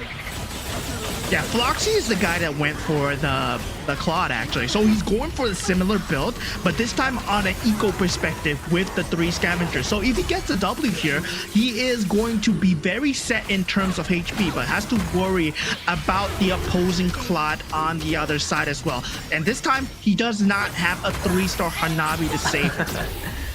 the Molina's gift adding insult to injury. Even the Benedetta from Floxy unfortunately wasn't able to pull through. That's the 2-star Hanabi. Just right on time.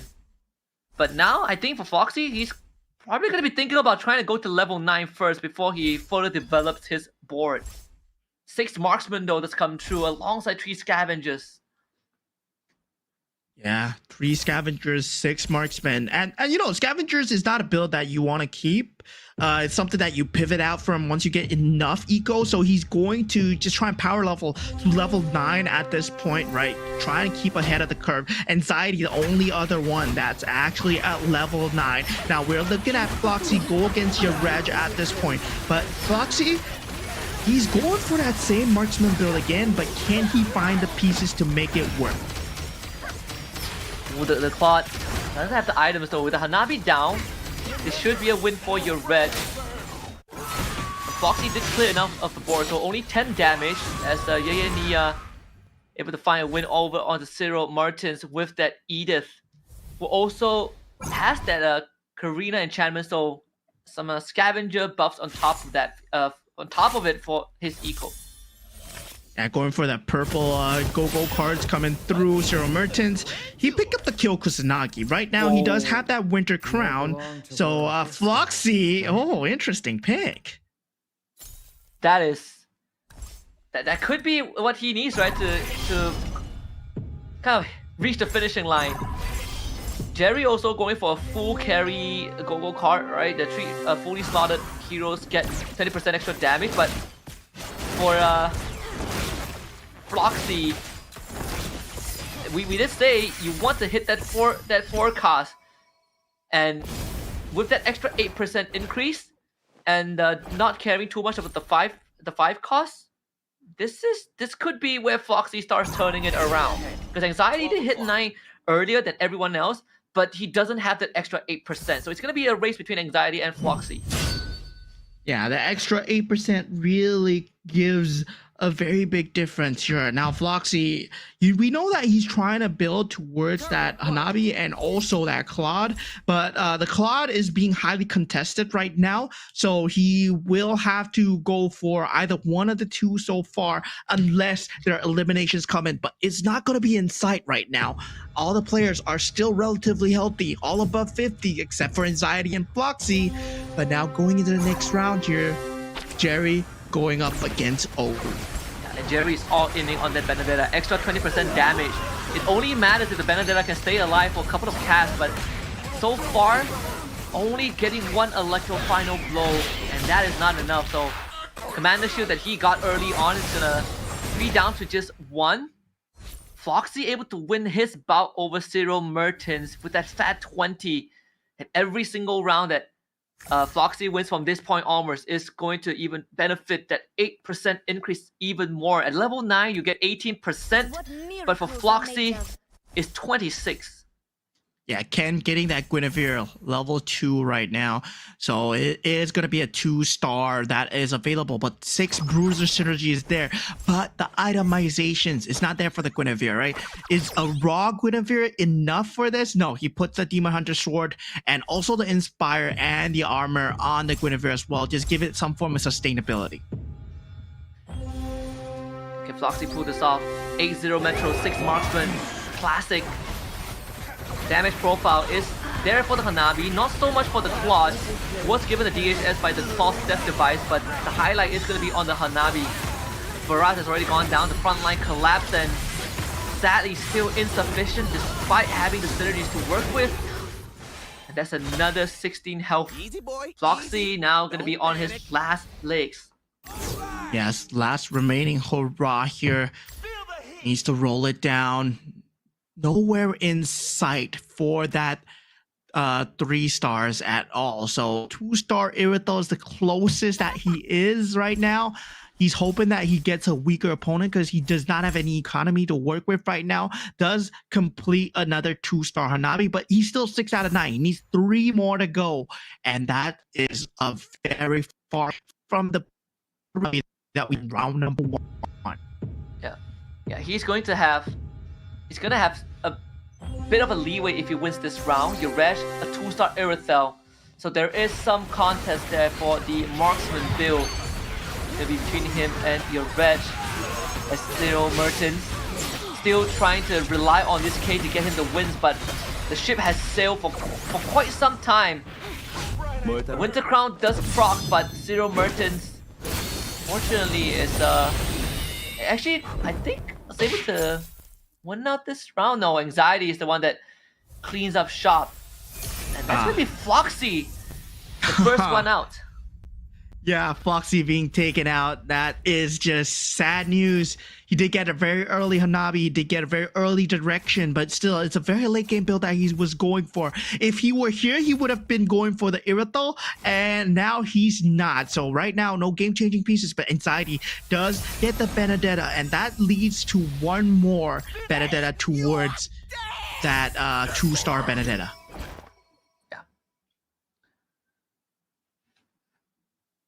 All the damage on this Obsidia too. If I think you are definitely trying to hunt for that 2-star banner. Zero Mertens been on a lose streak for quite a while. Again, banking everything on this K. He needs one more Switchblade to hit 6, but doesn't have the resources to commit to that. 9 Zero Metro synergy here for your Reg. 2-star Irithel. Yeah, right now we do have the Metro Zero build coming in for the other side as well, but now KOF build not really going to be doing too hot here. Jerry taking 18 as well. Zero Mertens out of the game. I don't think the KOF line was that build coming in for Zero Merchants. He did have that Toy Mischief and the Bruiser start. He should have went with that pool. He should have went with what the game was suggesting to him instead of trying to go against the grain. And yeah, not working out too well this time. Yeah, very, very unlucky. You see the frustration too for Zero Merchants. He really banked everything on that K, but when he started losing rounds, there was no pivot, or at least there's no attempt to pivot away from it. He doubled down and the gamble didn't pay off. We're down to our final 6. Jerry, Yuresh, and Chen both 1 round away from getting knocked out. The chase for that Irithel continues for Jerry. But we also have Yuresh, who has that 2-star Irithel, and that was what took out Zero Mertens. The burst damage from the heavy crossbow was doing a lot of work for Yuresh. Yeah, I would think at this point putting the golden staff on the Irithel would be way better, but Yareg did get the opponent that is Jerry, and you can see the aestheticness that he made a fist of glory there. He puffed his fist in the air because once he takes out Jerry, there's more marksman units in the pool. So that's what he wanted. Now, taking out Jerry -20, that's cold, but that's exactly what he needs to do. In the meantime, Nia also lost his bout, so Anxiety is the one that is leading the pack. But for Yuresh, that frees up, I believe, all of the Irithels. I don't think anyone else has Irithel. If he survives long enough, we could see a 3-star Irithel come out. The first 3-star 5 cost in the entire GO1 circuit so far. It is a far cry away. He needs, what, like, last we checked there were 4 pieces left, so in the pool, so it has a lot of go and a couple of rerolls needed. Let's see if this creep round, so we give a bit of that respite for your rest to plan his next move. The items are going to be important as well to feed into the cloth. Yeah, Ken, at this point now, going for that Bruiser, fully invested in that Guinevere build, looking for that Guinevere pieces. But now with 20, he does manage to find and pick up another Guinevere, but he's still far cry away from that 3-star Guinevere. Does pick up the Claw though, but Yareg on the other side, he does have that 2-star Akai ready and set to go. Yeah, there's a 2-star K available for Ken, but even after that, he will need 3 more pieces.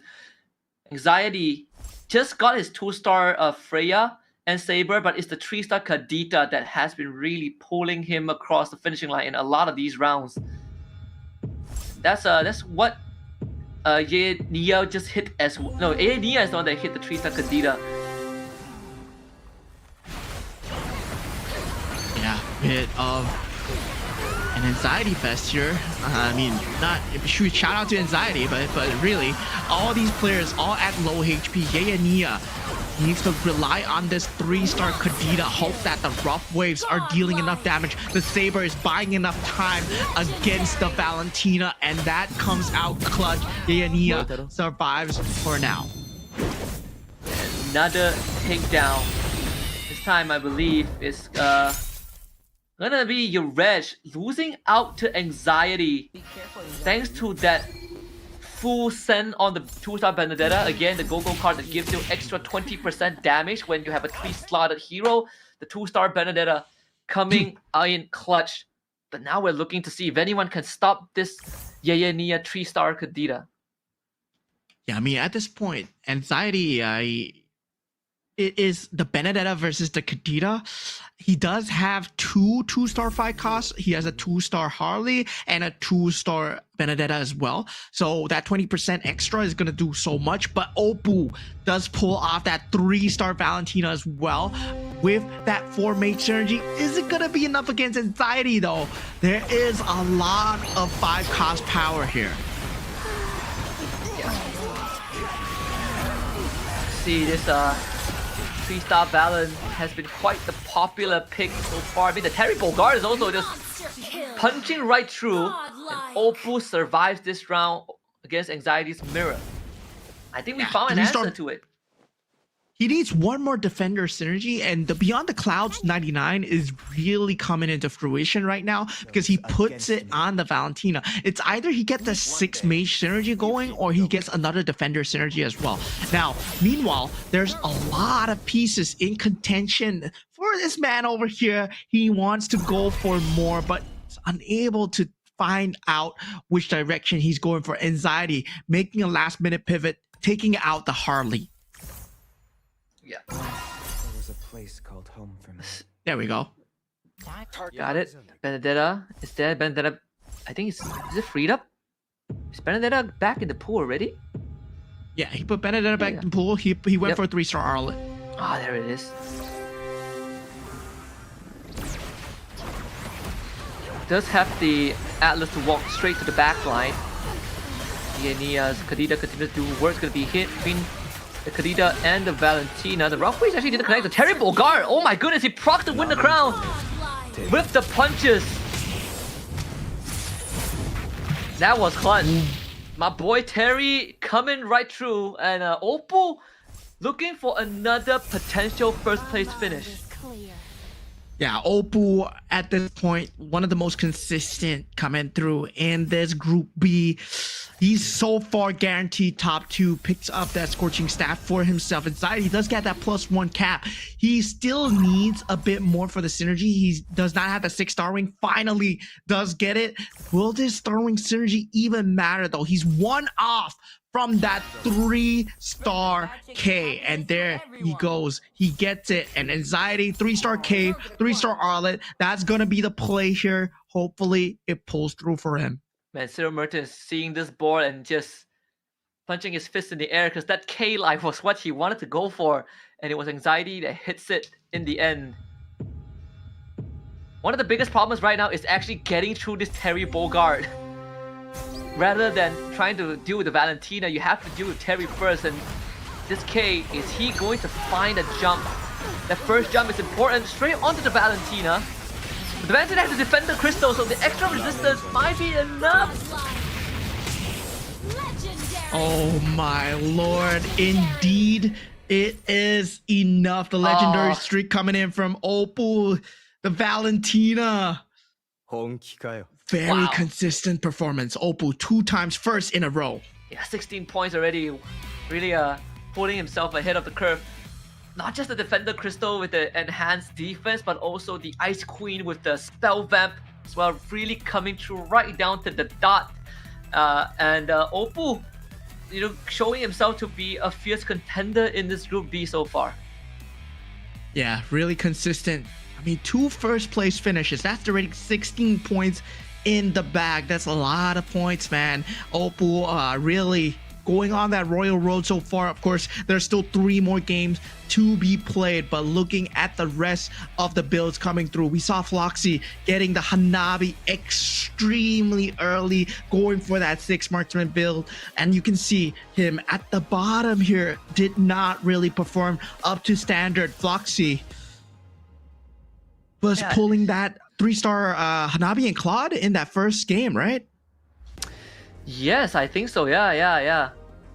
But I tried to go down the same path, but unfortunately wasn't able to get it. So very unfortunate. Again, sometimes you just have to follow where the game takes you.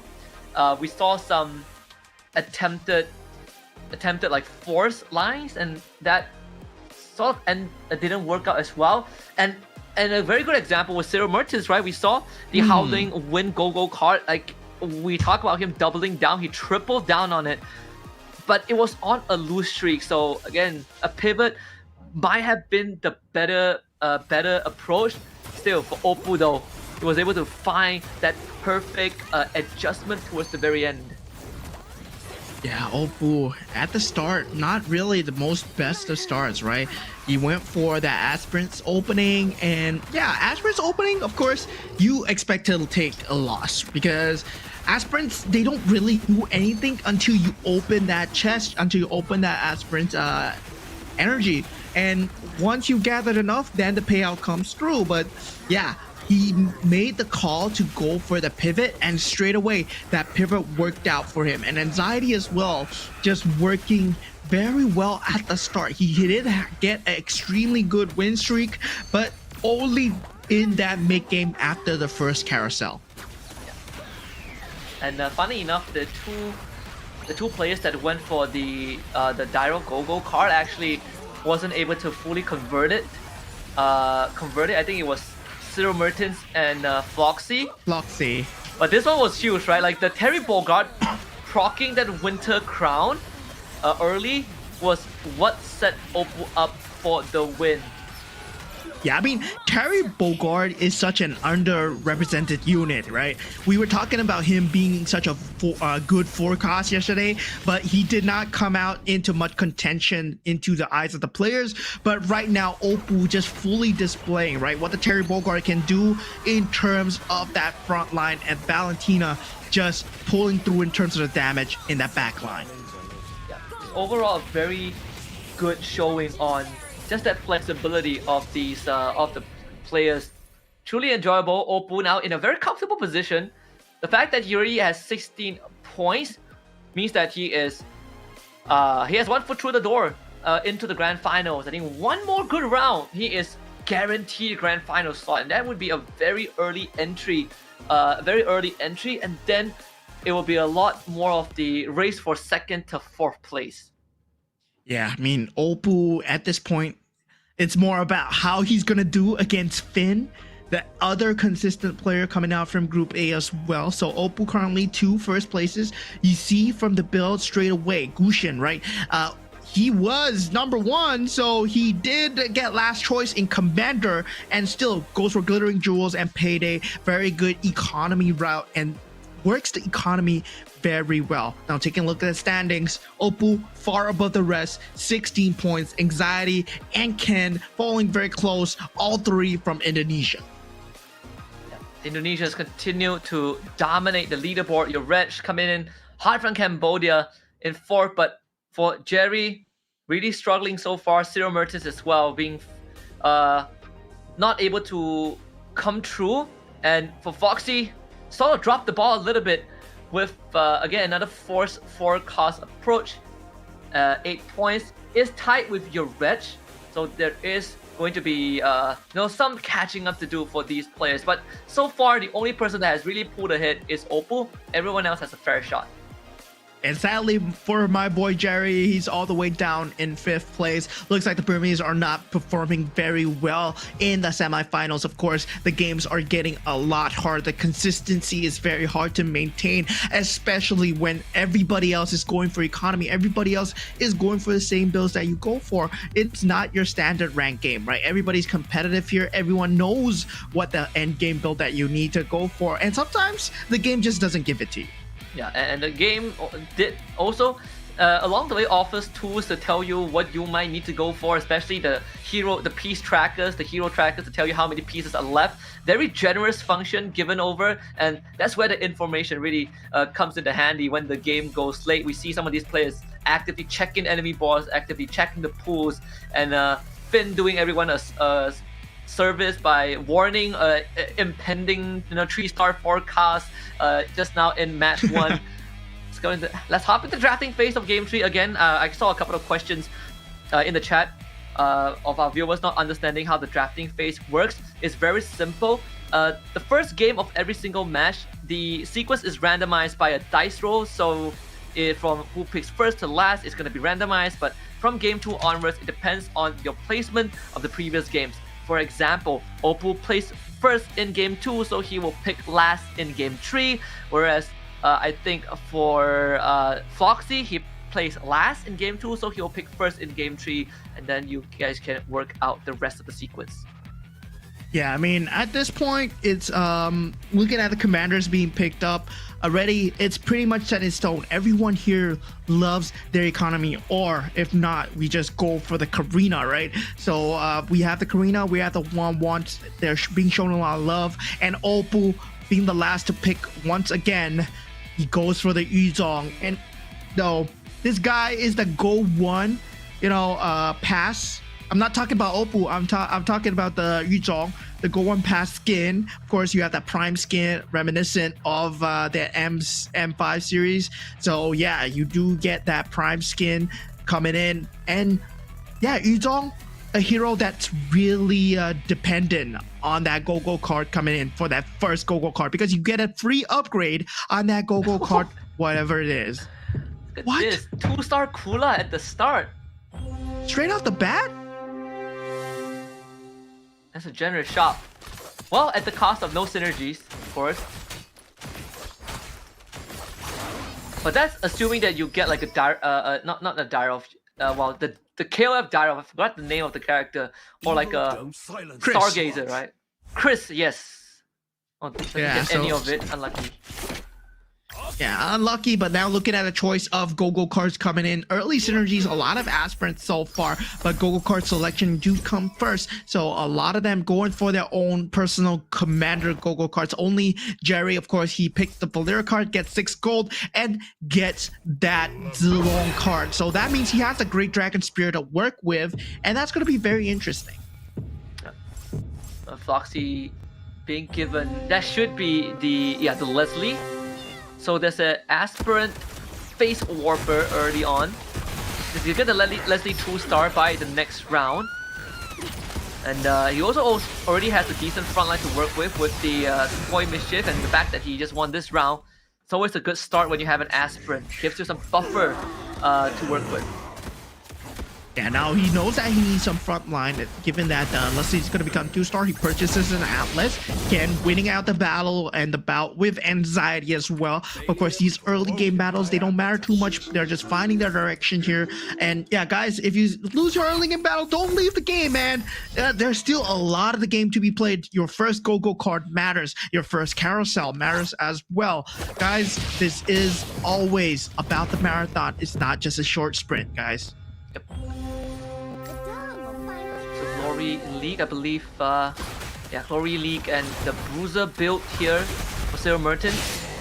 Let's see what the approach is going to be, right? He is going for eco with this show approach, but the more important thing is how is he going to change up how this game tree? Because we just see him try to really hardcore double triple down a piece in game 2, and that didn't really work out. He was dedicating his go-go cards to that 1k piece. For the glory. Now that he realized that it doesn't work, and he's running eco with the Cho, this game tree should be a very good time to reset. Yeah, I mean, going for that K piece, understandable, but the thing is, he did not have the backbone to back up the K piece, right? The backbone was not there. There was only the 6 KOF synergy, yes, but the 6 mage synergy or the 6 swift blade synergy, it was not there to make the K work. So yeah, just jumping the gun a bit too early there. Now Jerry with that early Toy Mischief, Soul Vessel, and Bruiser. This is the best possible early game synergy that you can get. All three very highly sought after. And yeah, I mean, Jerry gonna start to get that early game lead bit by bit. Foxy losing that round, very much expected when you have aspirants. Really hard to get much going because you are trading either durability for damage or vice versa. But with how the set pieces are in this current set, early on, if you have enough damage output, frontline doesn't matter as much. But there are very less pieces that give you that. I think the best one in long range is Leslie, but the ramp up takes a while. Yeah, Zero Mertens first to pick, instantly jumping on that Claude. So yeah, I mean, not much game-changing pieces here. The Masha Bruiser being another piece that can affect your board, affect your direction, but not a lot of direction given in the carousel. See, very good 2-star front lines, gets himself an Atlas too. So this is something that also we don't see too often, where the early damage dealer is the Clint, but Anxiety does have the 1-1 power. And the fact that he is also running the 1-1 commander does give him even higher rate of cashing in on some extra gold. 40%. It's going to be up against Zero Mertens, who is also on quite a loose streak, and Anxiety looking to continue that. Yeah, right now he did pick up the Claw, the 1-1. Can it deal enough damage here? But he has more 2-stars, and this 4 cost is not going to deal too much, right? Because the front line is not there, the itemization is not there. Zero Mertens, it seems like he has an idea of what he wants to go for, but the backbone, once again, is not there yet. So with no structure, this piece is just going to fall apart. Wonder how much gold the Anxiety plunder from that win. Zero Mertens will be down to 70. As we approach the round before 2-3, which is going to be the next creep round, the next item round. Yeah, the ecos starting to be the focus of these players. Look at the level 6 approach. So far, 5 out of the 8 players have already hit level 6. Yeah, at this point, the next card that is coming is the purple card. So all eyes on Oppo, as he will be the only one to get that orange card as the Yuzong here. And of course, also because he is leading the leaderboards at the moment with that Soul Vessel Phase Warfare as well. So yeah, he opts not to go into the Aspirant synergy anymore. Instead, he's trying to mitigate the damage with the Soul Vessel and the Star Wave. So he does not want to take too much damage early on before he gets the card, before he gets some form of direction. He's going to ping him for another 10. Very manageable state of the game. He's going to be in the I think in the bottom. Actually, no, comes in third because everyone else has been taking quite a beating. Plenty of lose streaks going on. A lot of back and forth with the trades we've seen so far. Okay. So Oppo goes for the technological revolution, right? So that it gives him 25% less cap to level, easier to level as well. So, and he gains 5 EXP instantly. So this reduces the level cap for him. So Oppo is aiming to hit that level 8, level 9 earlier. Now the Manic Slam being picked up by Zero Mertens, he's definitely just all inning on this claw that he picked up from the carousel. I would say it's definitely a lot more reliable than all hitting a K. So there's a more build path open, right? Like Marksman, Glory League, can function decently even if you are not having 6 Marksman, but you need to at least have that synergy activated. We did also see the full throttle for Ken. So Chen and Oppo both are looking to hit that those big units as fast as possible. Yeah, I mean, at this point, he does have that free reroll. Yayania Ken on that win streak. Synergies are there, but it's a lot of haphazard synergies that Guinevere is also given to the side of Yayania. So he has a lot of ways that he wants to go for. Now Floxy identifies that Oppo has that technological revolution, pings it out through the rest of the players, puts everybody on the clock, right? Oppo has the best way to get into that endgame status, and it puts everyone into the chase for their 4 or 5 stars. And Cyril Mertens, with that Manic Slam, doing just enough to take out Yayania. Anxiety starting to get his win as well. And even Chen taking that early loss. And the Grange is going to be picked up. There is that Beyond the Clouds, Stargazer, and also 4 defenders for your Resh. Now it's time to figure out where this Granger stands if he wants to put the Granger in. I think there's no space now. Maybe level 8, but even then, for the Thunderstone, you have to decide on which units gets it. And it seems like with the items that he has, the Xavier still makes the most sense. I mean, Xavier makes the most sense, especially if you have the itemizations on the Xavier. You get to consistently pump out the damage. You take a look at how he's pumping out damage right now. Looking at your reg, yeah, Xavier's going to be doing a lot of work. But whether or not he can reach that Claude, right, especially in the hands of Jerry, who does have the golden staff on it, and Cyril Mertens, I would like to see his board as well. Hopefully, with the Manic Slam, with the golden staff that's been given, he's starting to get a win streak, but turns out he's not. Ever since Uranus that punches hard, godlike right there as 10 wins out his bout. And now it's 8 for Yayania.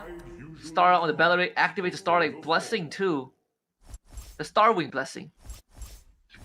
Yeah, Starwing Blessing activated, but he's only currently at 2, right? Do you want to sack another Starwing, or do you want to add it on? Now, with that added on Toy Mischief, you do get your second piece of equipment. Now, eyes on Opal here. He hits that level 8 threshold, but so has Jerry and Yayania. So he's searching for that 5 cause, still unable to find a bit of direction. Does have 4 Starwing and 3 KOF synergy to work with, but still all over the place, as he does not have too much of gold to work with, sitting on 17 at this point. Yeah. There's a small price to pay. And you can clearly see that Oppo hasn't really committed fully to that final composition. All of the items were actually slammed on the Matilda. But he is gonna get caught dips on this carousel. There's the Granger Vendetta, goes for the +1 capacity as well. Very much needed considering that he is kind of down in the economy. So having that extra hero slot at this point of time is gonna kind of smoothen out the recovery process. Yeah, he needs to recover, but the pieces need to be in place as well.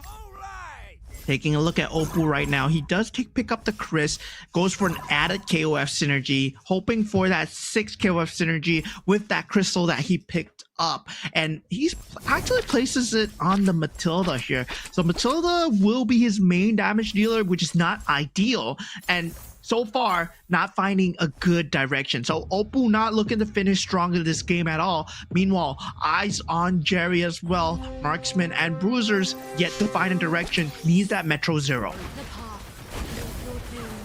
4 Marksman, 2 Bruisers. Kadita level 1 for the extra punch in the damage. Again, a lot of it is going to be on this Claude. Has the Zilong Dragon Spear, so a lot of attack speed, but the output, not so. Right? He doesn't have items that give him raw damage, only just pellets. But he does have a strong front line, and the 4 Marksman synergy, reducing the defenses of the enemies, giving him that extra bit of damage that he needs to win this. And this Matilda for Opal comes through. 13k damage on Matilda. Okay, I'm sorry, I take that back. Captain Matilda doing a lot of damage at this point, but still, you know, it's not the best endgame beast that you're looking for, right? Matilda's, even in MLBB, you don't want Matilda to be your main damage dealer.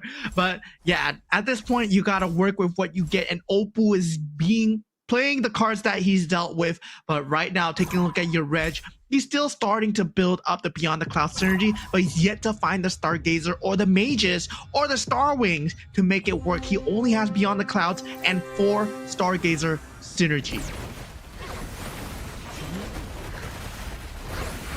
But he does have a very solid front line, right? Now he's aiming to get some tank items just so that he can safely protect this Xavier. There are pieces that can get to him, but you need your front line to hold. And right now this Benedetta is going to be quite a problem with the Electro final blow. Too many targets to go for. Cyril Mertens looking a whole lot more comfortable in this game tree.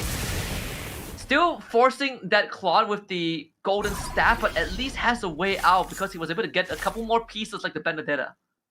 Yeah, but the synergy not looking too good now. Hopefully this gives him an out here. The last Goku guard, it will be orange as well. And Opal goes for the premium client. Meanwhile, Breath of Berserk being picked up by Floxy. Now Copycat, being picked up by Anxiety. That's an equipment duplicator. Yep, the more the merrier too for Zero Mertens. And that's his way out, the economical boost. Nia with the extra juice, extra nitro boost as well when the hero drops below 50% HP. This is very different from what we saw yesterday, even compared to Group A earlier on, right? Where we're seeing a lot of just raw stats of getting hybrid defenses, getting econ, getting free rerolls, but that has completely changed. 4 Winter Crowns here. For Anxiety. Anxiety, dude, he's super safe. Okay, 4 Winter's Crowns, yes, and he's still a Demon Hunter sword to work with. So yeah, Anxiety, we're looking at him possibly going towards that Swiftblade angle. The Winter Crown does very well with the Swiftblades, but at the same time, you don't get enough physical damage. You do have the penetration, so you're really relying on the backline mage damage to come through. How many Winter Crowns do you need? And Anxiety says yes. You need all your stocks. Anxiety's like, yeah. Give me every single Winter Crown that you have. I'm gonna take it. I'm a winter type of man. I like ice. So now your reg, 25 HP. Floxy falling even lower. Floxy, our top 2 in that first round and bottom in that second. Now he's looking closer to the bottom as well. But looking at this, Anxiety taken out by Zero Mertens, who has found somewhat of a direction. It's kind of sad that having 4 Winter Crowns still doesn't stop that the Benedetta from just Julianing your entire line. And look at that, Toy Mischief Captain Terry Bogart for Floxy. I mean, this He needs 6 might work. KOF. Yeah, this might work. he needs that extra like +1 hero slot, but he needs to wait out 2 rounds to get to the carousel. If he gets the +1, then he's gonna hit 6 KOFs. And then we'll have a game for Foxy. But until that point, it's going to be quite a tough one to survive. Yeah, it's going to be tough. Indeed. We're going to see what's going to happen here. Now Terry Bogard taking a gander here, walking around, taking a lot of damage, but does not matter. He shrugs it off, man. He hasn't even split yet. Bogart coming in with the jabs, man. Just procs all the Winter Crowns. Anxiety. Sometimes playing it too safe. Not really the way to go. Like you said, Mo, man, there's just not enough damage. So, it buys Foxy 1 more round. He needs 1 more round to be certain, to be safe. The point usually comes. Yeah, Floxy. At this point, he does get a good reprieve for now, but looking at the side of 1-1 Commander, he does get that 2-star Harley. No, it's still 2 1-star Harleys for Anxiety. So yeah, not able to find that full build, but the Star Wing has been activated. He did get that 2-star Saber and that 2-star Freya as well. So hopefully that's enough to carry him through this round. Diresh also has the Valentina, so that is another line that he can go into if he starts hitting 2-star Valentinas. But right now, he's gonna have to face the wrath of 4 Winter Crowns. Anxiety seeing light at the end of the tunnel. That having enough Winter Crowns might just be enough. The Saber dodging the rough waves with the ult. Talk about timing. But now it's gonna be between the Harley and the Khadija, and that is gonna be just enough. Anxiety edging out your reg. Dude, Anxiety is His playstyle is giving me anxiety. Really? 4 Winter Crown and yeah, Terry Bogard with the split coming through. But still, like, dude, 4 Winter Crown. Who thinks of these kind of builds? But Opal now first up, right? He wants either the +1 cap, but he goes for the Luminexus synergy. He sees the chance to pounce into more synergy here. Opal, this is the closest to defeat we've seen from him so far. Everyone is still in the lobby, by the way. We are at stage 4-1. Yeah. Bodies will Zero start dropping merchants. pretty soon. I mean, 3 of them are at 13 health. The smell of blood. Yeah, 3 of them are 13 health, indeed. But Zero Mertens, he finally finds direction. So I'm very excited for him. Now that he has that, he picks up the Exborg, he does have that Metro Zero, and we know that he went for the more the merrier, so he does have that economy as well, but he's on 18 HP, so he's just 1 round away from being called out. Now, this is missing 1 mage, and he's at 0 gold. Oh my god, this is so sad going into the round here. We saw, okay, fine, the 6 KOF. We said that Floxy needed that +1 slot, and he was given it on the carousel. Now, Captain Terry Bogard about to give everyone that covered in knuckle sandwich. Sakai has nothing on him. Here it comes. And Zero Mertens takes the 18! Oh! Oh, I was excited for Zero. Yeah, that was so unlucky. He just needed 1 more takedown to avoid getting eliminated. Oh man. Floxy taking out Zero Mertens, and now we see the 1-1 animation. Who's the 1-1 player? It is Anxiety taking out the Yuzong, which is Opal. And Opal out. The most consistent player, top 1, now being taken out. Not able to find the direction that he needed in time. Not able to find the pieces that he needed in time. Zero Mertens might have lost his chance of qualifying for Grand Finals after this round. Unless he does what we saw earlier on by our Burmese rep. You do that, run it back, but it's gonna be tough from this point onwards. He's looking at a maximum of 23 points. And thanks to Opal's first 2 rounds, the bar is actually pretty darn high. This is gonna be tough indeed. Opal, the reprieve is he does have 20 points right now, but you're hoping Opal gets last place 2 times, right? Then he ends up 22. So that's that's like just trying to find a needle in the haystack. It's just gonna be extremely hard to get that possibility. Now, Nia being taken out as well, not doing too hot in all the games. Oh, but the Guinevere coming through. Yeah, Guinevere or 4 Winter Crowns. I think we found our answer. Now the question is, we should call a poll in the chat. Will Anxiety get a 5th Winter Crown? Dude, it's been working out. I mean, he took out Opal, right? Yeah. But I don't think it's gonna work out too well given the type of synergy that he has. He went for Starwing. He's gonna need some form of damage along with that HP and added damage. That percentage base is not enough. He needs a 2-star Benedetta minimum. Yeah. And Ken is 3 clawed away from a 3-star Claude. Jerry giving everyone the warning there. But Ken is in a very comfortable spot with 50 HP, so that's at least 2 rounds worth of buffer to work with. You plus this round, it's gonna be 3. Ken is just sitting. These Evos players, man. These Evos players, they're taking turns. It's either Opal's turn or Ken's turn to get 1, and Wait. Ken on the track. 3-star Terry, is it coming home? Oh, he needs 2 more pieces. He can't find it. And you know what hurts? I was gonna say, wait, where's this? Where's the 6 KOF? What?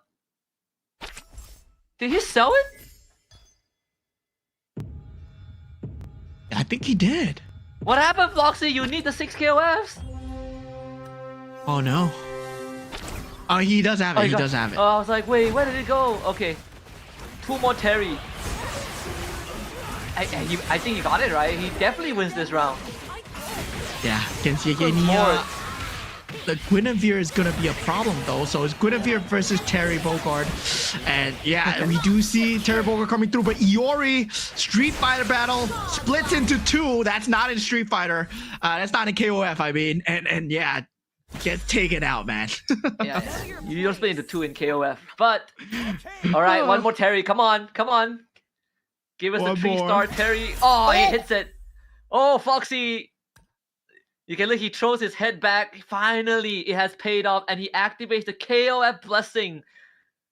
Everything falling into place for this EECA rep. Never mind. Oh, 3-star. Toy Mischief, Terry Bogard. Right? All right. I think at this point, we're going to start to see why Terry Bogard is better than Guinevere. So, Yeah, 3-star Terry and 3-star Guinevere. Yeah, 3-star Gwyn on the can. So, we're going to see the face off here. Maybe the next one. 3-star Hanabi in Jerry's hands. Okay, the Gwyn's going to one-shot it. Wait a Wait a minute. minute. Wait a minute. The value- shield. Oh, Oh my goodness. Jerry? Jerry with the 3-star Hanabi. Dude, 3-star Guinevere, your reign is over, my friend. Your reg gets taken out.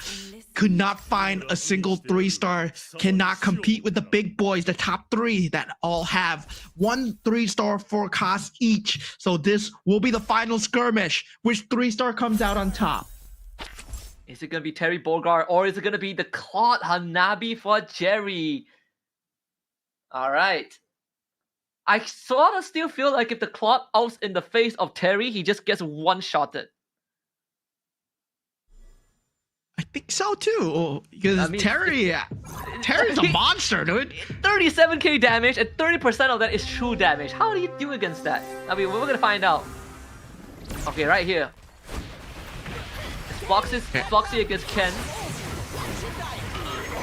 Look All right, at the that. battle. Oh, you can split in 2. Super magic? Is it enough? Not even close. That's 1 Terry, dude. Ah, 2 Terrys are better than 1. Foxy takes out Ken. Ken was looking poised to go into the top 1. He was at 50 HP. He was comfortable. He rolled for the 3-star Guinevere, but that's taken out by Captain Terry Bogard. Foxy picks up another bruiser synergy while Jerry picks up that +1 cap. So it will be now Captain Terry versus Hanabi here. So now the Marksman synergy going up against the KOF synergy. How will things work out? Who's the bruiser? Let Terry become the bruiser? Oh wait, no, he needs the items, right? So bruiser on the K. Defeat me. You can see Ken also laughing into the camera because he knew that there was no way around Captain Terry. But let's see if it's enough to get through this 6th marksman. Oh 8 wait, Metro 3-star Zero. Claude. Yep.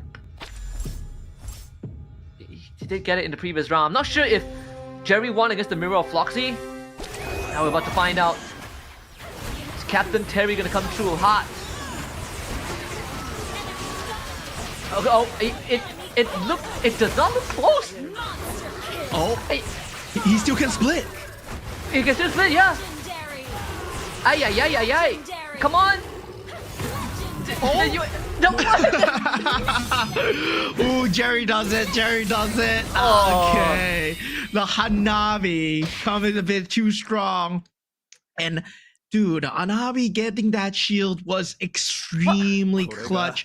Look at the rest of the players just watching in the lobby. Jerry finally takes home that 8 points for Myanmar. Not doing too hot in round 1, round 2, but finding his pace so far. Man, that shield was so thick. I think if that shield proc like one last time, that Terry would have sent the Hanabi into orbit. But still, it's an incredible round for Foxy. He needed those points to get back into the race. Same as Jerry as well. I think the competition has been blown a bit more open in that Group B, especially with Opal finishing in 7th. Yeah, I mean, the build coming out from Floxy was completely different as well. We saw the KOF, we saw the Terry Bogard. We were hyping up this unit so much, right? Even in that first game, we're like, Terry Bogard's underrepresented. And now suddenly Group B is like, yo, we hear you guys, we hear you, Moman, we hear you, Husky. We're gonna play some Terry, we're gonna bring him out. And yeah, Guinevere, well, your reign is over. 3-star Guinevere on Ken. well, who cares, right? 3-star Hanabi, 3-star Claude, and 3-star Terry Bogard are doing it in this server. What a game 3 we've had. This is the first 3-star Terry Bogard we've seen as well. But well, oh, it was also the go-go cards that allowed Jerry to really edge out in the end. That explains the extra damage that was given to the Claude and the Hanabi. But it was really hinging his bet on on his cores because the rest of his pieces are only 1-star. Yeah, he did get Zilong's power as well, so all he needed to do is place it on the unit that deals the most damage, and yeah, being on the Hanabi or the Claude, it was a very good move coming out from Jerry. Floxy, I mean, huge shout out, Ken as well, 3-star Guinevere, but the rest, I'm just surprised that Cyril Mertens is out last. Once again, he had good direction, he had good moves, he had good economy, but the recovery was not enough. Yeah, that was funnily enough, game 3 was his best game, and he ended up still finishing last. So again, the chances of finals slim to none. It really comes up to the last 2 rounds, but even then, even if he maxes out his points, it is still quite tough. And funnily enough, we saw the full throttle and the technological revolution being picked up by some of our players, but both of them were not in the top 3. Yeah, I mean, at this point, it's just very tough.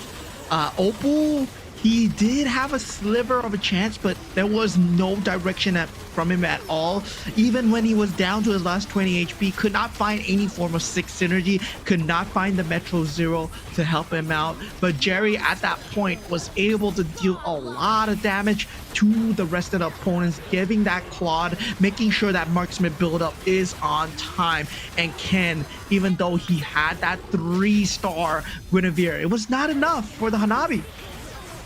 Definitely not enough, but man, the shield was actually incredibly thick. It actually soaked up all of the damage. I mean, right here, the kill streak was actually blocking the health bars, but this was 2 Terry Bogards against a Hanabi. Yeah, this might have been the strongest Hanabi that I've seen. But taking a look at how Jerry built his insane lineup, we were talking about him getting that Zilong, right? The Great Dragon Spear, the Zilong's power. And afterwards, he went for Rising Festivities, and also finally, he went for Frontier Blitz. So both ends of each lineup role gained 28% hybrid attack. You were talking about it, and he put Claude on one side, he put Hanabi on the other, and those were the only 3 stars that he needed. Yeah, and not only that, right? Having the Claude take the punishment from the Terry was much needed as well, because if the Terry jumped the Hanabi first, I think that could have been a different story, but he basically sacrificed the Claude, right? We saw the 3-star Claude jump in with the Blazing Duet and instantly just got 1 punch, but it bought enough time for the Hanabi to really ramp up the Golden Staff and just go ham on Floxy's line. Yeah, I mean, the economy side, he did very well in the early game as well. We saw that he did have a very strong early game start. Toy Mischief Scavenger into Bruiser. Then afterwards, he started to swap towards the Marksman. And finally, when the Metro Zero and the rest of the synergies were available, started to slot that in when he had the chance. Now, looking at the standings coming through, despite getting that first place, Jerry is still a far cry away from that top 4, but inching ever so closer. And Floxy also getting enough points to be in that top 4. But this is, again, anyone's game. Even Cyril Mertens still has a chance to get into top 4, but it has to play the game of his life in the next 2 games. And I mean, again, this group B a lot more different because of the diversity of players that we have. You know, we saw a lot of like Turkish fans, a lot of the Burmese fans here cheering for Jerry as well. And I think after that game 3 win, I think a lot of them were definitely hopeful that Jerry is going to be one of the finalists. Yeah, I mean, two of the Burmese representatives have been taken out. Zero Merchants, the only Turkish representative. Well, it's going to be hard. It's going to be a great uphill battle for him. But with a 2 first place positions, it's still possible. So we have to go into round 4, where Zero Merchants will be drafting first in this drafting phase. Did run the Cho in the previous game. So no Cho, no Karina, no Yu Zong. The Lawyer is open for Zero Merchants. It's not one of the prime commanders he goes for. The Minotaur is also up if you want to commit to a line. He does opt for the Valir, which is also a pretty good option. Yeah, I mean, at this point, Valir being picked up by Zero, Oppo straight up going for that Karina, starting to ramp up in terms of that tempo. And let's see what the others go for. Anxiety picking up that Fanny as well. I mean, shout out to him, right? For Winter's Crown, does he even get a 5th? We did not have time to find out because he got eliminated, sadly. But now the Cho coming out from Nia, who has not had too good of a showing, despite being the runner-up for the SEA Games. His counterpart Finn doing extremely well. Yeah, Cho, Karina, Cushion, Loi, Fanny. For 3 games in a row, we have seen Yu Zongs, but if we look at the placements of all the Yu Zongs, it hasn't really been the sweetest, right? Like in game 1, it was ranked 5 by Zero Merton. Game 3, it was ranked 7 by Oppo, who is gonna have the Jerry going for the Amon instead. Okay, so you get that. He's definitely going for a slightly different approach in this game 4. Yeah, I mean, mirror device created when you build an Amon, right? So yeah, I mean, you are going for the 2 stars, and sometimes it's good direction if the game gives you the 2 stars that you need, but sometimes it's just a double-edged sword because you end up going into a build too early, and then suddenly the game shifts and your build doesn't work out. That's the armor for you. Yeah, but the mirror device also gives you that potential to kind of find that line quicker than everyone else. You do get some economical injection depending on the go-go card that you go for. But I would say that all eyes again fall on Zero Mertens and how he wants to play out this game, because so far I think he's the one that has been struggling the most. Even with rankings, previous rankings aside, he hasn't really been pivoting much in today's games. Yeah, I mean, 7 points, just not too good in terms of overall point standings. Whether or not he makes it in the top 4, that's on him.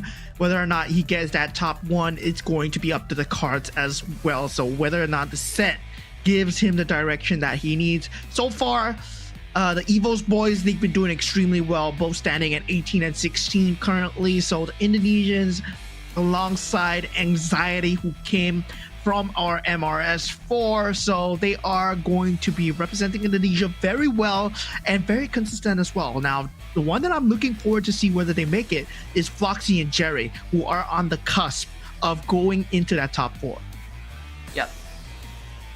We're gonna head into game 4 just a little bit to see how this is gonna play out, right? Again, I feel like the race in match 2 in Group B is slightly closer than the ones in Group A, but then again, Group B is also to the fact that we don't have someone who are showing out the level consistency like Finn. You know, he set the record of the highest points at the end of the group stage so far, 34.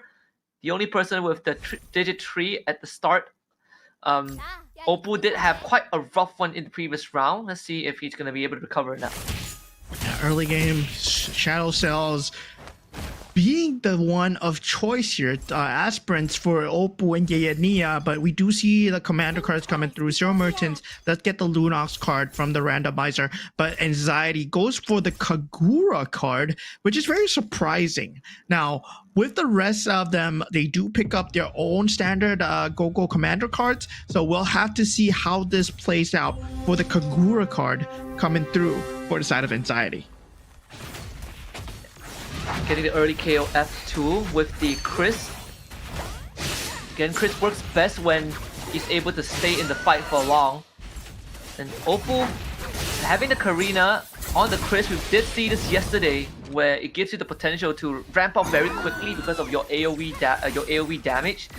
So that could allow Oppo to snowball slightly quicker, although KOF pieces are pretty expensive to get. Yeah, Anxiety, it feels like he's going for a very early win streak, right? Picking up the Kagura card gives you 25% attack and also, 25% hybrid lifesteal and 32% hybrid attack. And of course, you get the 8 gold that comes with it as well. But you are very much in that win streak zone. When with that Fanny, yes, it does give you an extra unit, but the unit that he got, the Harif, I don't think that's going to be a great out for him. One of the weaker units too, even when given the items. Of course, there's the Amon power. Every time someone reaches 2-star, you get 4 gold. That's the route that Jerry is going down towards. So there are some early snowball angles here for Jerry. That's going to come at the cost of trading that HP away. He is looking at some of the potential 2-stars, but the problem is he's not hitting in first. Yeah, currently right now taking a look at Zero Mertens and Nia as well. Going for that early Soul Vessel Star Wing. Very good early game synergy. I'm more curious to see, right, whether or not the Aspirants synergy built up that's coming through from bottom 2 players. They will want to go for the Aspirants in the meanwhile, Zero Mertens, of course, we said it before, we'll say it again. He's the one to watch because his points are just way out of reach of top 4. Yeah. And his maximum points is going to be 23. So the stars have to align for Zero Merchants to make it, but until that point, gotta still fight for that potential slot. 4 Stargazers very early on for Ken, along with Beyond the Clouds, is really gonna stack up the Thunderstorm quickly. It's a very fast timing to get Beyond the Clouds and Stargazer. And he has a perfect lineup to work with it as well. Now he just needs the itemization. But going into that carousel round, it's going to just determine which direction that they go for. And yeah, the Guinevere straight up picked up. And Jerry continuing to try and get the snowball rolling, but it's also quite interesting as well that he is the one taking the most damage. We sort of talked about how that is most likely going to be the case. But let's see if this is gonna pan out, right? That Guinevere, if it starts getting him some of that early wins. Yeah, did he save up the mirror devices? Okay, he goes for the 2-star to get the mirror shards, and then he uses the mirror devices on the Guinevere. Yes, he saves it up. So now he gets the 2-star Guinevere. Now he needs more synergy on that Soul Vessel synergy. Cannot find that Bruiser synergy in time. Only 3 seconds left on the clock. Blessing activated on that Bruiser synergy. He's all inning on that Guinevere. He gets the perfect activation. Well, it would definitely be a fuse bad moment if the Blessing was the Aspirant once, but he did get the Bruiser. So now this Guinevere value definitely skyrockets. And being a 2-star as well this early into the game at stage 2-1, Jerry should have no problem winning the round. Yeah, Jerry now holding all the cards, holding all the momentum. Now this Guinevere is going to be dealing massive damage. 12,000 to the board of Anxiety here. And Anxiety is not a weak player either. He went for a Kagura card, going for that early win streak, but taking so much damage coming out from the side of Jerry. That's 4 bruises out already at the cost of point mischief, but it's not an important factor for Jerry at this point of time. Nia get the early Garden's Helm and the Obsidia. So more of a mix, a blend of synergies. So we'll be anticipating a bit of that lose streak on his end. Yeah, he expects to win this round though. He's keeping himself at 19. Now, Ken is letting everyone know that Jerry has a 2-star Guinevere. And yeah, it's still early days, so there's not a lot of things you can do about it till you reach that level 7. Everyone's still at level 6. He got it from the carousel, and he got it through the mirror devices. So the next Go-Go card is going to play into their hands right now. It's going to be the blue card after the creep round. I won't fail again. Yaresh finds his win here. It seems like Gaia once again being put at the bottom in terms of the health. He's gonna go for some extra punch with the diverse synergy, the purest power. I think he also has the chill sack that we just saw. That's why we saw that item coming out in the middle of the round, the breath of the berserk, being picked up there for anxiety. Rogue's aid for Zero Mertens for the extra power. Both Floxy and Yuresh going for jump the gun, and the Dark Blade for Oppo.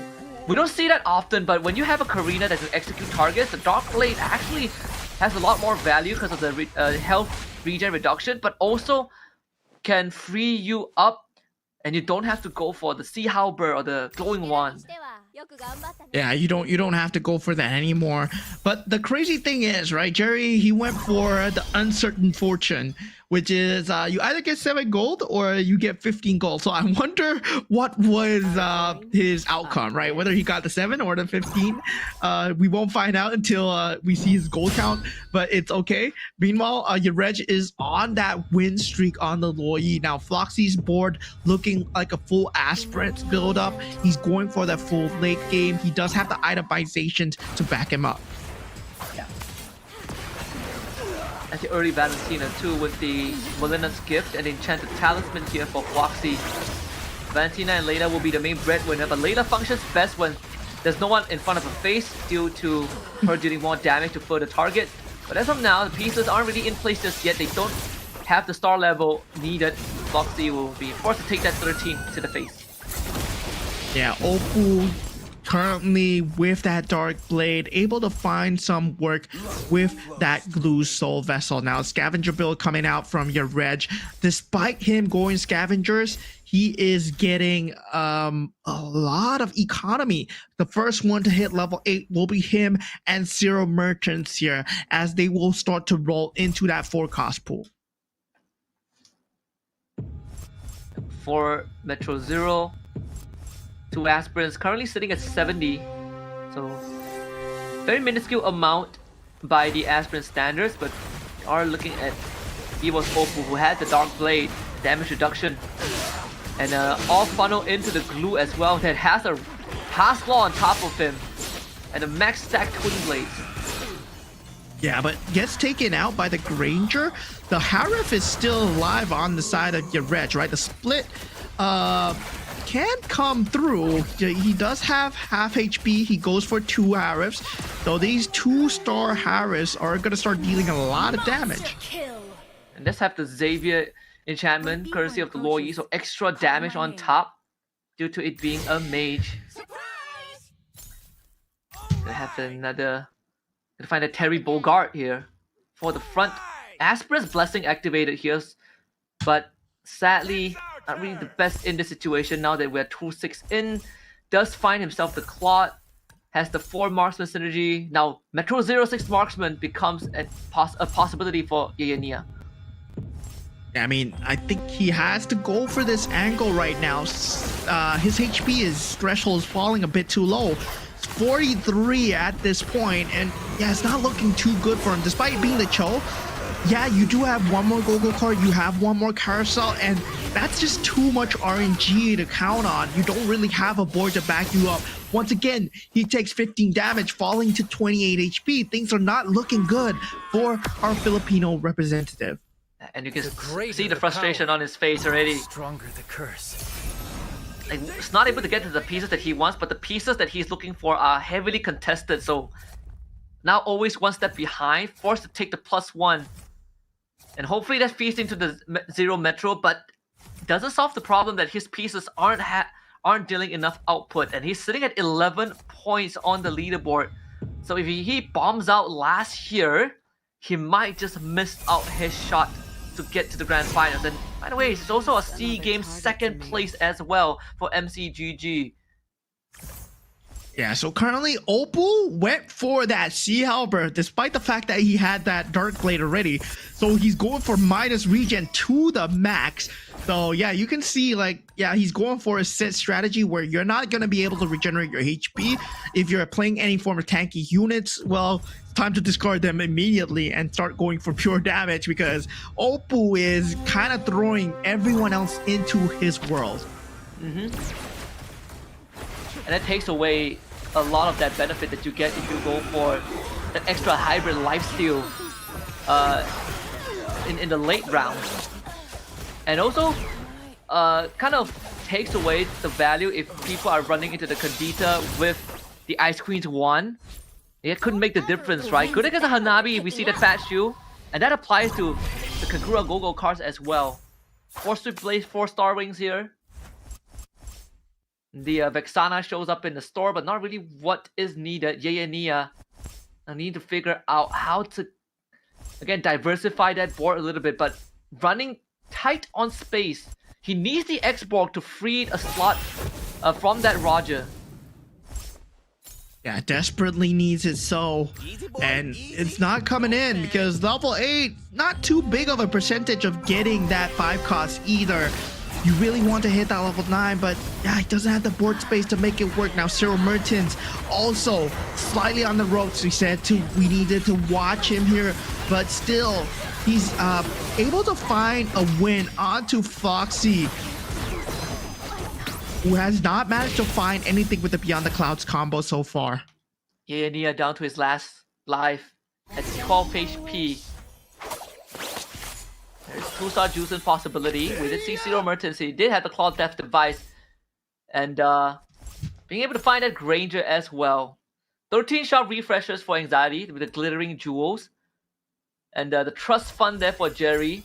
So trying to amp up the economy. Blood Claws for Oppo. Magic Immersion for Yuresh, who's going for a lot of casting. But for Cyril Mertens, another attempt to really bank on the big pieces with Leaf and Flower.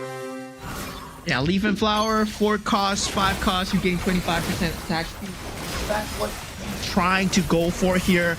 So hopefully that plays into his favor. He does have a lot of 5 costs, a lot of 4 costs here, but hopefully he gets to find the synergy. And even Yaya Nia, right? This is just a bit of desperation. A bit of desperation thrown into it as well. He also went for Leaf and Flower on his last legs. 6 Marksman hits the X-Borg in time, but not sure if this is gonna be enough. 2-star Barras comes out. 2-star Hanabi. All the crucial pieces falling into place, but is it too late? Yeah, 9 out of 9, level 8. Next battle coming through. Might be his last or might be his battle cry here. We're gonna have to see as he goes up against Yarej, who is having that Beyond the Clouds combo. Yarej getting mopped by Yaya Nia. Again, the crucial pieces coming in just in time for Yaya Nia. And not only that, they also all benefit from that Leaf and Flower. So this could be the comeback run for our Filipino representative.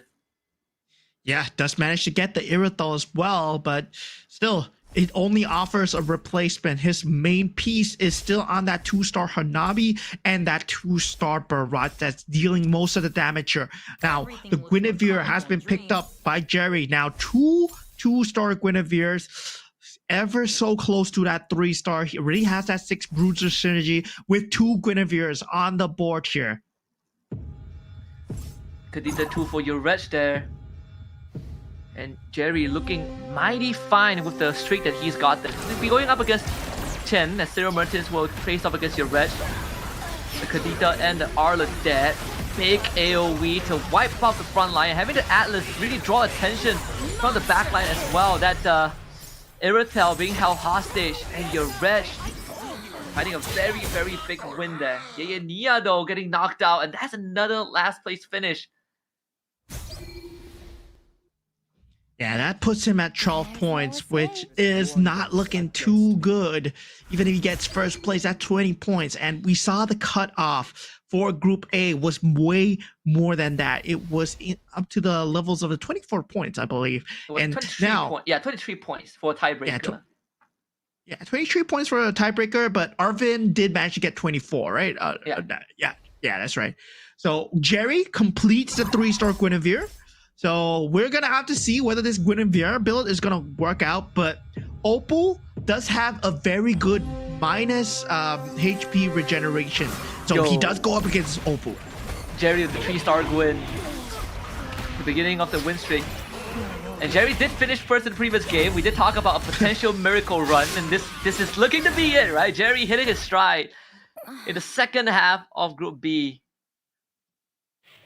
It's a quick correction as well. Actually, Arvin hit 23, I think, but Finn knocked. But the tiebreaker didn't happen because fifth place of 22, thanks to yes, Finn. Yeah, So the cutoff point here. I don't know. It's looking to be a bit higher than game one based on the state of things. So a maximum of 20 points is definitely not looking good, like you said. Yeah, not looking too good indeed. Zero Mertens also in dire strait as well. He does get the +1 kept together with Chen as well. No game-changing pieces, but Opal does take away the Iori. He picks it up for himself, but it didn't do too well in the hands versus that 3-star Guinevere. And right now, we're looking at Opal's board. He does have the Guinevere Bruiser build for himself, but I don't think this is enough. He's banking everything on the Iori. 3-star Guinevere versus 3-star Iori. Going late. I feel that, yeah, 3-star Guinevere takes it over 2-star Iori. My mistake. He's not going to be hitting Gwyn 3 anytime soon unless Jerry gets knocked out, but it doesn't seem likely to. And he needs one more KOF for 4 KOFs. Zero Mertens, 9 Metro 0, 6 Marksman. Since coming from a mile away, has the Vexana to boot as well. It all comes down to this Irithel, but Anxiety just mopping the floor. He needs an Irithel too. Zero Mertens, again, not able to get the ball rolling. Can't even say he can't get the ball rolling. He got the ball rolling, but it always seems to fall short at the last minute. Yeah, it's always about that timing coming slightly too late for Zero Mertens, and he finds himself at a very big point disadvantage in the same street as Yeania, who is very close to not qualifying here. Depending on the point cap here, I doubt it, but still, looking at the top few players coming in, Chen, currently sitting at 16 points. He has a very good lineup so far. Opal not able to find the Guinevere level 3 or level 2 in his sights. And this 3-star Guinevere has been... I mean, Jerry has been hitting some sick, like 3 stars forecast. Although I would say the Guinevere actually took a chunk of damage. But output from Opal insufficient. Jerry knocks him out. Opal getting finishing in 5th spot, and now Jerry puts himself in a very comfortable position. It's him and Anxiety. Yuresh also getting taken care of, I believe. Yeah, that's Yuresh out. So top 3. So Anxiety versus Chen, and also Jerry going into that orange creep round. Yep, we're not going to see the Lord probably unless this goes extremely late, but taking a look at their build once again, right? Bruiser coming out from Jerry, always highly sought after with that Shadow Cell, but Chen does have the Mages and the Stargazer, and we saw it coming out on top, but you need that 3-star Kadita and 3-star Valentina. Yeah. I think the easiest way to put it is also the 3 stars forecasts have been sort of the win conditions for, I think, the current meta. So that's why we kind of see these 3-star rushes. Even that Terry 3-star was a thing we saw in the previous game. Something that kind of needs to be re-emphasized every now and then for maybe the viewers who are struggling to comprehend this, how big of a deal the 3-star forecast is. It has been those breadwinners, those win conditions in these crucial late game rounds, right? Like the Kadita is also a line that can be that can be taken, but not for Jerry at least. It's not something that he needs to invest in. Yeah, it's staple. If, let's say you want to hit the mythic rank, that 3-star farm is going to be crucial to determining who's first and who's second, right? Of course, you can consistently finish top 4, but that 3-star forecast is very important, especially the stats increase, right? Valentina, yes, 2-star good enough, but 3-star Guinevere is just monstrous. It can solo entire boards here, and Jerry does 17 damage to Anxiety. I think from this point onwards, it also comes down to not just the usual unit placements, but the limited pivot that is available, right? Because most of the boards have been locked in. You see that 3-star Gwyn that we've been harping on about, the 6-star wings as well, with this K being at the forefront. This Iori also can be quite a problem with the constant crowd control. They should be able to make it to the carousel, at least 2 of them. So Chen obviously being on the ropes right now, but at the same time, he also has that win streak. So there's a good chance that all 3 of them make it to the carousel, and it comes down to that Winter Crown acquisition. Oh, avoids one of Guinevere's punches with the rough waves, but gets taken out. Guinevere falling extremely low, does have that Winter's Crown. Eternal Guard is set up, but the HP regen coming through. The lifesteal is coming in clutch. The Ediths is not gonna be enough. It's half HP. So close, Jerry. Waves a fist of relief. Anxiety taking 18 damage, and also Chen taking 17 damage. This puts them in very low HP contention. And yo, this one of them is going to go up against the Shadow, so the Mirror. So hopefully it's not Jerry's Mirror. There was actually a good window for the cure to do work as well, right? We needed a cure too, but unfortunately, there wasn't anyone to continuously sandbag the Gwyn. The Valentina tree is also, I think, one piece away here.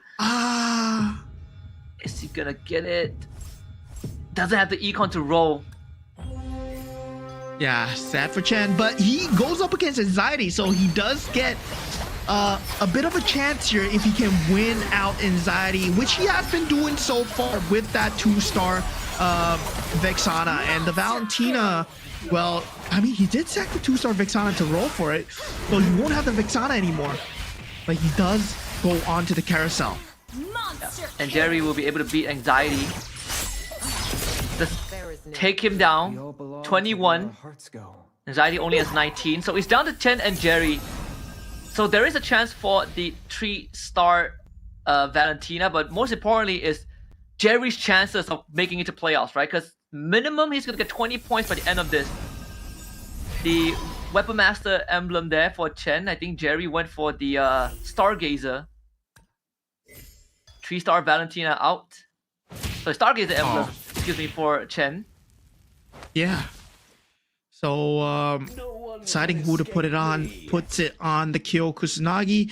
Does put in another meat shield in the form of an Alucard in front. That 99 Beyond the Clouds Valentina versus what Jerry has in the form of that Guinevere, that 3-star Guinevere. Man, it's gonna be tough, but the Akai is gonna come into play with that Feline Blade.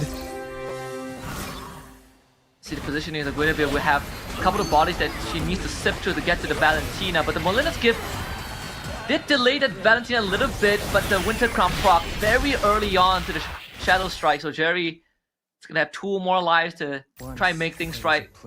At the same time, it's also worth pointing out the Mage Blessing being activated by the Valentina. 6 mages and 2 Stargazer crystals, one on the Kyo and the other one I think on the Zhu Xin. So 6 Stargazers, that means the Kyo could gets to continuously spam the fireballs, and that softens up the front lines of Jerry. So he's now looking for an Akai too if possible, because the Akai needs to be able to at least get the heavy spin to the back before it goes down to allow Guinevere to have the space to cut through the rest of the bodies.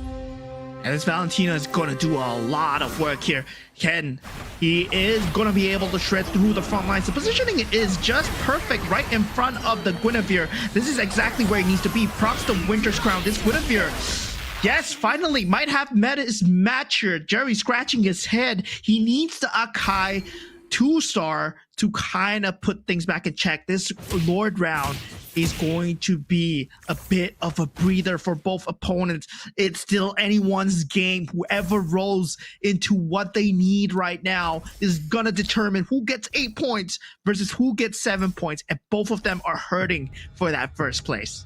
Jerry has a choice that he needs to make. He has the Weapon Master on this Gwyn. That extra hybrid lifesteal is actually the least of is actually not a problem for Chen because he has so much damage output with the constant spamming of the abilities. I'm not even sure if the Winter Crown can make a difference because they can't get through the Edith fast enough. The curse. Double Eeyore is coming out, but that again doesn't solve the problem. Maybe a Weapon Master will, right? 6 Weapon Master, and you just bank on the fact that you have enough hybrid lifesteals to cut right through. Target acquired. I'm in charge here. Goes for the 2-star Masha and a 2-star Benedetta. Is it worth putting the items? I think it's worth putting items on the Benedetta. 1 Electro Final Blow, and he needs 1 good one as well. Needs to be on top of the Valentina if possible. Oh, now Gwyn not facing the Valentina. Might not have a chance because there's too much burst damage coming through, and Ken not able to clear it out. Jerry, congratulations on getting that. Ken, congratulations on getting that first place. That Guinevere 3-star not gonna do enough in the face of that Valentina 3-star. Ken, what a build coming out from Stargazer Mages. Truly the counter to the 3-star Guinevere. Yeah, we've seen a couple of answers to the 3-star Guinevere, which, we were scratching our heads to figure out from yesterday. There were some theories that we brought up, but today we really see it come to fruition as well. It's also worth noting that I think that puts Jerry, I think 20 or 21 points and Ken at 24. So the race for the grand finals is still pretty tight. We now see the threshold for first, I think it's currently 24 or 5.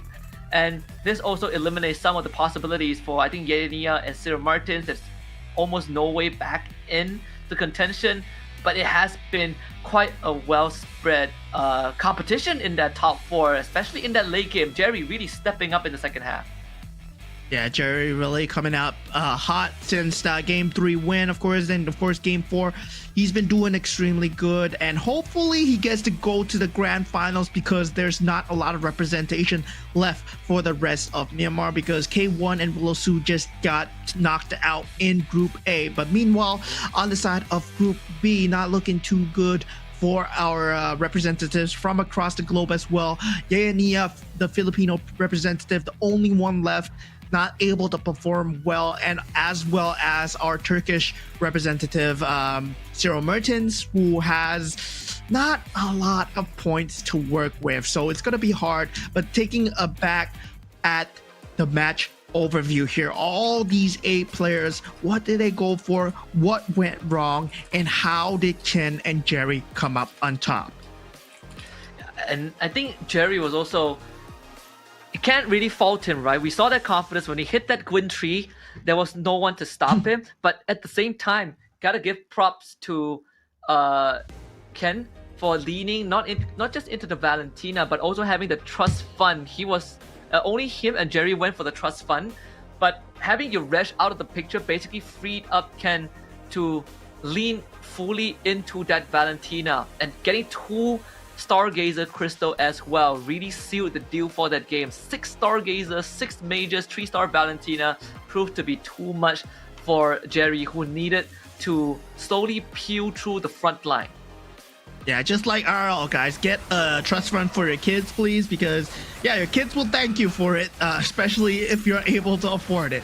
But of course, looking back into the games, looking back into the highlights, we saw Ken not having the best of starts. He was forced to go for the shield extremely early on, but given the fact that he was going for a Stargazer build extremely early, that beyond the clouds as well, he started ramping up the Thunderstones up to that 99 mark, and finally being able to get that 3-star Valentina that managed to secure him out the game. But that was not the only factor, right? That Stargazer emblem was the key factor that just opened up the rest of the board for him.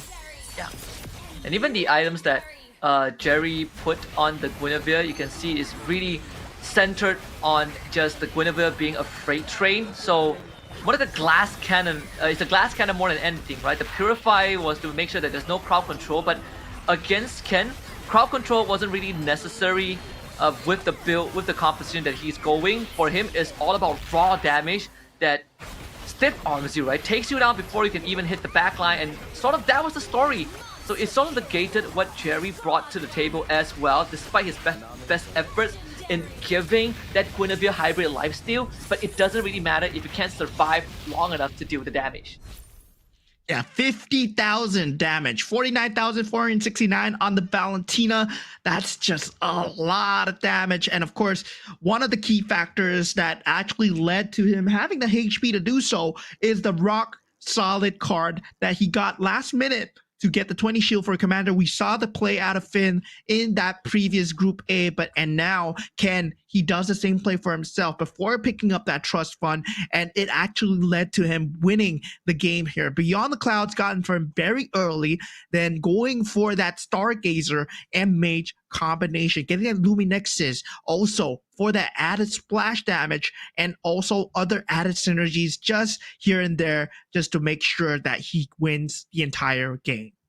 Yeah, and that, I think now we're starting to kind of catch a glimpse into some of the approaches, right? That's rock solid, because the fact that when we get the blue go card, rock solid is only shows up there, and sometimes this one extra round, I feel like that was also the round that allowed him to get into the carousel. So Ken keeping Indonesia on top of the standings. Let's take a look at the current standings by the end of game number 4. Ken coming in first with 24, followed by Opal with 21, and Anxiety as well. Jerry slotting himself into top 4 with 20 points, followed by Floxy with 19, Yaresh with 18, Yenia in 7th with 12 points, and Zero Mertens with only 9 points in 8th place. And guys, this is closer than ever, right? Despite the fact that Yenia and Zero Merchants are out, Yarej, Floxy, Jerry, Anxiety, and Opal, they are all at risk of falling into that bottom 4 zone. And even Ken, if he gets last place, suddenly there will be 4 other players that will overtake you. So every round matters here right now. And yeah, unlike Group A, where Finn was completely dominating, he secured his entrance into the grand final by round 4. There is no telling who is going to be top 4 here. There's no telling who's secured into the grand final. It's still anyone's game. Yeah. And so far to this point, if there is any kind of reoccurring theme, is about a point that Finn brought up in that Group A, which was, if anyone pay attention to the winner's interview, is about the aggression, right? Something that really made all the difference for Finn and allowing him to be consistently top 3 is the fact that he is exploiting his opponents not being aggressive enough, so that he himself can comfortably take early losses, get that lose streak, and then convert it into a late game board. But I felt like that has been addressed, at least by these Group B players, where everyone is looking to hit as hard as possible. We've seen Zero Merchants, for example, doubling, tripling down into a single piece and committing go cards to it as well. Whereas we have more traditional, more meta approaches like what Ken did, holding onto rock solid, going for economy. And so far, I think the economy way, the finance way, is still the one that has a better payout in the long run. Yeah, Jerry getting his hands on the Loya this time. Your Reg going for the Yuzong. Zero Merchants going for the 1-1. And as you said, right? Yeah, we have players like Floxy as well, getting the Hanabi extremely early, going for that marksman build into the Metro Zero, which is completely different against the grain from that Group A players as well. They don't play by their standard set of rules. They don't play by your standard meta. There are other ways to win the game, and as long as the game provides them the pieces to do it, they're gonna do it, man. They're just gonna bring the pieces out and just be like, yo, your Guinevere, man, we don't need that. I'm bringing a 3-star Hanabi, I'm bringing a 3-star Claude, and this is gonna be the way I play the game. Now, Anxiety, he's going against the grain too. He's going for a Kagura pick in that final game. Yeah. And also allows you to get some early snowball rolling, right? You get a very fat shield for your units. Something that Anxiety has been also leaning into is a very defensive way of playing that game. We even saw that he went for 4 winner crowns at one point, and then the downfall was the lack of damage output. But we also saw some of these players going for the Shadow Cell synergy when they get those early Shadow Cells. And so far, we've only seen 2 players do it. One of it has been Floxy in this Group B. Yeah, I mean, at this point, Floxy, very, very different in terms of approach when it comes to the entire game in general. But looking at the first Go cards that are going to be picked up right now, it's going to be pretty much standard across the board, except for Oppo here, who does go for, is that the Amon card? Yeah, that's the Amon card. Let's see if anyone goes against the Commander Go, out of their way. So far, most of it, according to plan, Floxy did take the Kagura Go card. That's one, that extra punch to it. Anxiety willing to go for the lose streak. So only places the Sicilian. Looking for that early economy into that level 5 and that level 6. So he's looking for the 2-3 cost. Yeah, one of the easiest way to get the 20 gold cost is to lose your games and save your gold, guys. You know, saving money is the best way to earn money somehow.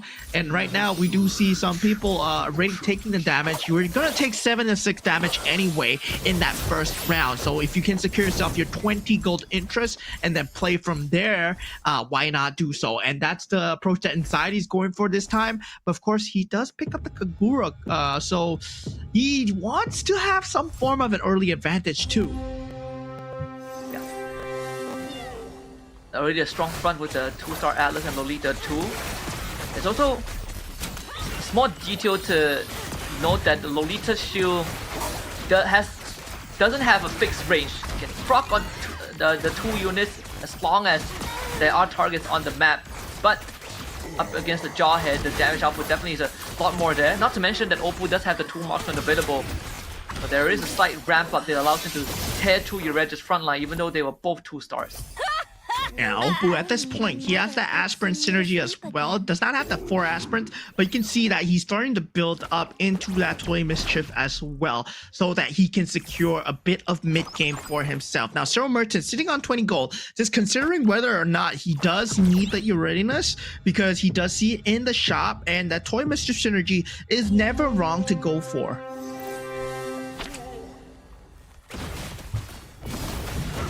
I believe it's been 2-3 games. I think the last game and the last game we haven't really seen the Toy Mischief as much. The players so far at least haven't been leaning into that, but early Kadita for Yayania having some of that extra magical damage too, I believe has Beyond the Cloud.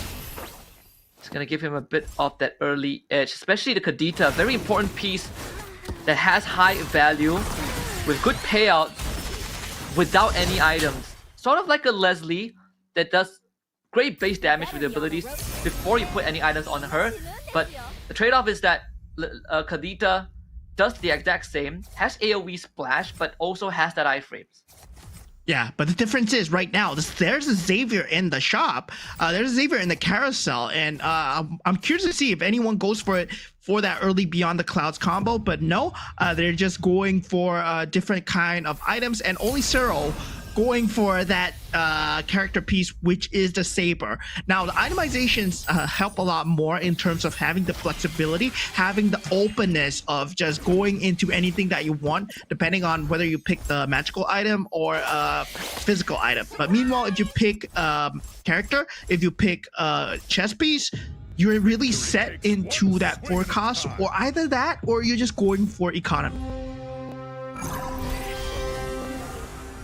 There's one thing that, you know, in future tournaments that I would like for the QOL is to see the current goal that the players have in the HUD. That would be a good way to kind of gauge the current economical stats without having to look at the players. But for now, it is fair to assume that we are looking for at least a 30 goal cap so that you can safely hit that 6 by stage 2-3. It has been the trend for the entire set so far, and then you can start having some mini chances of hitting the forecast, but also gives you a good opportunity to go into that carousel and start working on your synergies. Yeah, at this point, it's gonna be a tough look coming in from the side of the Kagura here. So yeah, he went for Anxiety went for a very early lose streak. Right now, he's hurting a bit on HP, but not as much as Jerez though, right? On the Yuzong, you really are banking on your first Go-Go card. It's coming in the next round, but already at 67, the Cambodian representative not really having a good time against the early aggression coming out from Ken and also Jerry at this point, who are at 100, and Opal as well, who's also at 100. One of those figures is going to break by the end of this, but we are seeing that golden staff on the Dijang. It's just 2 soul vessels up against a Dijang that is decked out in 3 items.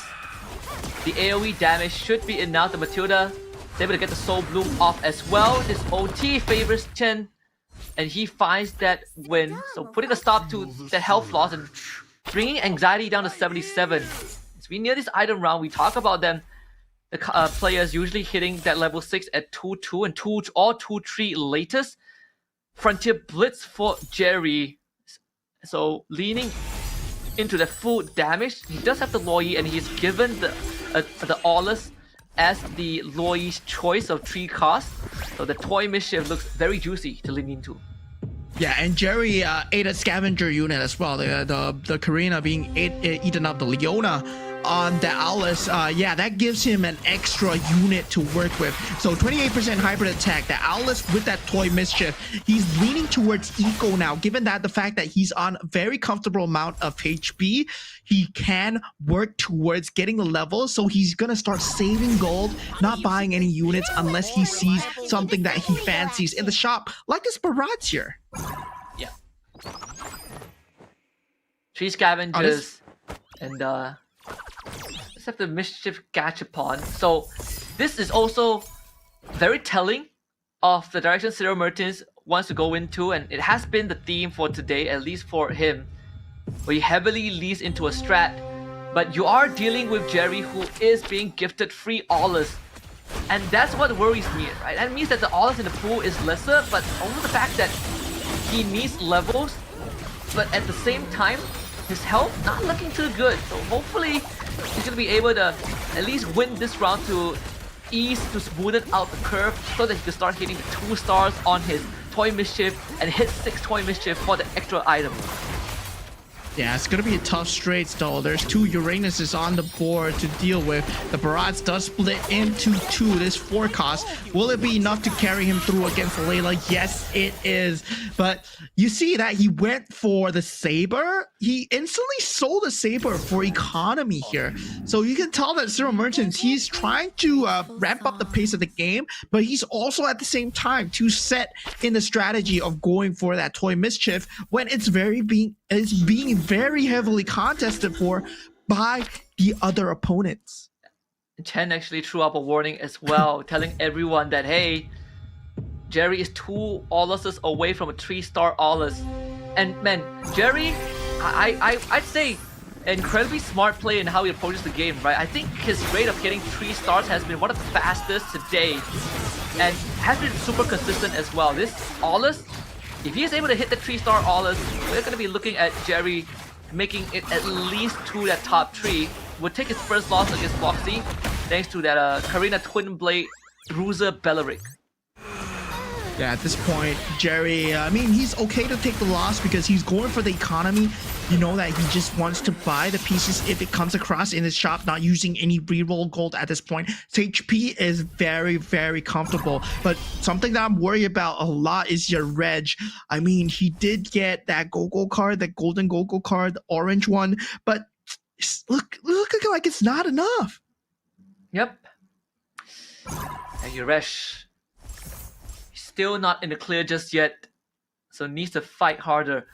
I mean, so far, I think Yuresh's side, he's looking for some aspirants cash out, right? He's also running Toy Mischief, so we have 3 players who are leaning into Toy Mischiefs, but obviously Jerry's, at this point of time, is closest to getting the last laugh.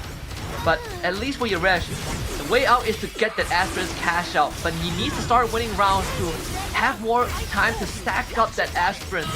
40 points per round isn't really that much if you are losing all these rounds, and Yuresh, he's starting to feel the heat. Yeah, taking 11 damage, looking a bit defeated at the camera, still thinking about what to do here. Floxy now minus 10 HP as well. Serum Merchant, we talked about him just not having a good time right now, and he loses out to Anxiety's Guinevere with a golden staff and a winter crown. So now going into the carousel round, nothing game changing here, and a Kai here would actually change the game, but definitely not so. Serum Merchant's going for the Weapon Master too.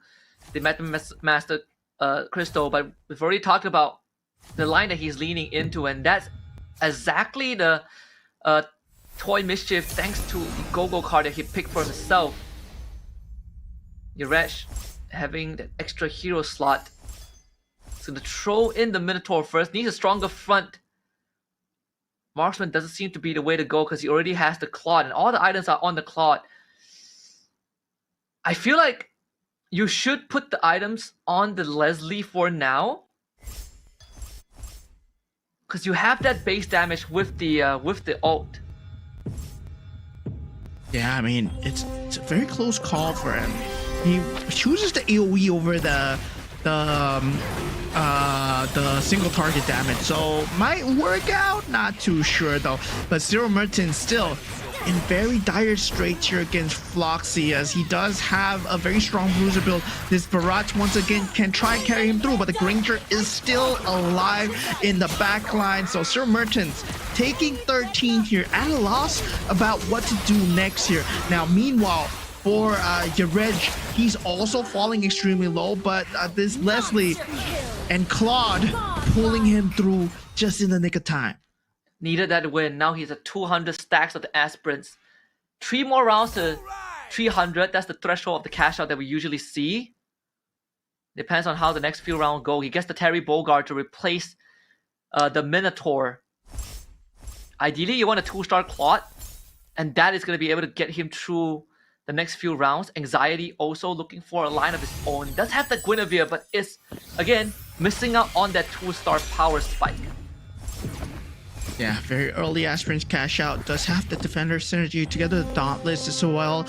Bit of defense here, but it's not gonna be enough, I feel, versus a lot of the other opponents. Maybe not Yareg though. Yareg, with that Claude, is it going to be enough? He does have that aspirants like gem on the Claude though. So when the cash out comes through, the Claude can do even more damage. The Terry Bogard also hanging on pretty well, but it's going to be proving to be quite the headache. Max stacks with the Golden Staff with the Winter Crown and the Dauntless Crystal 2. Anxiety survives Yareg. I mean, these two players are really fighting for their lives. Same as Zero Mertens, but at least for chance of qualification in the Grand Finals, is a lot more dire for Yareg and Anxiety. Yeah, Yareg falling closer and closer away from the grand finals now with the last go card. Fateful Dice Mirror has been picked up for Ken, and now we do see the Star Ring synergy coming out for the side of Floxy as well. Attack and defend for Zero Mertens, a last ditch effort, and Magic Surge coming out for Yeye Nia as well, going for the Beyond the Clouds into the Stargazer synergy, and Yareg did get 45 Commander EXP, so hopefully that brings him back in the running. Is built upon trust. Very much needed to get him to level 9. This should be a level 9 angle. Yep, instantly hits it. Needs that 4 cost and the 1 extra slot for the heroes. Yeye Nia doing the same as well. Gonna hit the Edith. Now trying to sell the board. It's all about the synergy. The 4 cost is going to be it. Yaresh doing the exact same thing. Hanabi being a choice as well. Takes it for the marksman. Hits the Irithel at the same time. 4 marksmen. 6 marksmen. Now being what he can fall back to. The bell tolls for you. Does get the 2-star in the Ixia, but he only has, okay, he finally has a 6 right now. Able to pump out the board, but that Hanabi gonna be his fallback factor. The only 2-star that's reliable together with the Irithel. That's the 5 cost. I believe he also has a Carmilla, so that Lumen Nexus benefiting the Hanabi as well as the Glaive bounces. Amplifies the damage as he bounces between the targets of the Lumen Nexus. Jerry though having a hell of a day with this 3-star Aulus. 91 health, poised to take top 3 at least, and almost guaranteed grand finals appearance there. Let's get the Akai. So it will throw a wrench into the works of people that are building up into that Toy Mischief, right? So now he sees that, yeah, there's not a lot available for the side of Zero Merchant. He does have the 6 Toy Mischief, but now for him, it's more about rolling into the Akai. Even for Anxiety, the Gwyn 2 is not coming home. This is a bit of a headache. The 6 bruises needs to survive long enough. It's gonna be up against Ken. And look at that Kadira. Double Ice Queen's 1 and a Holy Crystal. But the magical burst damage is gonna be enough to carry him through. And for Anxiety, it's all about this Guinevere. There's 6 bruises. Can they hit fast enough? There's a Kadira to deal with. The Guinevere is gonna clear that back. Between him and the Kadita, that's the first rough wave. This 50 stacks golden staff coming right through for Anxiety. Anxiety still banking all his eggs on that Guinevere train. Somehow, some way, just clutching it through on that 1-star Guinevere. That shield value providing a lot of value together with that 25% hybrid lifesteal that he has. Now Yeye Nia on his last legs here does have that Star Wing into Stargazer with the Beyond the Clouds combo. Now hurting for either that 2-star Harley, 2-star Vixana, or the eventual 3-star Kadita. And the main problem right now is that he doesn't have the best items for his carries too. Just now what we saw was Holy Crystal, Ice Queen's 1, but this Kadita, at best, it's just a Winter Crown and the Enchanted Talisman, but they don't contribute too much to damage. It's more on being able to cast the rough waves more often and relying on just sure disruption there so the Kadita can go to work. The Kai needs to go first, but he splits into 2. As long as the Winter Crown doesn't crop on this Kadita too early, he might have a chance. He needs 1 more rough wave for this Aulus to go down. The cast needs to come through, but the Aulus split just enough, and Yeye Nia again falls. Yeah, that puts him out of contention here. Zero Merchants and Anxiety also out as well. So we do have 5 of these players contending for the points here. Anxiety, I'm not too sure. 23 is the good cutoff point here because Yareg, Foxy, and also Jerry, they are lacking in points, but currently they are still in the running for this. If only the Kalita for Yeye Nia wasn't holding onto a War Axe and was an actual magic damage item, that would have been so much more different. Top 5 it is, Jerry and Yareg. The Group A wildcards to a certain degree, Floxy as well. The unconventional, this is more of an unexpected top 5, at least in the running, all of them are looking for that grand finals appearance. And the best part is that all of them can actually kick Anxiety out of that spot. So Anxiety, he's definitely living up to his name, waiting to see what this final result is going to be. Yeah, dude, even till the end, he gives us Anxiety. But now, with the double Ice Queen wand, Kadita, is it enough here? Now, the Guinevere is carrying through from the side of Floxy. Ken gets taken out. Floxy puts himself even higher. Now, Ken, a bit of danger as well. 24 points. That you're not safe, my man. Yeah. Anxiety, all of them. I mean, Yuresh is going to tie with Anxiety if he goes out next, right? So Anxiety now, he's going to be watching with bated breath. And 28. 20. Yeah. Well, I mean, like Anxiety, the cutoff, right, is 23. Yeah. So like that, like if Yuresh makes it the top 3, he overtakes Anxiety. But if Yuresh makes it the top 3, everyone overtakes Anxiety, and he's out of contention. Exactly. So Yuresh just needs to survive. Yuresh needs to survive here. Easier said than Yuresh done. survives. Can he do it against Oppo? Oppo trying to bring his other Indonesian teammate through into the grand finals now. So far, so good. The Luminexus with the Claude takes out Yurej. Yurej falls short by 1 point. There is going to be a tiebreaker that we need to look at as well, as we'll have that tabulated in just a little bit according to the rule book. So we're looking at total tournament points. They are both same. And then we look at the number of first place finishes. I don't think Yuresh or Anxiety has first place finishes. So nope. We're looking at the number of top 4 finishes. And that will come to light by the end of this game. So if anyone has been keeping track, we are going to have the answer. Yeah, Anxiety has a bit more, I would say, but I can't be too sure right now. So really going into the top 3 here. Now, Floxy and Jerry, they're coming in very close. Jerry wants to get that top position at 28 points to tie it up with Ken and also secure himself a better placement in that grand finals. And of course, 4 players from Group B. We've already seen the Group A players that are making it to the grand finals, but now we decide the final 4 coming through here. Now, Jerry, Floxy, and Oppo, they're all in contention. Hold on a minute. This is the final 4, right? Because you have Ken in, and then the minimum now is 6 points. Floxy is going to cap at 25. Oppo 26. Oppo 27. Jerry 26. This is our top 4. We are already looking at our grand finalists. So unfortunately for Yuresh and Anxiety, the tiebreaker doesn't matter anymore. Now it's for bragging rights. Jerry has a chance to tie with Chen, and Oppo has the chance to overtake Chen by the end of this if he finishes first. But Jerry seems to have the best round so far, with Oppo taking 24 out of his health bar. And Oppo also took down Floxy with the mirror. So it seems like Oppo is poised to finish first at this point of time. Yeah, Oppo with that marksman build looking extremely strong. This is the build that Floxy brought out in that first half of this game. And also, he did actually run into it in the second game. Didn't really work too well for him. But now the Hanabi pieces are being opened up right now for Oppo. But he doesn't have the space to work with. He's choosing between the Kadita and the Hanabi.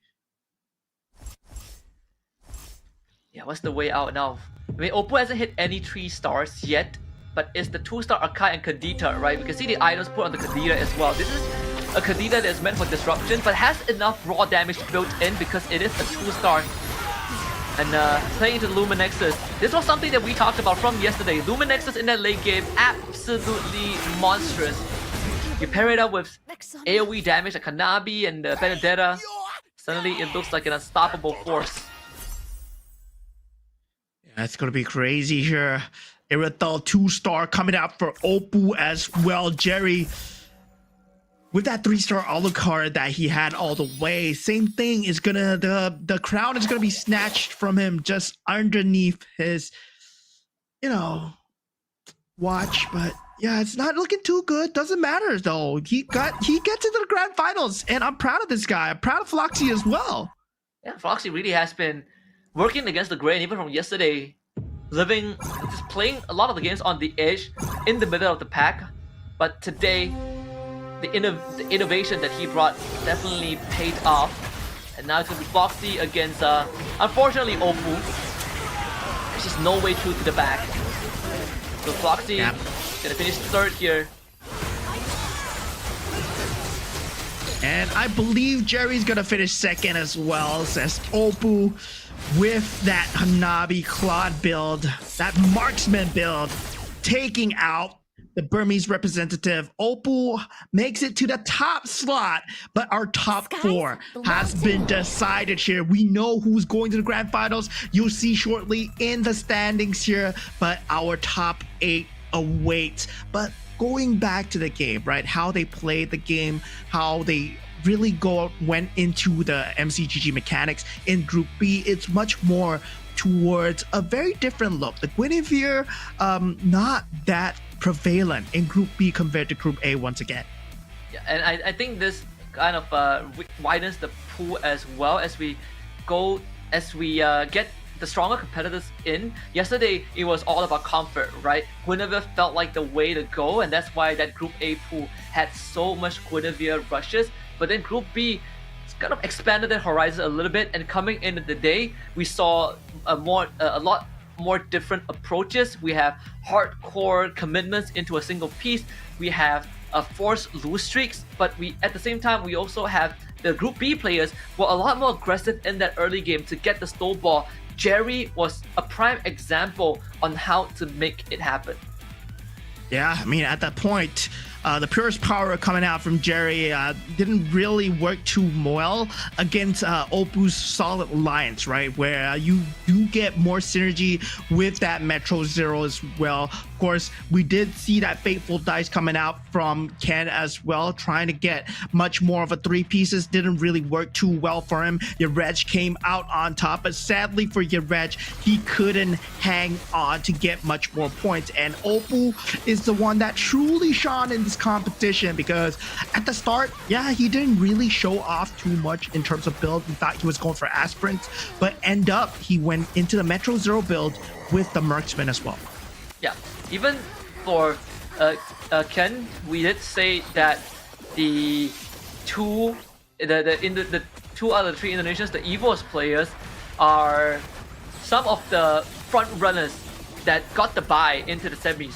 Again, the experience, it did ended up paying off, which is pretty interesting considering that for some of the contenders who are in the grand finals, and we did talk to Finn early on, for him, he naturally streams MCG a lot, so that's sort of his training ground. But we also have players that are picked up by organizations that train under the organization. And in this case, it is the banner of EVOS for both Oppo and Ken, and both of them finished with flying colors today. Yeah, I mean, the Indonesians are really strong, as we saw in the Group A as well. But now, big statements coming in from Finn, as he said that, yeah, he's looking forward to see them, but he's also going to trash them, just like in the SEA Games. So yeah, he is our grand champion for our SEA Games 33rd, the first place coming in the 33rd SEA Games. So yeah, Oppo right now, he has a lot to work with when it comes to fighting the grand champion for the SEA Games. We also have to wave goodbye to our contenders at the semis today, right? Our SEA Games silver medalist, Yayania, sadly just was not able to get the ball rolling. Same as Zero Mertis, both of them have been struggling throughout the entirety of this Group B semis, where the things just weren't falling into place. They can't get the line established quick enough, and when they do, it's always a step late, a space later than everyone else.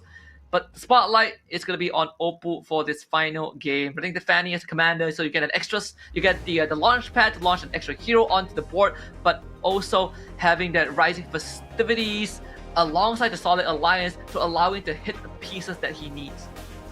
Yeah, and You know, we're gonna have the winners interview later with Oppo, and there's just one question that I want to ask him. I'm just gonna run through this with you first, Husky. I'm just gonna ask him, how many hours of MCGG do you play a day to be this good? Because honestly, I believe he plays a lot of MCGG. The way that he goes for, he has been playing different commander, different go-go builds, and also different builds at every single time. But looking at the overall standings, the top 4 that make it, the 2 Indonesians, 1 Burmese, and also 1 man from the EECA, Floxy Jerry, Oppo, and Ken from EVOS. And just great showing from all of these contenders today, but we also commiserations to Yurech, Anxiety, Yeyenia, and Ciro Mertens. It definitely wasn't easy, right? I think for Yurech and Anxiety, they were fighting until the bitter end, but unfortunately they got knocked out back to back, and that was the point that they need. And it was something that we established coming into Game 5. The rat race for top 4 is still pretty tight. Yeyenia and Ciro Mertens, like we said earlier on, sadly just couldn't get the ball rolling. You can see just from the placement points alone, Yeyenia only having 1 good game, and Ciro Mertens only finishing, or best placements was actually 5th place, and that was in round 1 with his Yu Zong pick as the commander. With that being said, we have locked in all of our grand finalists, which will be taking center stage on the 25th of January, which will be in 2 weeks' time, I believe on a Sunday.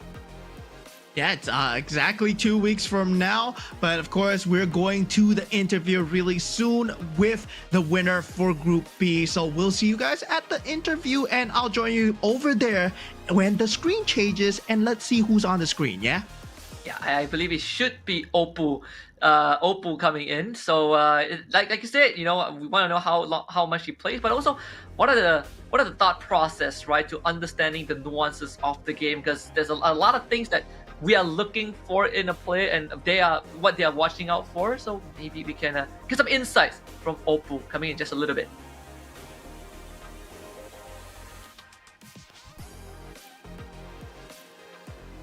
Hello everybody! Hello EVOS Oppo FXL! Hello Moiman! Hello bro. Hey, hello Jeremy. Hello, Hi, how hi are you? Oppo. Hi Tiplox. Hi Chiplox. Hello. Oke, sekali lagi congratulations buat EVOS Oppo FXL. Udah berhasil menang bro di posisi pertama. Luar biasa sekali, gue bangga sama lu, sesama FXL ya kita ya.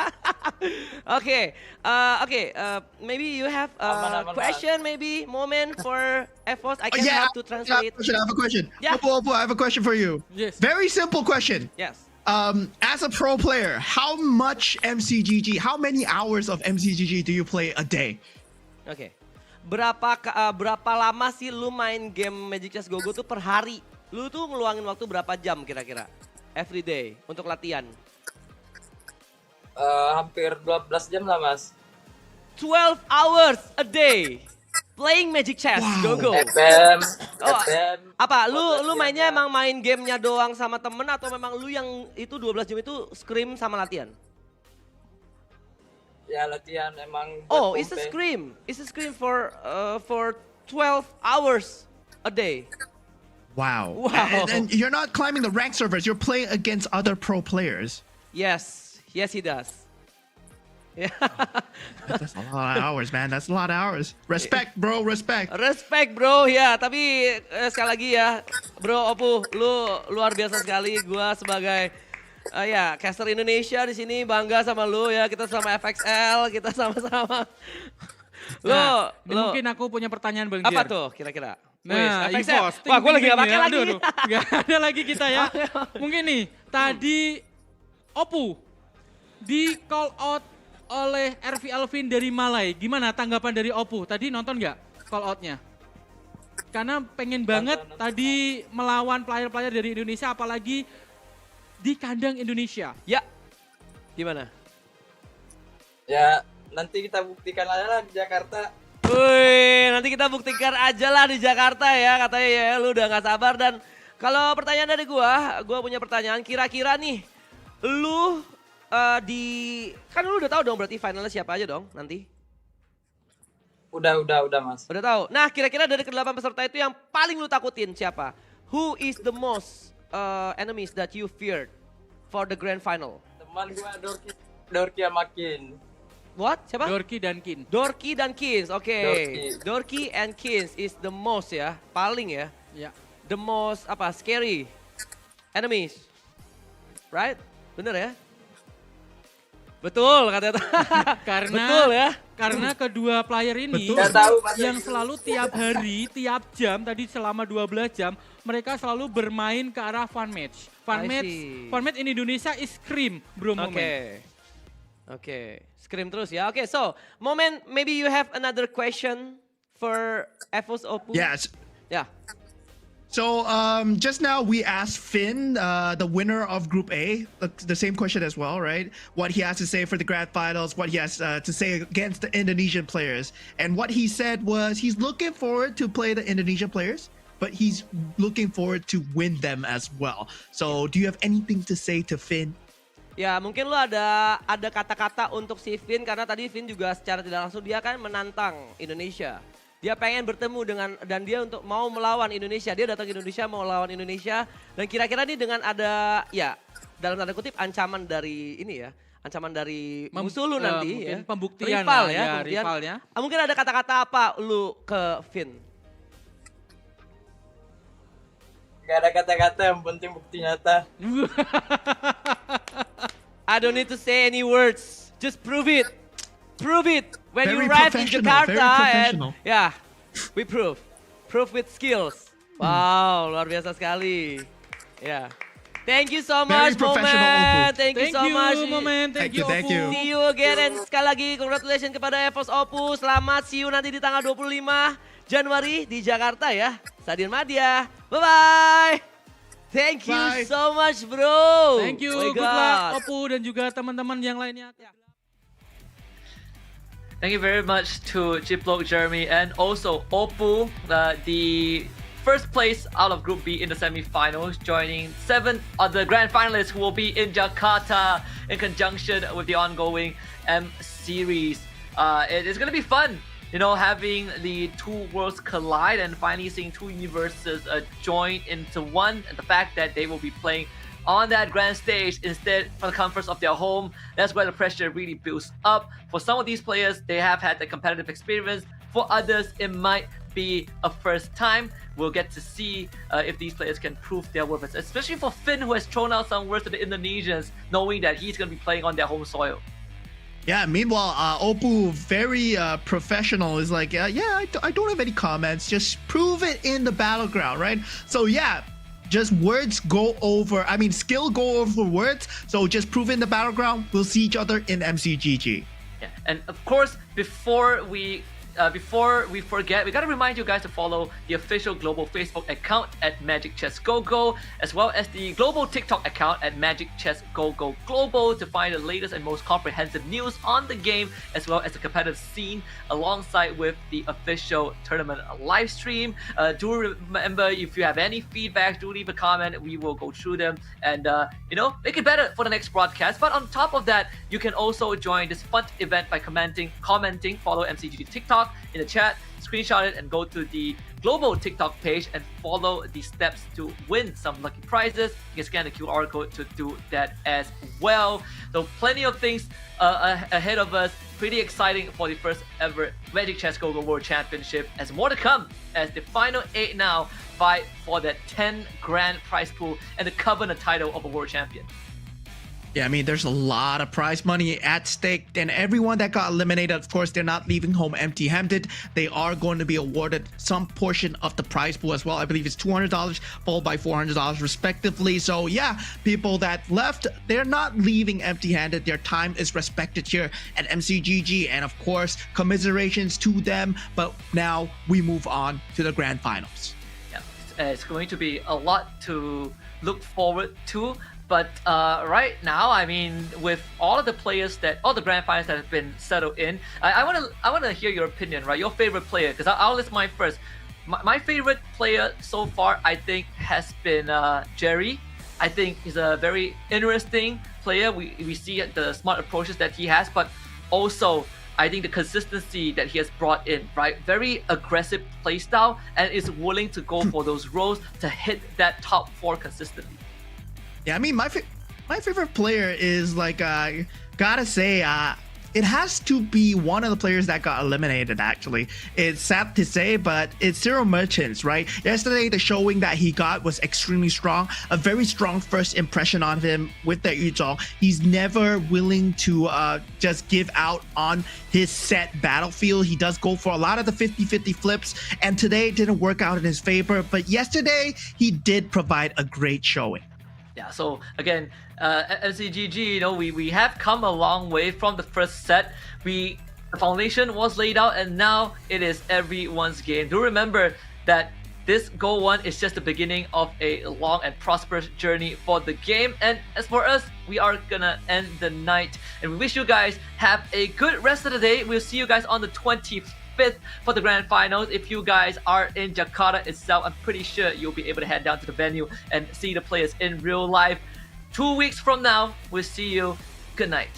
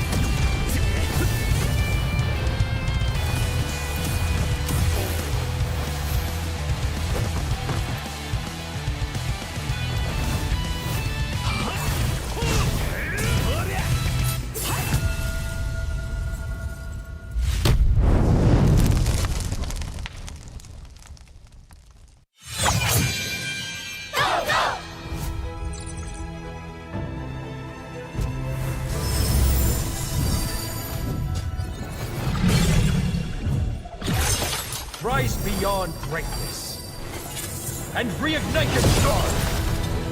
Come then, embrace the struggle.